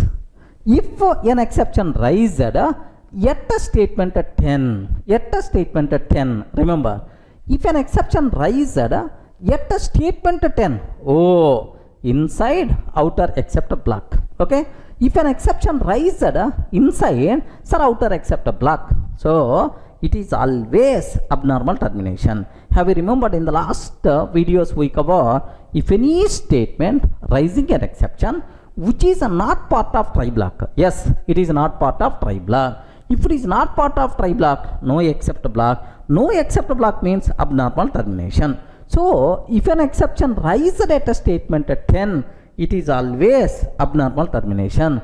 But before abnormal termination, compulsory this finally block will be executed. Now observe, if an exception raised at statement 10, then it is always abnormal termination. But before abnormal termination, before abnormal termination, only finally block will be executed. Only finally block will be executed. Are you getting? Only finally block will be executed. Any doubt about this one? Sir, observe carefully. So if an exception rises at statement 10, it is not part of try block. If it is not part of try block, then there is no except block. There is no except block means it is always abnormal termination. But before that, this finally block will be executed statement 11. But how you can reach the control to the statement 10? Oh, multiple options are there, man. So here may be the problem, or here may be the problem. Some way the control came to except block. While executing this statement 10, if an exception rises, abnormal termination. But before that, finally block will be executed. Clear, right? Sir, next last case, 14th case, observe. If an exception rises at statement 11, okay? Sir, if an exception rises at statement 11, so outer finally block. So it is abnormal termination. Why? It is not part of try. If it is not part of try, no except block. No except block means abnormal termination. If an exception rises at statement 11, it is always abnormal termination. If an exception rises at statement 12, it is always abnormal termination, because it is not part of try block, there is no except block, obviously abnormal termination. So if an exception rises at statement 11 or statement 12, then it is always abnormal termination. Okay, remember, then it's always abnormal termination. Any doubt about this one? So that's all. These are various important cases what you people should aware very clearly, sir. Okay, almost 14 cases we discussed. So now from any line randomly you can choose any line, sir. Here line number 6, if an exception rises, what is the flow? If you handle, what is the flow? If you are not handle, what is the flow? You should aware. Sir, statement 10, if an exception rises, what will happen? Statement 5, if an exception rises, what will happen? Statement 1, if an exception rises, what will happen? From 1 to 12, any statement, if an exception rises, handle, not handle, what is the flow? Compulsory you people should aware. Are you in the position to understand, right? Sir, if you are writing this type of code, then it's always a good programming practice, because the reason is everywhere you define some alternative handling blocks. Everywhere you define alternative handling blocks, so your program always safe to execute, sir. Sir, very simple. Suppose you require to come to Maitrivanam. Assume that you are going to Maitrivanam, some place to here Maitrivanam you are. So in the main road, if there is a problem, then immediately corresponding except block. Okay, alternative. Here also there is a problem. Then immediately there is another except block. Okay, here also there is a problem. Assume here also there is a problem. Then no except block. So what you did is, what you can do, so finally block will execute. Inside finally block I can convey. So I am stuck somewhere. Don't worry. So maybe after few minutes I will reach the destination. Like you can intimate to the person, okay, to the target person, or otherwise to the source person by phone call. Are you getting? So this type of coding is always good programming practice. Defining alternatives at runtime. Your program is always going to execute very smoothly, sir. So now how many cases we discussed? 14 cases we discussed. Each and every case I clearly documented in our material also. Please go through the material, better to analyze, then definitely you people are going to get much clarity. Can you please explain control flow in nested try except finally? If interview person is asking, give left and right, explain these 14 cases, definitely interview person can feel very happy, very comfortable. Any doubt about this one? Clear, right?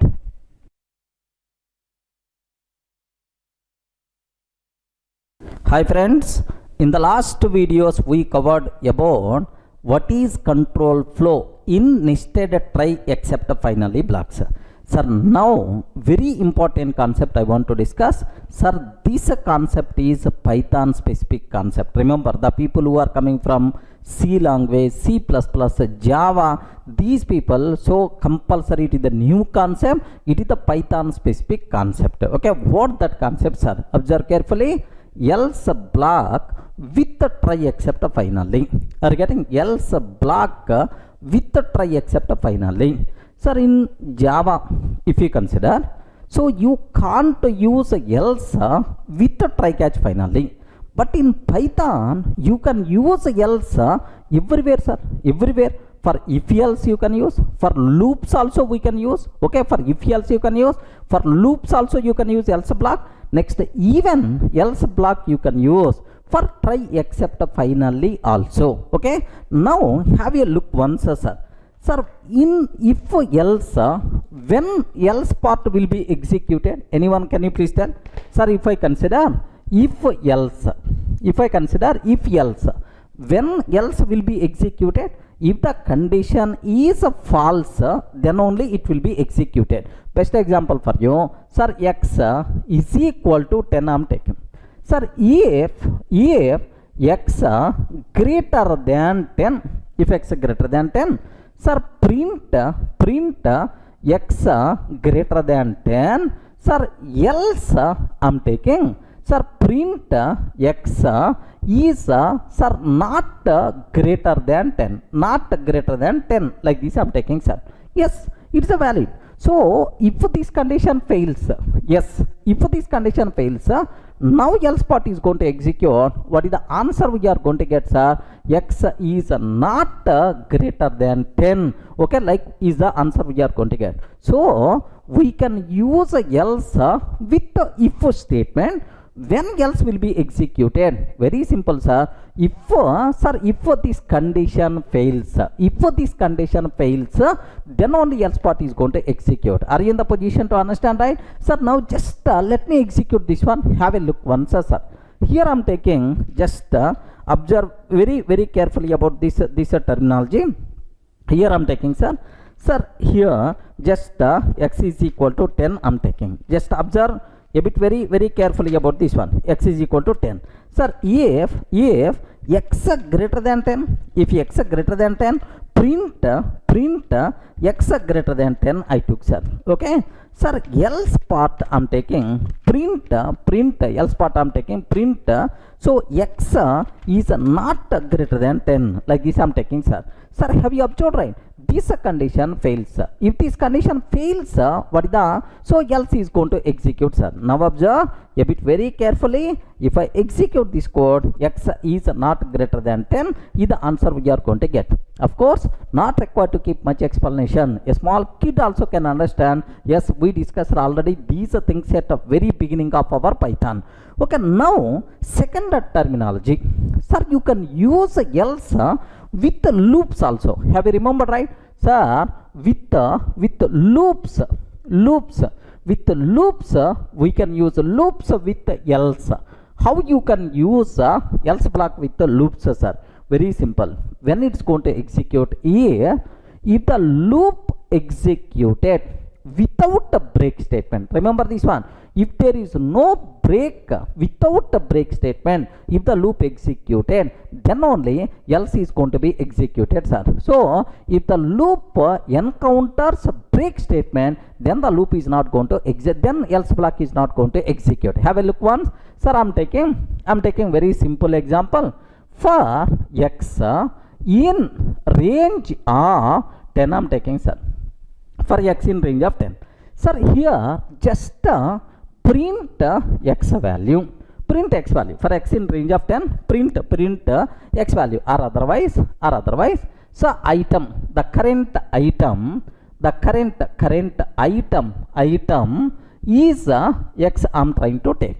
Okay. Sir, now else we can take. Observe very carefully. Even this type of syntax also not there in other languages like Java. Okay, C or C++. So else we can use with the loops concept, right? Else, sir, when this else will be executed? If there is no break statement, if the break statement are not encountered, then only else is going to execute, sir. Sir, observe, print, sir, congratulations, all items processed successfully. Congratulations, okay, all items processed successfully. Like this I'm taking, sir. All items processed successfully, like I'm taking. Sir, now in this case else is going to execute or not? Yes, definitely, because for loop is going to execute without the break. Remember this one, if there is no break, that's why happily else is going to execute. Suppose observe the same example I'm taking, sir, for x in range of 10, for x in range of 10. So range of 10 means 0 to 9. So if x greater than 5, if x greater than 5, okay, so print here, if x is greater than 5, can you please break, sir? Break. If x value is greater than 5, please break. Otherwise, can you please print, okay, print the current item is x I'm taking. The current item is x, like this I'm taking, sir. Now very simple, I'm taking else part, print congratulations, print congratulations, all items processed successfully, all items processed successfully, like this I'm taking, sir. Can you please tell, if I can take this code, what is the answer by default we are going to get? Sir, 0. If x is the 0, this condition is not satisfied, break is not going to execute, the current item 0, current item 1, current item 2, current item 3, current item 4, current item 5. But whenever x value is the 6, this condition satisfied, break, sir. If the break means you will come out of the loop, okay. So the loop encountered break statement. In this case, else is not going to execute. Remember this one. So in loops, when else part is not going to execute, sir? If a loop without a break, then only else is going to execute. While executing loop, if the break statement encountered, then else part is not going to execute. Any doubt about this one? Sir, let me execute this. You may get much clarity. Here, just have a look once, sir. Here I'm taking for x in range of 10, for x in range of 10. Sir, here print the current item, item is x value, okay. Now I'm taking else, print congratulations, okay, congratulations, all items processed successfully, all items processed successfully, okay, like I'm taking, sir. That's all, sir. In this case, loop is not going to execute, so without a break, I mean loop executed without break, so there is no break statement at all, then break is not encountered, all items processed successfully. That's why else definitely is going to execute, sir. Have a look once, sir. Now observe a bit carefully. Here observe the current item 0, 1, 2, 3 and so on up to 9. So 0 to 9 all 10 items processed. Congratulations, all items processed successfully. Else part executed properly. Remember this one, sir. Sir, now here just I'm taking if x greater than 5. If x value greater than 5, then break, sir. So if x is the 0, 1, 2, 3, 4, 5, so break statement is not going to execute. Whenever x is a 6, break is going to execute. If the loop encountered break statement, then else is not going to execute. So in this case, else part won't be executed because loop encountered break statement, right? Are you in the position to understand? Let me execute this code. Here observe a bit very carefully about this terminology, right?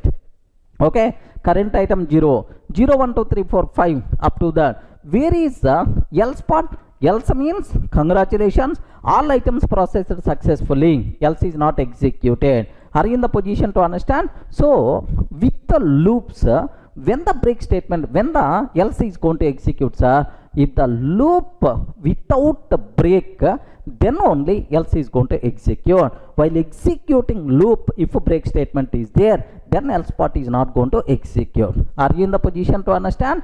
Clear for all of you, right? Now take very special care, sir. So with if else, when else is going to execute. Next with the loops, when else part is going to execute. Just have a look once, sir. Observe carefully. Here up to this, whatever I covered, here else block with the try. Now observe, if else, if condition is false, then only else will be executed. Next for else, if loop executed without the break, then only else will be executed. Sir, while else, if loop executed without a break, then only else will be executed. Just this is a small review, whatever we covered, else with respect to the loops, with respect to if else. Any doubt up to this? Clear, right? Sir, now observe, we can use else with the try except finally also. Okay, remember this one, else block. Happily we can use with the try except finally. Sir, in try except finally, where we have to take else block? Next, when it will be executed? Next, what exact requirement of this else block? All the things we are going to discuss, just aware, sir. So, if I can use try block, okay, try. And then we are taking what? Except. And then we are taking what? Finally. Correct, right? Try except finally up to this. If you want to take else block, where we have to take, sir? After except, we have to take else, sir. Now finally. Remember this one. First try, and then accept, and then else, and then finally block. Okay. Next, so within the try block, what code we have to take? Observe that. Risky code we have to take. Observe very, very carefully. Risky code we have to take. Next, inside except block, what code we have to take? Observe very, very carefully, sir. Handling code we have to take. Handling code we have to take. Next, when except block will be executed, can you please confirm, sir? It will be executed. If exception in try block. If exception in try block, then except block is going to execute. Next, you can take else also. So the position is always fixed. After except, we have to take else block, sir. So when else block will be executed, very, very important. Can you please guess? Yes, friends. Can you please guess when else is going to execute? In the case of try except finally. Yes, when this else block is going to execute? Sir, within the try block, if an exception got raised, except is going to execute. So within the try block, if there is no exception, remember this one, within the try block, if there is no exception, then else block is going to execute. Now observe, so here it will be executed. If there is no exception.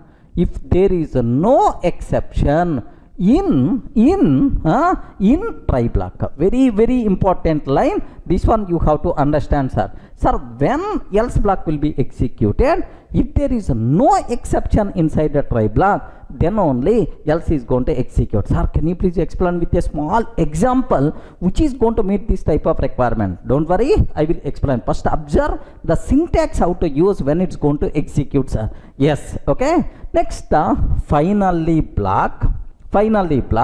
Inside finally block, we have to take cleanup code. Inside finally block, we have to take cleanup code. Can you please tell when the finally block will be executed? It will be executed always, irrespective of whether exception raised or not raised, handled or not handled. Okay. So here it will be executed. If and only if it will be executed, if and only if. Sir, when it's going to execute, sir? So whether exception raised or not raised, handled or not handled, it will be executed. Whether exception raised or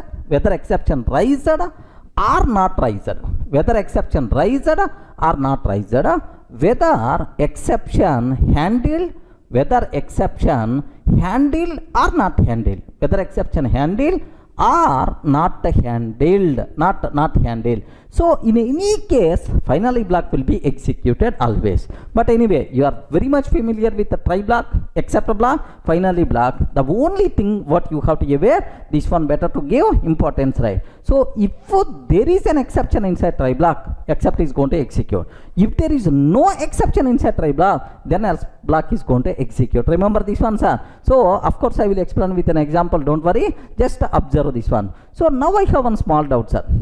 Is there any chance to execute both except and else block simultaneously? Can you please confirm?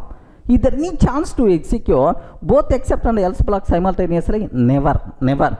If there is an exception, except will execute. If there is no exception, else will execute. Both are contradiction, right? If there is an exception inside try, except block. If there is no exception, then only else block. So except and else never going to execute simultaneously. If except is going to execute, else won't execute. If else is executing, then except won't execute, right? Clear for all of you, right? Just a syntax familiarity, right? Just observe this one. Sir, here else block with the try except finally. Okay, we can use else block with the try except finally blocks. Next, if there is no exception in try block, then only else block will be executed. Remember, next have a syntax familiarity wise. Just I covered whatever. Inside try block, risky code. Inside except block, handling code. Except block will be executed if an exception inside a try. Next, else will be executed if there is no exception inside a try. Finally, meant for cleanup code will be executed whether exception raised or not raised and handled or not handled. In any case, my finally block will be executed. So I hope you people are familiar with the what is the when the else block is going to execute, how to use. If you feel comfortable theoretically, let me show programmatically so that you will get much clarity. Any doubt up to this? Sir, now let me go for executable code. Observe carefully, sir. Here I am taking try block. Okay, print try block, print try I am taking. Next, except print except block, print except block, try except. Next, else I am taking finally Next, finally I am taking print finally block. Okay, print finally block I am taking, sir. That's all. Can you please confirm is what is the answer, what is the output we are going to get if I execute this code? Yes, friends. Yes. What is the output, sir? Please guess. You know when else is going to execute. If there is no exception inside a try, then only else will be executed. Can you please confirm what the answer, sir? First try. Next, there is no exception, except block won't be executed. If there is no exception, else is always going to execute. That's why try else finally is the answer, friend. Okay, because no exception, then except won't be executed, but else will be executed. So try else finally. Okay, let me execute this one. So else is going to execute if there is no exception inside try block. Let me execute, sir. Sir, here see this one, already this code is there with me. You are not required to worry. Here see, sir, I am taking try block. Next, and after that except. Next, sir, else and then finally same thing only there, sir. So first try will execute. Next, there is no exception, that's why except block won't execute.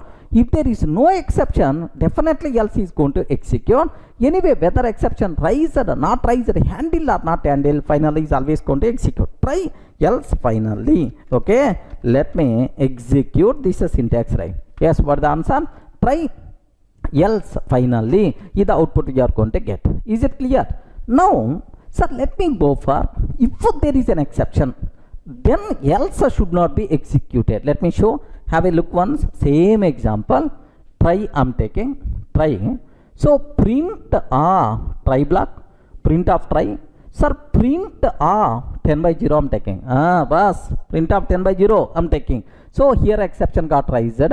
Now except print of except block, print of except block, and then else I'm taking print of else block, print of else, and then finally okay, print of finally block I'm taking, sir. Finally block. Can you please confirm what is the answer we are going to get in this case? Please confirm. Friends, what is the answer we are going to get in this scenario? Very simple. So just observe, try will execute. While executing 10 by 0, if an exception rises, yes, 0 division error, immediately except block will execute, except. So if there is an exception, then else won't execute. Next up, finally, try except finally is the output we are going to get. Any doubt about this one? Try except finally is the output we are going to get, sir. Let me execute this one, sir. Here try print 10 by 0 I'm taking. Try print 10 by 0 I'm taking. What is the answer by default we are going to get?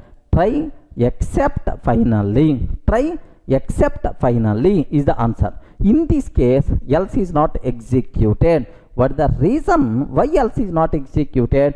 Because there is an exception inside a try block. Are you in the position to understand, friends? So both examples, clear indication, practical proof when else will be executed if there is no exception inside try block. Clear, right? Now I have one small doubt, friends. Take very special care and then tell the answer. Sir, I am taking try block, print try. Try block, print try. Next, else I am taking print else. Next, finally I am taking print finally. Excellent. Can you please tell what the answer we are going to get? Try block, else block, finally block, except block I didn't write. Please tell what is the answer we are going to get, what is the output we will get if I execute this code. Just take 1 minute time and then tell the answer. Don't try to execute. Just can you please guess what output we are going to get in this case? Respond. What is the answer? Try, else, finally. There is no except block. Okay? Take very special care. If I ask Python virtual machine, can you please execute this code? Immediately Python virtual machine will give left and right. Okay? What the reason for that is, if you are using else block, compulsory you should write except block. Remember this one, sir. So else without except block you can't take. Remember, whenever we are writing else block, compulsory we should write except block. Else without except block is invalid. Immediately error by default we are going to get syntax error. What is this error, sir? Syntax error. There is a syntactical mistake is there. Syntax error we are going to get. Are you in the position to understand? Sir, just observe carefully, right? Here just I'm removing this. Here except block I'm just remove, sir.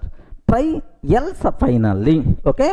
Immediately error we are going to get at this line. What is the reason for that is, without except you can't write else block. By mistake if you are trying to write, immediately syntax error, right? Sir, let me execute this code. Have a look once. What is the answer by default we are going to get, sir? So syntax error, invalid syntax at line number 3 else part. At line number 3 else. Here we are getting syntax error. Clear for all of you? Sir, very important terminology. You people should aware about this one, sir. So I hope it's a clear for all of you. So can you please tell, so else, one or two conclusions about else. Else we can use with the try except finally blocks. Okay? If there is no exception inside the try, then only else will be executed. Next, else and except both simultaneously never going to execute. If except executed, else won't be executed. If else executed, except won't be executed. Next, without writing except block, we can't write else block. Else without except block is always invalid, is always a syntax error. Clear, right? Sir, observe very carefully these two conclusions also. There is no chance of executing both except and else simultaneously. We covered. If we want to take else block, compulsory except block should be there. That is, else without except block is always invalid, syntax error, invalid syntax, like you are going to get the error if you are trying to use. Any doubt up to this? Clear, right? But still I didn't cover where exactly this else requirement is there. That part I will explain. Sir, now let me go for a simple example where else block is really helpful. Okay, just observe carefully, sir. I'm taking f is equal to none. One reference variable I'm taking f, sir. Now try block I'm taking try. Within the try block, sir, just f is equal to, can you please open abc.txt file? Can you please open abc.txt file in read mode? Of course, it's even you don't know about file IO, don't worry, you can understand very easily. I'm not talking about file IO internal things. Okay, next topic, there we will discuss about files in detail. So open abc.txt file, r means reading purpose. Okay, like, sir, now except so if while open this file may not available, so read permissions may not available. If some problem came, immediately print okay, some problem while locating means whether it is available or not, while locating or opening file, while locating or opening file, some problem, like I kept except a block, sir. Next, else I'm taking. Observe very carefully, else.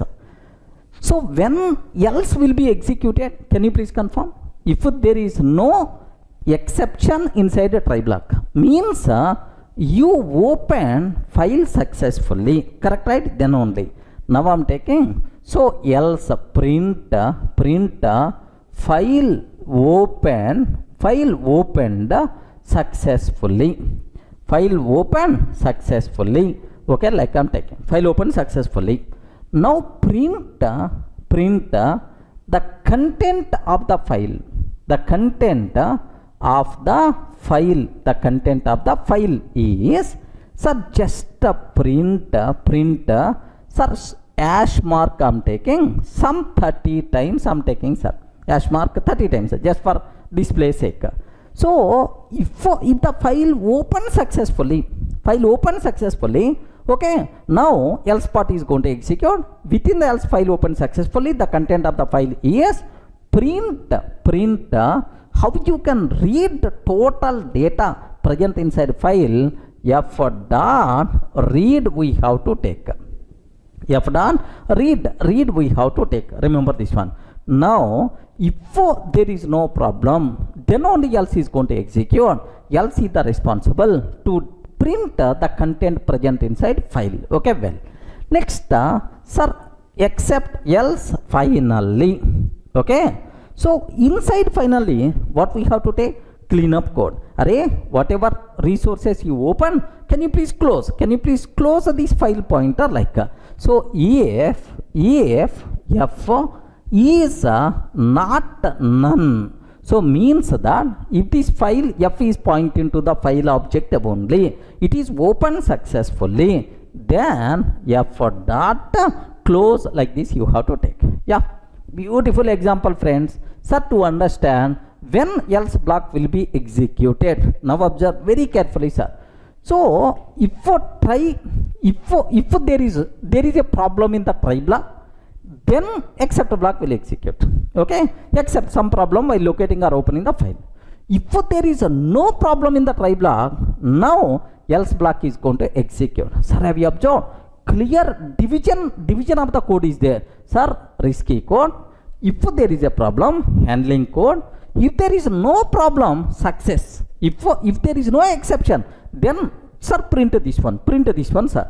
Next and after that, finally, anyway, close that file. Perfect example of finally block, else blocks are in this scenario. Let me execute this code. Have a look once. Sir, this f is equal to none. Sir, next try f is equal to open abc.txt. Some problem while locating and opening the file. Okay. Else file opens successfully. The data present in the file is print. Okay, as a symbol some 30 times I'm taking, and then f dot read. If f is not none, means if the f is pointing to the file object only, f dot close. Yes, observe very carefully, sir. So if there is an exception in the try block, now except block will execute. If there is no exception in the try block, now else block is going to execute, which is the responsible, okay, to read the content from the file and to display that. Let me execute. But before that, which content is there inside file? abc.txt. Yes, line 1 of abc.txt file, line 2, line 3, line 4, line 5, like five lines are there, sir. So it's a very clear file is available. So now f open successfully. Now else is going to execute and it's going to close the file pointer. That's all, sir. So try will execute, else will execute, finally also will execute, sir. Now observe very carefully. Here, observe carefully. What is the answer if I execute this code? Yes, file opened successfully. Okay, the data present in the file is line 1 of abc, line 2 dot abc, line 3 dot like this. Perfect, sir. It's executing, sir. Now, if there is a problem in this, then automatically, do you know, except block will execute. Assume that this file is not available. Sir, let me take some invalid file. Okay, the file which is not there in my system, what will happen, sir? Sir, now observe abc dot txt. Okay, I'm sure there is no such type of file in my system. If a file is not there, then some problem while locating except block will execute, else won't execute. Next, f is not none. F is the none only, the close also is not going to be happen. Okay, well, so now you can see some problem while locating and opening the file. Okay, now observe. Let me execute this code. Now observe. Have you observed some problem while locating and opening the file? Yeah, clear division is there, sir. The total code divided into success part, handling part, risky code, like sir, this is the purpose of perfect example, best example of else part. Are you in the position to understand, sir? If any person is asking, can you please tell one real-time scenario where else block is useful, then happily you can tell this example, sir. Sir, now do you know in other languages like Java, so this division is not there. Okay, in Java what we have to take? So try block I'm taking, try block. Next, open file. Okay, read the data. Open file, read the data. Next, catch block we have to take. Handling code we have to take, sir. If the file is not available, handling code we have to take. Finally block. Here just cleanup code we have to take. Cleanup code we have to take. Observe very carefully. Here, so try, open the file, read the data. Next, catch handling code finally. So here if it is open successfully, then only execute this code. There is no such type of division, sir. So try block, else block, both are we have to take inside a try only. But here clear division is there. Array, if you open this file successfully, then only execute else part. If there is a problem, then only execute except block. So clear division is there. Obviously, what is the biggest advantage we are going to get is readability of the code by default will be improved. Is it clear for all of right? What is the best use of except else block is? This is what you people should aware. Any doubt up to this? Clear, right? Sir, by this time you people are very clear about else block with the try except finally. Let me give the finishing touch for this with a small bit. Observe carefully, sir. Which of the following is true about else block? Which of the following is true about else block? So we can use else with the try except finally blocks. Yes, is it valid or not? Yes, we can use. Next, else block will be executed if there is no exception inside the try block. Oh, it is also correct, man. Next, there is no chance of executing both except and else blocks simultaneously. Correct? If except block executed, else won't execute. If else executed, except won't execute. Else block without except block is invalid and causes a syntax error. Yes, we saw. Correct. Next, all of these. So, which of the following is true about else block? Which one is the correct answer, sir? All these. So, I am framing this question just to review all the conclusions about else block. So, which one is the correct answer, sir? E. Answer E, sir. Just observe means all of these. Clear, right? Now, if any person is asking what is the purpose of else block, can you please explain with an example when it's going to execute, what important conclusions are there about else with the try except finally? You should be in the position to give left and right to the interview person. Any doubt about this one? Clear, right?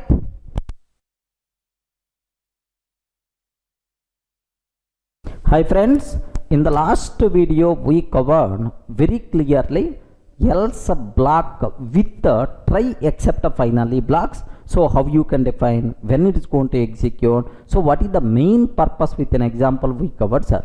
Sir, now the next topic, very interesting topic, what we are going to discuss, various possible combinations of try except else finally. Are you getting? Various possible combinations of try except else finally. This part we have to discuss. Sir, take very special care. Almost around 25 combinations we are going to discuss so that you will get much clarity, sir. Any syntax, is it valid or not? You should be in the position to tell. So like we are going to discuss all possibilities with the required conclusions. Take very special care, sir.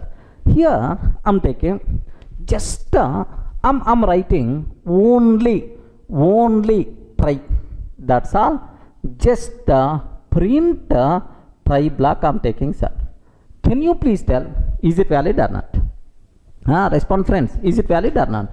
Yes. If you can take like this, sir, Python virtual machine will give left and right. What the reason is, whenever we are writing try block, compulsory either except or finally must be required. Okay?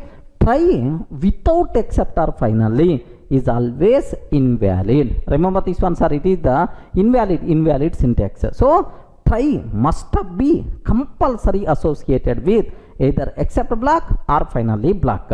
If you are not taking anything, it is always invalid. Remember. Okay, next second combination. What I am taking, sir? So just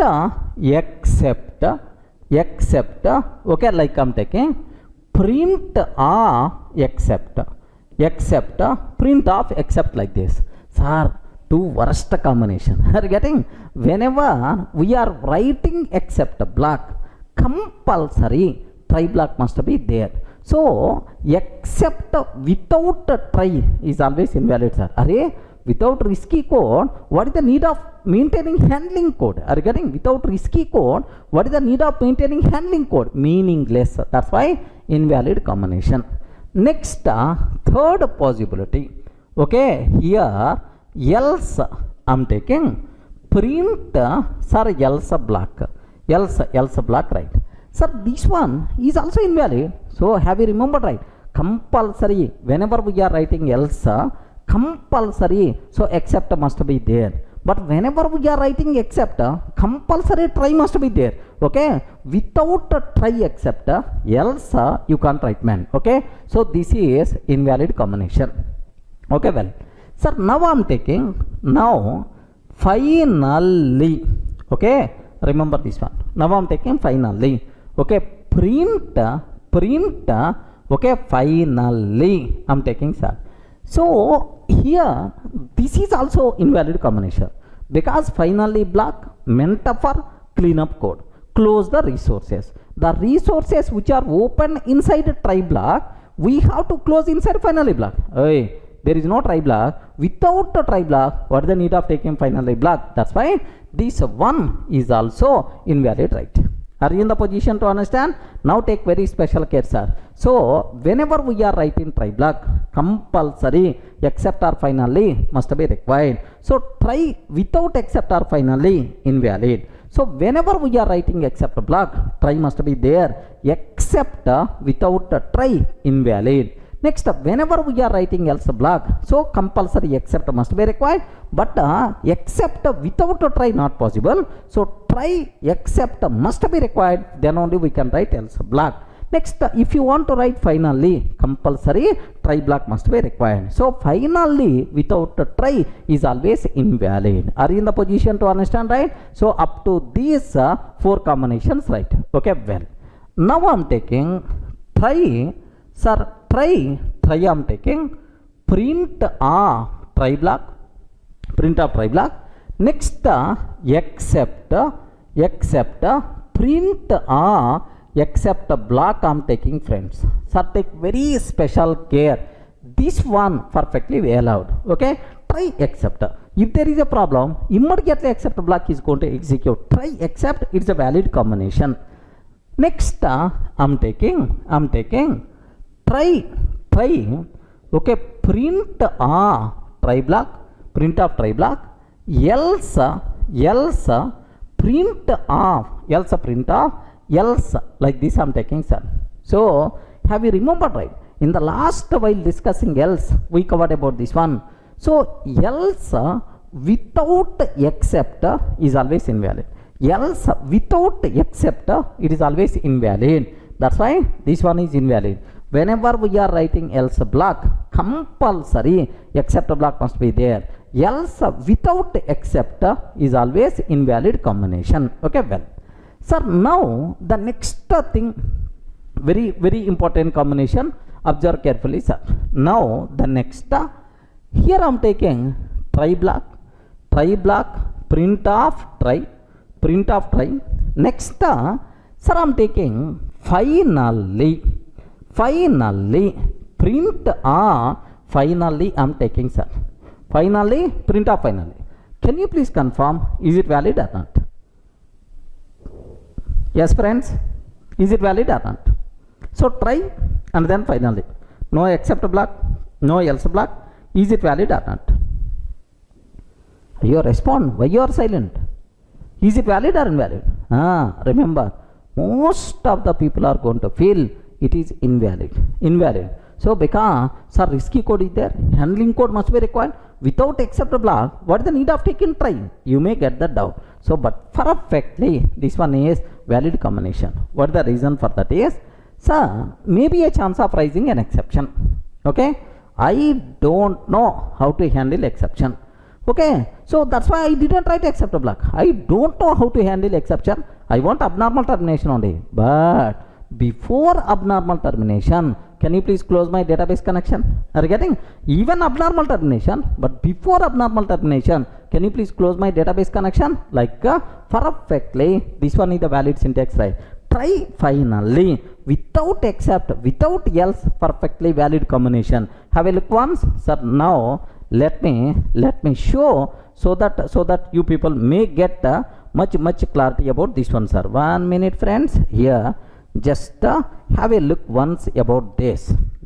Okay, sir, here I am taking try block, print try, print of try. Next, finally, print finally, like this I am taking, sir. That's all. So try followed by finally, is it valid syntax or not? 100% pakka. It is the valid syntax only. So try finally is the output we are getting, sir. Are you in the position to understand, right? So try followed by finally itself is valid without except, without else, right? Okay, well, sir, now my next one, try I'm taking, try I'm taking, sir, print try block, print try I'm taking.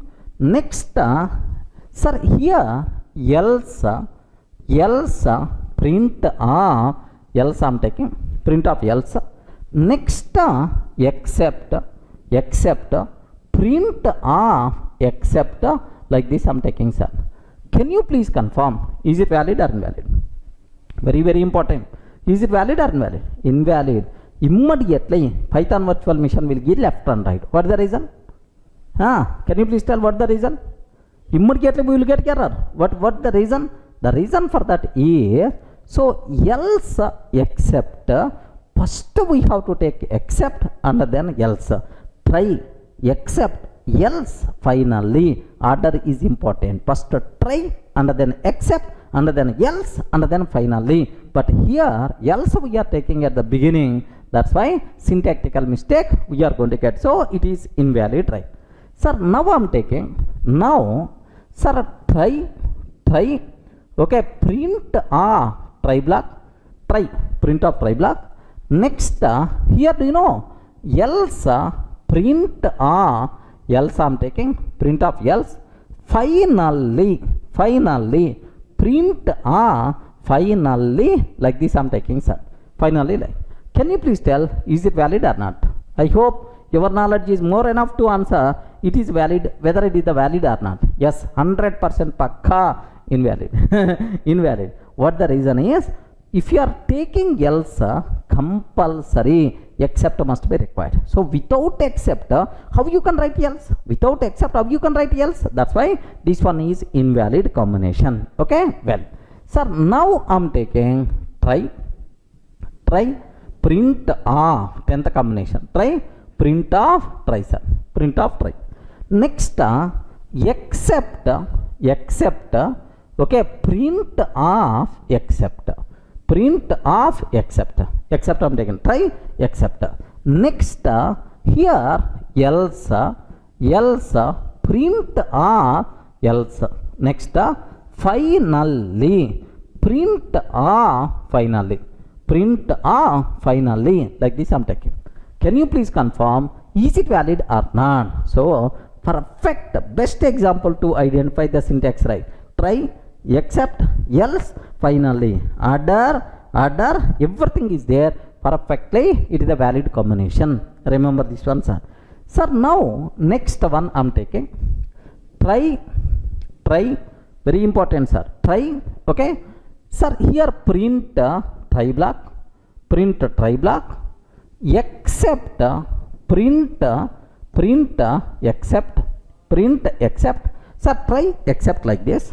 Again I'm taking try print try. Next, finally print finally. Yeah, try except try finally. Can you please tell, is it valid combination or not? Okay, remember this one is perfectly valid. So try except one syntax, next try finally, next possible syntax. Okay, so try except already completed, now try finally, next one perfectly valid combination, right? Are you in the position to understand, right? So next try except, again try except, you can take try finally, again try finally, happily you can take like so there is no doubt at all. Up to this is the clear. So total how many combinations we covered? 11 combinations we covered. So just up to this, still I will add some more. So up to this I hope it's a very clear, not required to keep any explanation, right? So up to this we covered 11 combinations. Now the next one, observe carefully, sir. Here I am taking, sir, 12th combination. Here very simple, try, I am taking print of try, sir. Try I am taking print of try. Sir, now, sir, except I am taking print of except.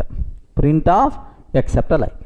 Sir, try print of try I'm taking, else print of else like this I'm taking. Can you please confirm, is it valid or not? Yes, your knowledge is more enough to answer this one. Nothing will be there, sir. Yes, this one is 100% pakka.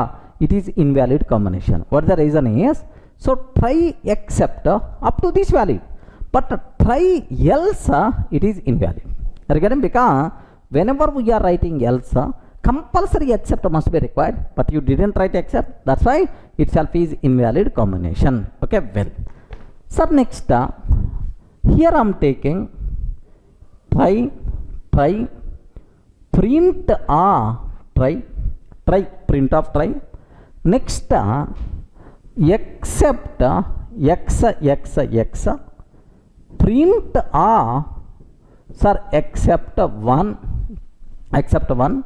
Next except y I'm taking, print except 2 I'm taking, sir. That's all. Can you please confirm, is it valid or invalid? This one is perfectly valid. Trying with multiple except blocks always possible, no problem at all. So a single try can be associated with multiple except blocks. Clear, right? Sir, now observe very carefully. Try I'm taking, print sir try, print of try. Now my requirement is, sir, this is the 14th combination. So next try I'm taking, sir. So print of try. Next take very special care about this one. Except print except block, print of except block. Next else print sir else 1. Next else print else 2 I'm taking, sir. Have you observed? Can you please confirm, is it valid or invalid? 100% pakka this one is invalid combination. A single try associated with multiple except blocks, but you can't take more than one else block. Remember this one, more than one except block possible for the same try, but more than one else block not possible. Clear, right? Okay, well, same here, just observe carefully, sir. Try I'm taking print of try block, print of try block. Next except print of except print of except. Now, sir, my requirement is finally, okay, print finally 1, sir. Next finally print finally 2. Sir, how many finally blocks I'm taking, sir? 2 finally blocks I'm taking. So 2 finally blocks which is invalid. Remember this one. So this one is always what? Invalid. What the reason is? So for the same try you can take multiple except blocks. You can't take multiple else block, multiple finally blocks. Regarding finally, only 1 or 0. At most 1 finally block, at most 1 else block you have to take. But except any number of except blocks you can take as long as exceptions are different. Are you in the position to understand? So this is a bit very important case. Now I have one small doubt, sir. Observe carefully. Here try print try I'm taking, try print of try. Now except print except block, print except block. Now, sir, if 10 greater than 20, print if else print else I'm taking, sir. Can you please confirm, is it valid or invalid? Ayo, respond. So try except valid. This is the if else. Sir, this else nowhere related to try. It is associated with the if block. What is the problem? If else is the valid syntax. Next and after that try except is the valid syntax. That's why no problem at all, itself is acceptable. Okay, any doubt about this? Clear, right? Okay, well, now next possibilities. Observe, sir, I'm taking 17th, 16 already completed, right? Now try print a try block, print of try block. Next print of hello, I'm taking hello. Sir, after try immediately print of hello, and then except print a except block I'm taking, print of except block.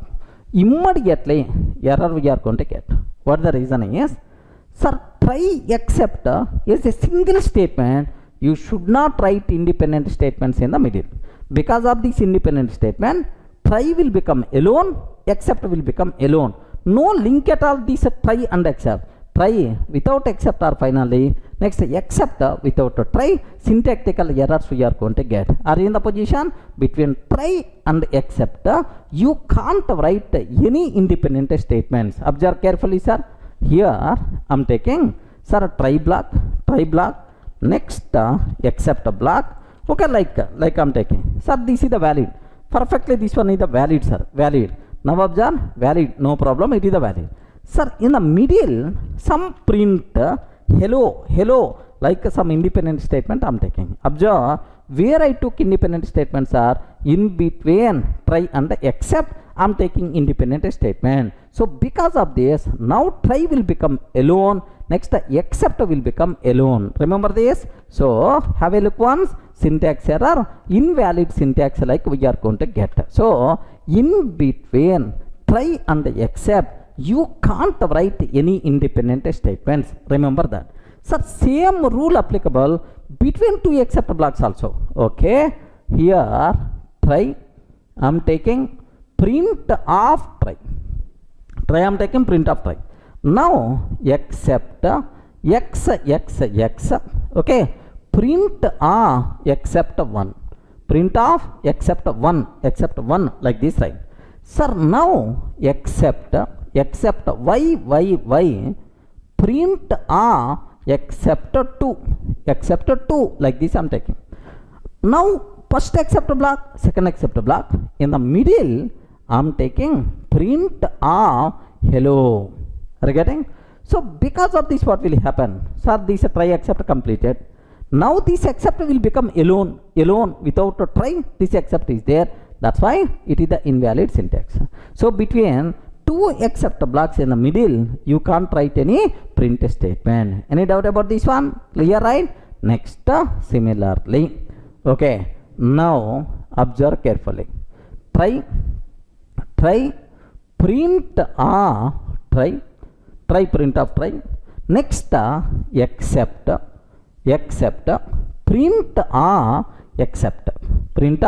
except like try except. Next else I'm taking print of else. So here, do you know, try except else, perfectly valid syntax, no problem at all. But in the middle I'm taking print hello. So between except block and else block, I'm taking independent statement. Immediately error we are going to get. Okay, because try except valid syntax. Now because of this print statement, else will become alone.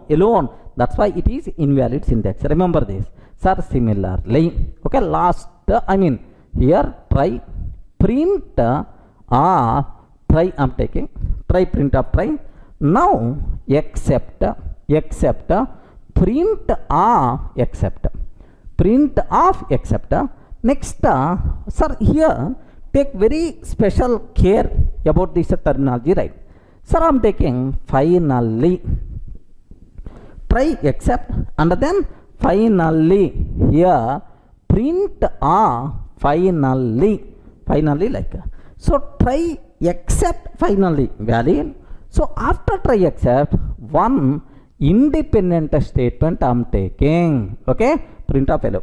Independent statement I'm taking, print of hello. Immediately error by default we are going to get. The reason is try except, okay, well, but because of this print, Now this finally will become alone. So that's all. That's why this one is the invalid combination. So means that try except else finally is a single statement. In the middle you can't write independent statements. By mistake, if you are writing independent statements, then immediately you are going to get error. Is it clear for all of it? Sir, up to these how many combinations we covered? 20 combinations we covered. Still some more are there. Okay, be ready. Sir, up to this we covered 20 combinations, right? Let me go for some more combinations. Sir, here observe, I'm taking 21 try. Within the try block, I'm taking, sir, print inner try. Print inner try. Next, except, print inner except. Inner except. Okay, next, finally. Okay, print, sir, inner finally. Inner finally. Like this I'm taking. So now here except, sir, print outer except. Print outer except. Like this I'm taking. Sir, take a bit very special care about this terminology. What is the important conclusion here is within the try block, try except finally, try except else finally, you can take inside the try, inside except block, inside finally block also. Nesting try except else finally is always possible. Remember this one, sir. So it is a valid thing. Next, I'm taking, sir, 22nd try. Okay, print try block. Next, except block. Except within the except block, I'm taking try, sir, print inner try. Inner try I'm taking. Next, here except print inner except. Print of inner except. Like this I'm taking. So where I'm defining this try except, sir, inside except block. So inside except block you can take try except else finally, perfectly acceptable, sir. Similarly, okay, here try I'm taking print try block, print of try. Next, except I'm taking print except block, print of except block I'm taking, try except. Sir, I'm writing else inside else block. Inside else block I'm taking try print try. Next, finally